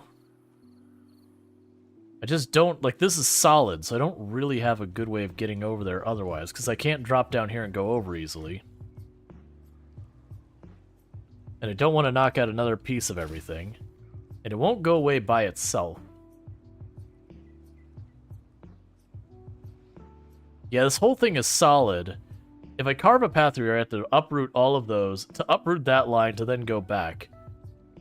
I do feel, as much as I don't want to, the correct decision is to knock out one of these, make a staircase down. Actually, two of these, make staircase down, clear those out, put it back up. That's fine. That's what we're doing, because that's realistically the only way this is going.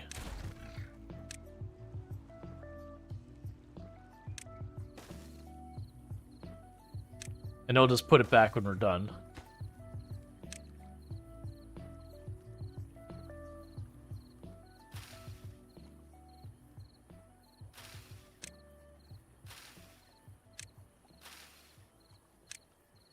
Yeah, no, it's fine. We'll just knock that out in 2 seconds, because I'm going to have to move some stuff around anyways.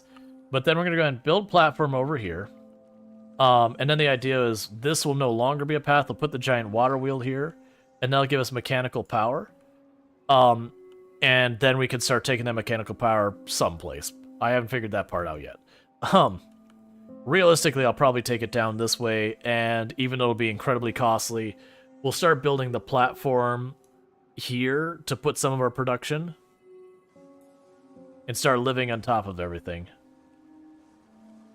Okay, so platform there.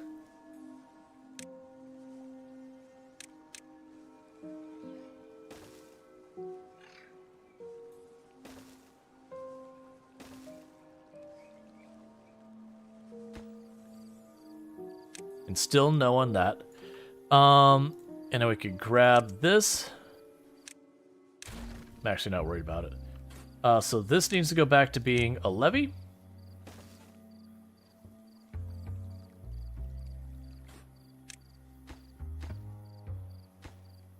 They can't pick it up. That's not how that's supposed to work. So they can't pick up the junk that's down here is the issue.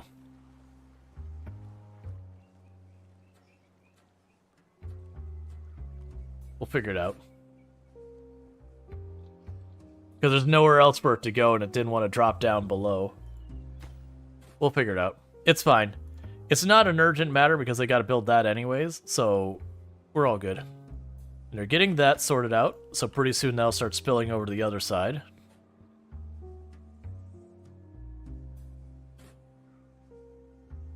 Alright, so just need to get the logs out of there, and once I get that, then I should be able to knock this down. Well, actually, we'll queue up the levee here, we'll knock that down, then we'll queue up the next levee.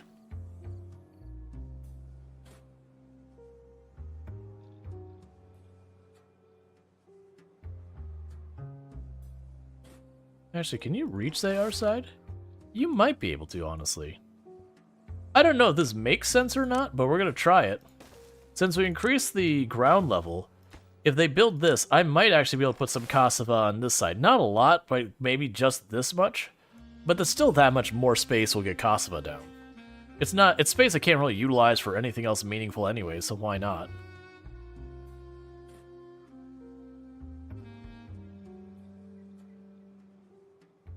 No storage space available. I understand. Do I build a second thing of builders? Not really. Because that's still blocked to only being able to have like 2 people building at the same time kind of thing. And we're losing a lot of our productivity just due to pathing length. Oh, you can just delete the trash pile? That's convenient. That's fine. I don't care about that.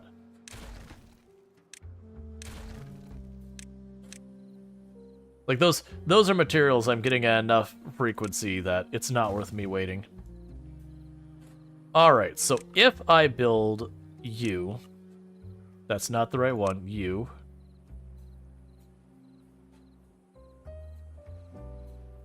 There.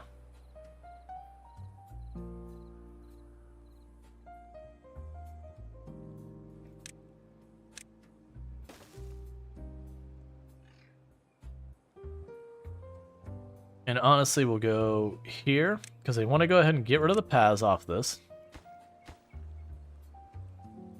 Oh, these paths just get to be upsetting, is what these paths get to be. Excellent. I hate it.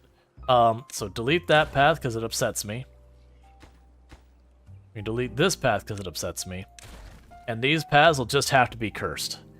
No, actually, they don't have to be cursed. Because we can go here, and then go to this path and delete it. Ah, it feels less cursed now. I hate having paths that overlap themselves. It feels weird and wrong. Excellent. I don't like circles in my paths. They're not meant to be circles. They're meant to be lines.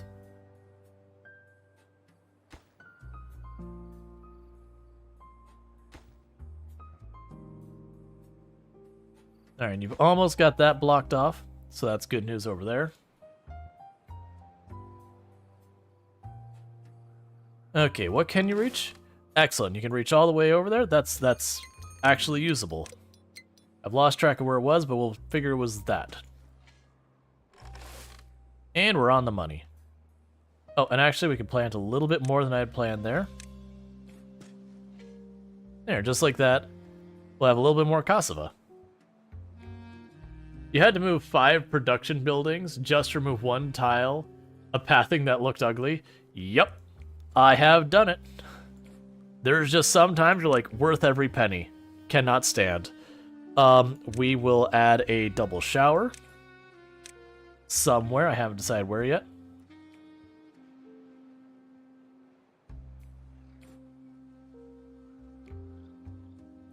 Perfect. Because that'll let them get wet fur, and that'll make them happy. Decontamination pad. Scratcher.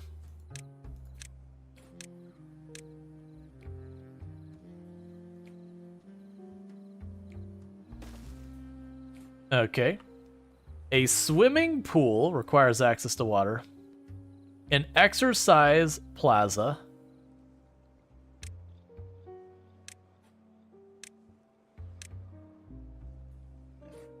So this is the equivalent of the Laredo. They just changed it to not be a Laredo. They made a swimming pool. I can get behind that.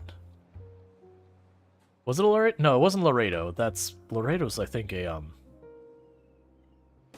Isn't Laredo like a Mexican dish? What was this called? Yeah, so we got the swimming pool there.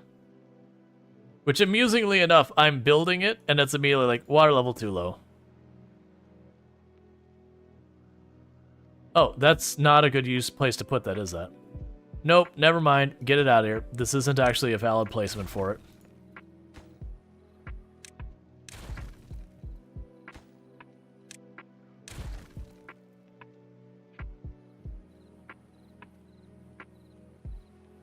It was something like Lido. Yeah, that's exactly. It was just popping in my head. I had the spelling wrong in my head. I was like, no wait, it was called a Lido. Yeah, Laredo is like, I want to say it's like a combination Mexican dish kind of thing.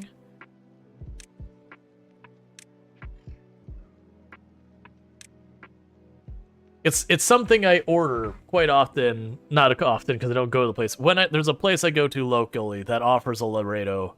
And that's what I like to get, because it comes with, like, tacos, enchiladas, and, like, it's the, I don't feel like deciding, I want a little, not of everything, but I want a taco, I want an enchilada, and there's something else. Or I think it might just literally be a taco and an enchilada. It's like, I want both. I don't want to decide. Don't be afraid to borrow. Chord progressions, sounds, little ditties, tiny things. Alright. Just snatch them all up. So basically, I'm grabbing all the stuff I can make right now to make our people happier. Because, like I said, I believe the way they actually produce more by being happy is I think they get, like, a movement speed increase and everything. So by doing this way, I'm giving them lots of different ways of getting a little bit more entertainment. Which should help them move faster, which should help them be more productive, and yada yada yada. And that's one of the reasons why I can churn stuff out. The main thing you're finding is Laredo, Texas. It could be a dish that came from there. Like a combination, not a dish. Like I said, it's not like it's a special taco. It's a taco. Usually hard shell. So it could just be like something that was popularized by that area or whatever. I thought it was not original, not creative. But I quickly found out that I am not original or creative. I can't make up a new thing.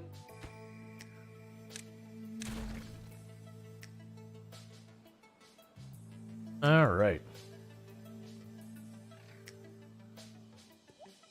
We're making good progress there. So this is all walled off now. Excellent. So what should happen is over time, this pool should become clean water. So once you get over that, sounding good is easy. And then all the pollution will dump out the side of the map over there now. So that gives us another pool of clean water. That'll make all of this probably lush and green. Pretend, like it's yours. No one will know. Yeah, because there's no water source here. There's no water source here. No one knows. It's weird having these giant pools of water everywhere. I tried in my own time. There's a map that's called like Archipelago or something like that. Is it? Obviously, chords. Yeah, so we gotta wait for the Different things you can do. Yeah, you don't want to push it. we gotta wait for the water to build back up and then we'll be good. Be subtle. Like a sneaky thief in the night. Thousand Island. Yeah, Thousand Islands. I misplayed that one bad the first time I tried it. And also be respectful. Like leave them. Like a little If you don't start like isolating yourself an area for retaining the water and all that, it's because it's so weird. You start kind of in the like water all around you, so you have to like carve an area of water like this is mine. Like have like a dam that just goes like a little pool. Otherwise, all the water gets away from you. All right. So we're giving them more fun activities. And we'll keep kind of doing that in the short term to get them moving faster, to get our production up, so that they can run over here and do this faster. That's all sorted out. This will get all cleaned up, so we're happy with all that. This will get all cleaned up, so we're happy with that. So literally, it'll be just this pool down here that'll be contaminated, and it'll be the one pool way up there. I do kind of like the idea of trying to figure out the way to tackle this. I think the way I'm going to end up tackling this one, which this won't happen, is I think genuinely I'm going to try and box it off by like literally building a wall of levees the whole way out here that I could stand on top of levees so I don't have to go into the contaminated water. Box this whole thing off, and then just, shunting it off the side of the map one way or the other until we're ready to like actually cap it off and deal with it.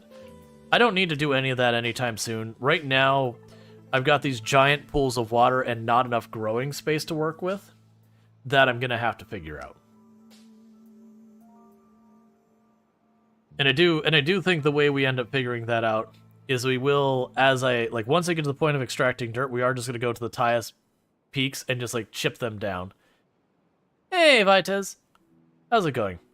I'm assuming you probably, if you haven't seen the message, I did send you a message about what I'm thinking about doing about the thing that you mentioned earlier. It's up to you. You can talk to him, I can talk to him. It could be innocent, could be malicious. It could also be something that they thought grouping up would help and they didn't realize they're doing something wrong. There's a lot of ways it could go. So unfortunately I also don't think it's a thing I can look up in the logs in a meaningful way, because I can't look up intent. But I do think it probably just one of us asks them. Just basically be like, yo, just wanted to run this past them. Yeah, it's not a big deal. Basically the gist of it was, since we can't really tell what they were thinking, what their intent was, yada yada yada, I would probably either yourself or myself reach out to them and just, kind of be like, hey, just so you know, this thing you did had this negative effect on me. Are you a new player? What was your intent? That kind of thing. And if it was, whatever. You get the idea. You get where I'm going with that. But, if you're not comfortable reaching out, I can reach out.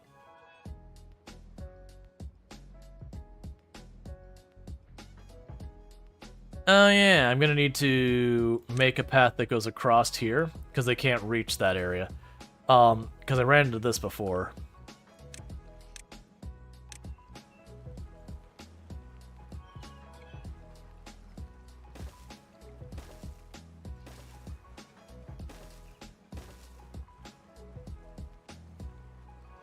Gotcha. Yeah, because that'd be the catch is, me catching them online is kind of the difficulty. Absolutely willing to do it, though.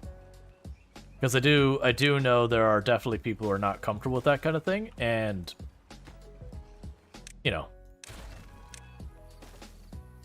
It's usually the good way of approaching those things anyways.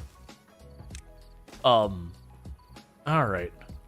I don't think that'll work, but I'm down to find out. Actually, I don't need to worry about this one. This one's fine over here on this edge. So we can go ahead and not do this one. The issue is, I don't believe... I have to get closer to those to be able to build them. These two in the middle.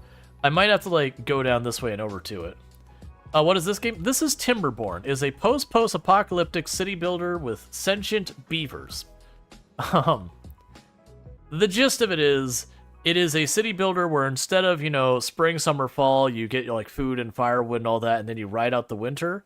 The cycle is you have drought, bad water, and then, like, normal, perfectly good times. And then right now we're in drought, so, like, the water here is slowly evaporating. I'm slowly using.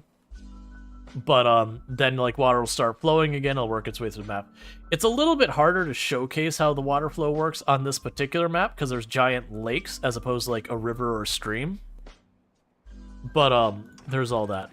But basically the gist of it is almost all of it will be around water management to make sure you hold back water so that you can survive the droughts, while also having water, like, when the water that comes up is contaminated, that you have a way to, like, shunt it away. But that's what we're working on. So you look at this water. This water is red. It's toxic. It makes all the ground over here veiny and polluted. This one will be fresh over time. It was having this toxic water spill into it. So as time goes on, it will get cleaned as our fresh water dilutes it. And then this is like clean water. This is our primary water reservoir we're living off of right now. Like, and this one was contaminated. The pollution is like a new mechanic. It actually, the game's been around for a while in early access, but they did add the bad water as a new event, which has been absolutely a game changer for it. Because it used to be you'd, like, make these giant reservoirs and then you kind of were good. But the fact that sometimes the water coming out could just not be good for you has completely, like, changed how you play the game. Like, you have to just figure out ways to keep as much water as you can when it's good, and then when it's not good, ways of getting rid of it. So what I am working on right now is this is where my water comes from, is these, like, 6 little nodes on the bottom here. They're making a big enclosed area. That doesn't need to be there. That will fill up, and then these are dams over here, so it'll go up to this height and then spill over into this room here. And then if it's bad water, I slam all the floodgates the whole way down, and the water just goes right on through and out. If it's good water, I have all of these the whole way up, and then this becomes the lowest point, so it'll go out this way, fill in this reservoir, go around here, enter our little maze, and it'll go through here, and then still out the same direction, but it means we fill up this whole area. So, bad water, get it out of here as fast as I can. Good water, you know, dump it out into the, like, the larger area. And then we'll add wind turbine, water wheels and all that to make power. But we're working on that. But it's really a fun game, just in the... You kind of do these macro-scale projects around water management and all that. It's going to take us a while to build any of that, like a long time. I'm wondering if it'll save I'll play off-stream, just to advance the project, so that people could see as it develops. Because, you know, that... Projects of this scale take forever to build. So food is good, water is really good. We could definitely get more. Like, the big negative I have on this map is there's very little area for me to grow stuff on. And it's difficult for me to get more to grow stuff on.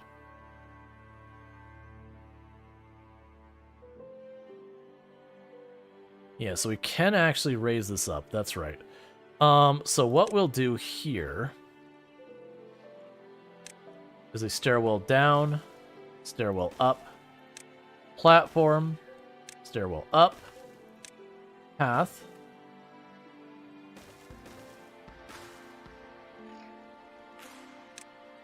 platform, stairwell down, and then that'll get these dams over here.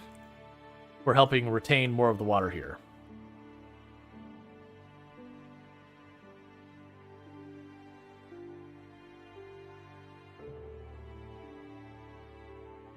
Alright. Yeah, that'll be too low for me to get access to. And the beavers just keep getting healthier and healthier, which just makes them work faster and all that. That's the reason why we're getting all those things, is just to keep building that up. I think somewhere here it'll actually tell you what the effects are, but we're fine. So we actually have a couple beavers who don't have jobs to work on right now, which I am okay with in the short term. Yeah, so you're building that as able. That's fine.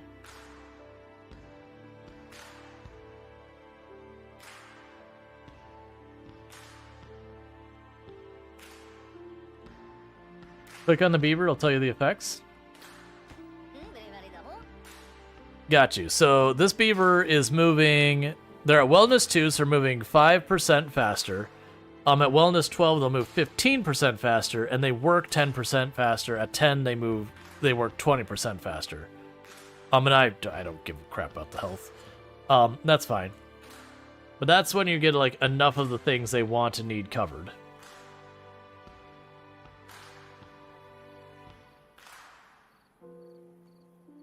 Okay.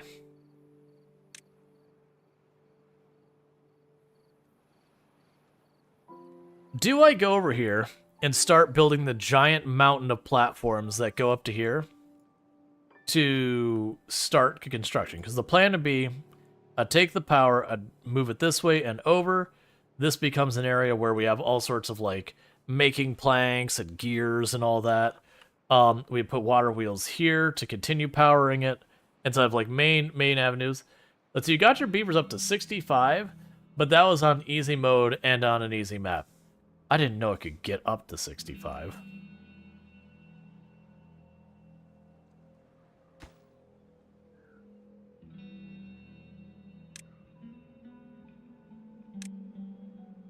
That's the max? Gotcha.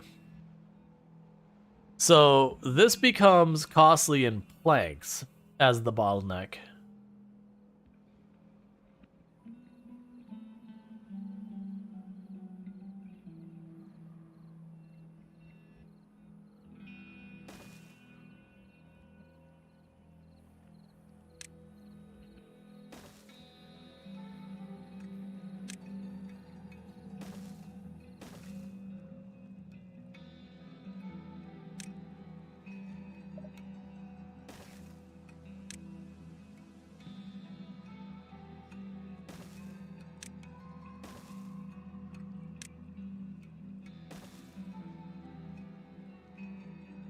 Alright, that'll be a someday thing.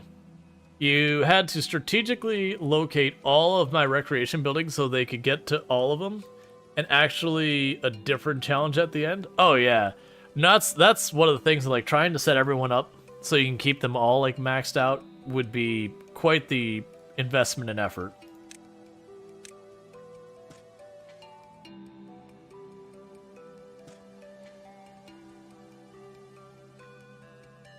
Alright.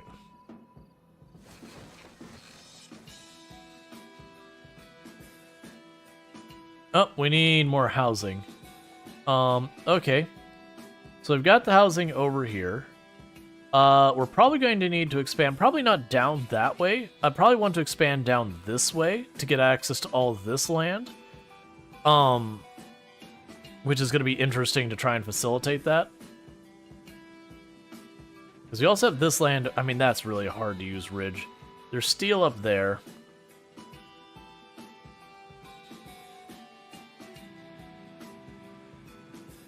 Actually, I can work with this. What we can go ahead and do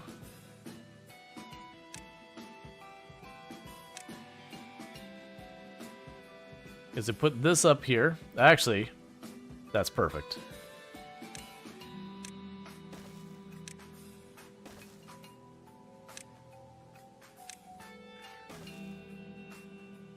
Just cram stuff anywhere it'll go. That's the strategy. And we'll make these slightly higher priority so we don't have any homeless beavers. And I'll definitely need to have another place we can get food at. That's another thing you can honestly do is just build some extra storage for the food that we are maxing out over here. Because that would also make it so that haul some of that over there too.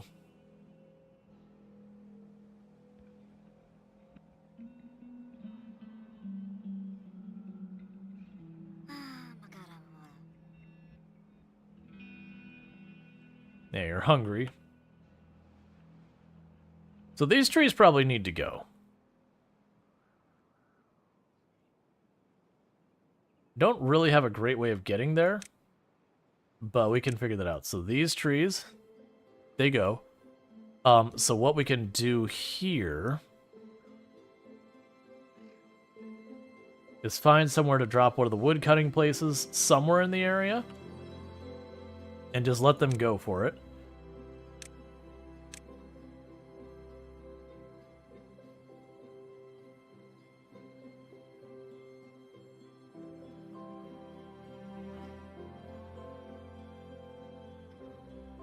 I wonder if that'll even work. It's probably one of those things that's fine to go up here and say, don't... Let's just get rid of that whole area.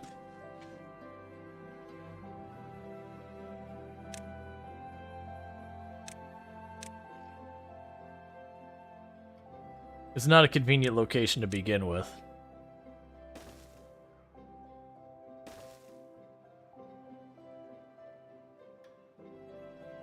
But then we can bring that route over here. And honestly, what we could do... Nah, it's fine. We're gonna have to, like, change a bunch of that ground anyways. But we can sit here and carve through these trees, make a ramp down, cut this over here, and then we'll be able to use this land for some type of, like, an additional crop that we're not already doing. Or more cassava, honestly, because the cassava, we're not managing to store any. They're eating it all. So we'll get there.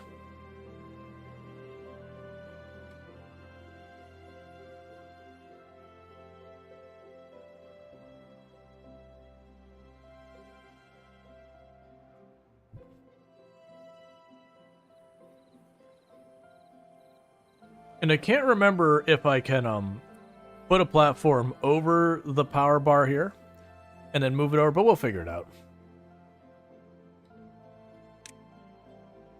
The big thing is that I have the path going around here. I'll be able to build some of our production stuff up here. Like I said, we'll have more water wheels here. The idea is we're going to have like lots of water wheels and lots of production on top of the lake, as well as housing and warehouses and all that stuff that doesn't need green ground to work. Will be on top of the lake, and then we'll be able to move all of that stuff that's down here up over here.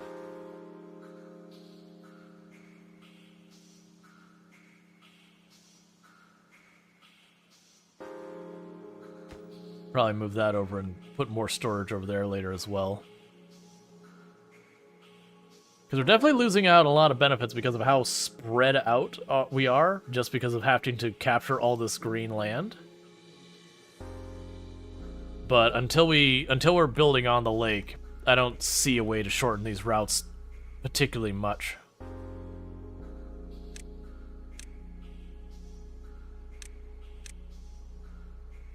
Alright. You're still contaminated, which is kind of surprising to me. Wait, do you have a water source down there? I didn't think to look. You don't have a water source. So literally, this is just going to have to wait till it evaporates away. Because this is now clean because it's a water source and it's slowly encroaching on here. But until this lake evaporates away little by little, it's just not going to do a whole lot.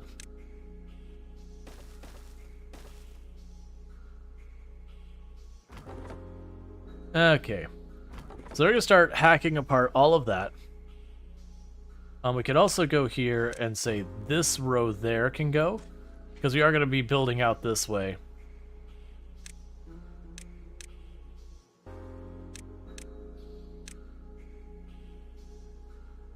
But then we'll probably go and get another crop going over here. And looking at that, what would be our next crop? Soybeans, I believe, also just get fermented.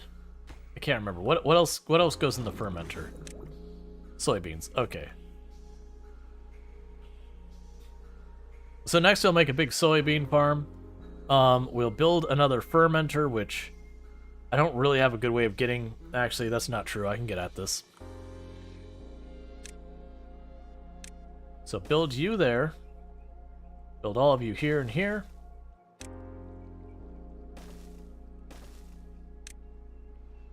Oh, you don't actually need to be built there. And do this.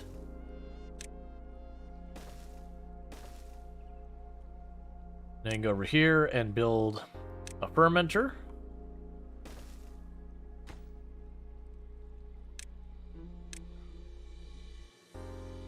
So that'll be that. We will need some storage.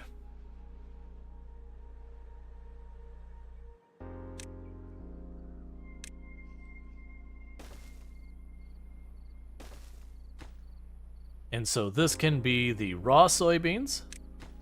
And this could be the fermented soybeans. And so with that, we will need you here. Take that road there.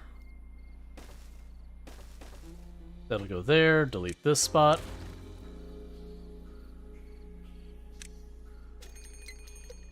Alright, here's another bad tide. Bad tide, bad time.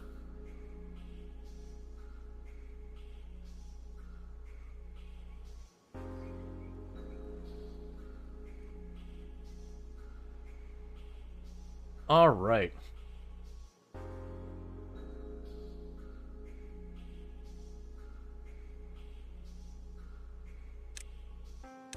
So get rid of those. Now, what the catches are, this, as you can see, is still poisoning this land on the northern edge here, so I can't grow crops there. So I think we're going to want to locate the farmhouse way over here and just accept that that area is going to do us no good. And then stick with this whole bottom area. Oh, you're actually running the whole way around now. That's interesting. Actually, you know what we can do? We can actually put the path along the, we'll cut across here, put the farmhouse on this side, the storage on this side, and then we can grow the soybean on the other side.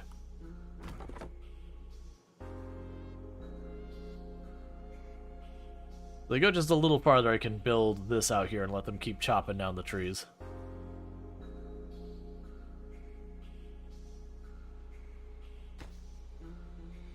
So you've almost finished building that. It's waiting on the planks, which is fine. We'll definitely want more plank production as well. There's no rush in the soybean, any of it, because I don't have the stuff to do any of it. Wait, shouldn't there be queued up? Yeah, okay. Alright.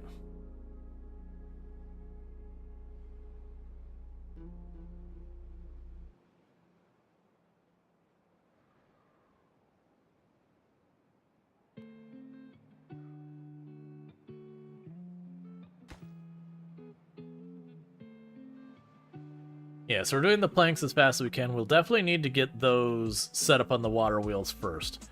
So I think that'll actually be our first thing we'll build up here, is once we get that set up, I'll do the plank production up here, and we will probably put like the warehouses up here somewhere as well. You get the idea. I am curious with the giant reservoirs with the dams how good the water flow is going to be in there, but I don't really know. I think it's fine regardless. We'll figure it out.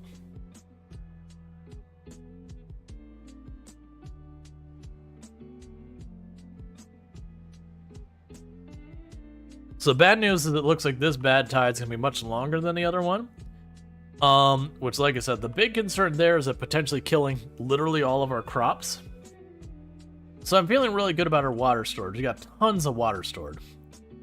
But all of our crops dying would be a bad time.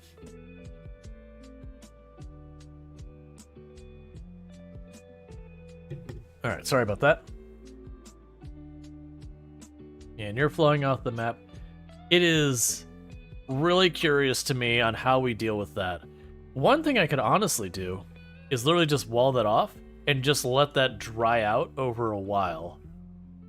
That's probably what we do. It's fine.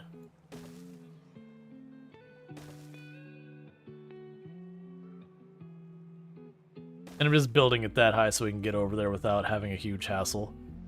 Alright.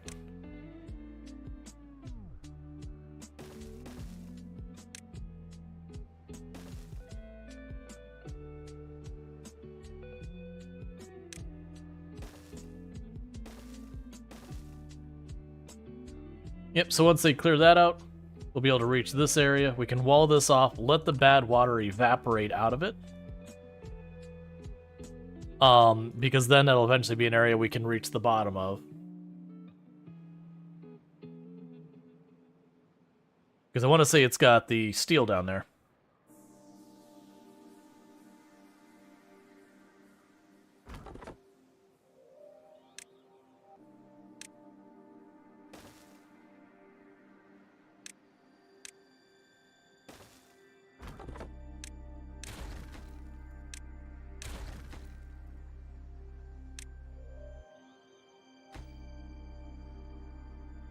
Yeah, so I should be able to take care of cutting all that down. And then, well, I don't know where. The farmhouse... Honestly... Oh, actually, that's pretty good. Honestly, I could put the farmhouses, like, here and here, maybe? And now it cover this whole area.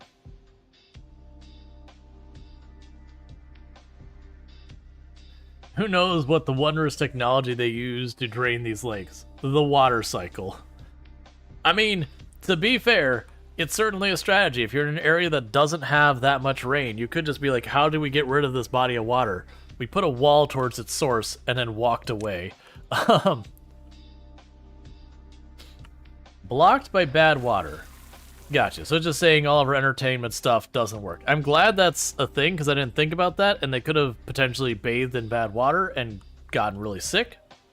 So glad that's not a thing. I just realized what time it was. I was like, man, it's starting to feel like it's getting late. Oh, it's exactly when it's getting late.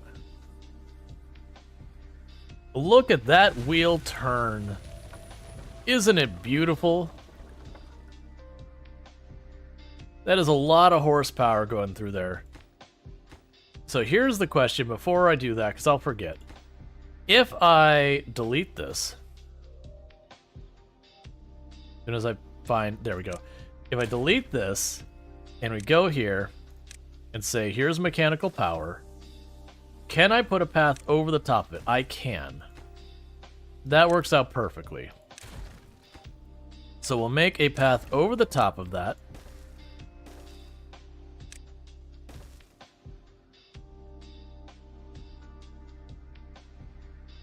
See, don't worry, your boss will cover your overtime pay, right? I mean, that's up to all of you. No, I'm teasing. I won't ever offer to be like, hey, I will stream extra hours for, like, this amount of money kind of thing. Outside of, like, you know, when we do, like, the streamathons, I guess, technically.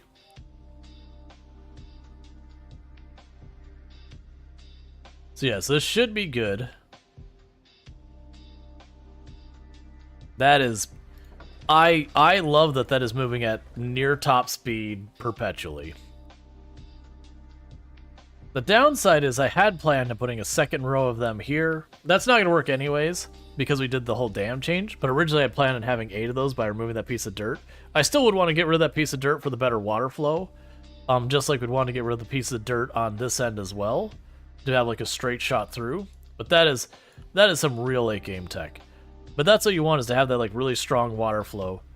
The downside is this is still being blocked by all of that. The good news is it didn't hurt our crops, which is a real important piece of good news.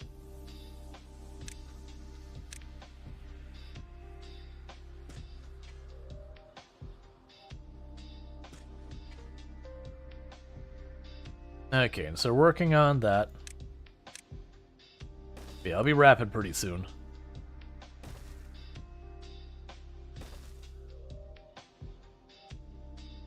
Yeah, so that should start getting cleaner and cleaner as it goes on. We'd get all that connected, we'd block that off. This will dry out over time.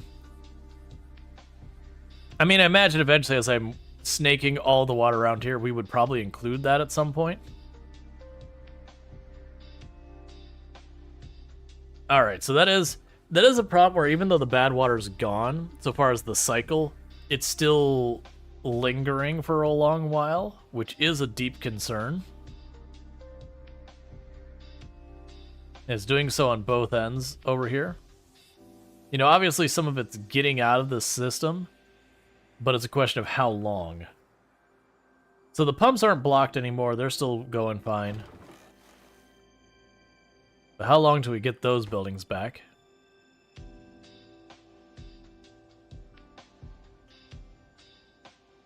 All right. And eventually I'd want to put another water wheel on this side. But in this case, that'll go over that part of it. And I'm pretty sure I cannot build this over that. Yeah, no, I can't. So we can't go over that. It's the maximum height. So I would have to go out here a little bit ways to make a way around it. That's fine. We could definitely do that as well. Honestly, that's not going to be a problem because I can't quite get to all the crops. So I can go here, queue up those 3 to be destroyed, set that as a higher priority. I just want to queue it up so I don't forget about it.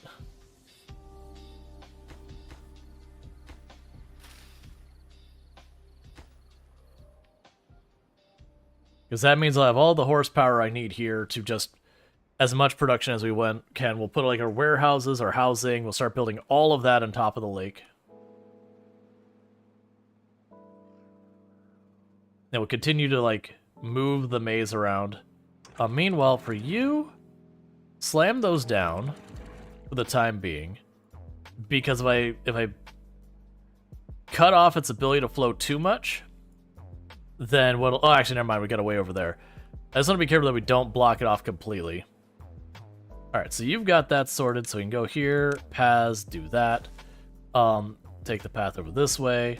That's not what I wanted, it's what I did. Take the path over this way. Get rid of you. And immediately put another giant water wheel here.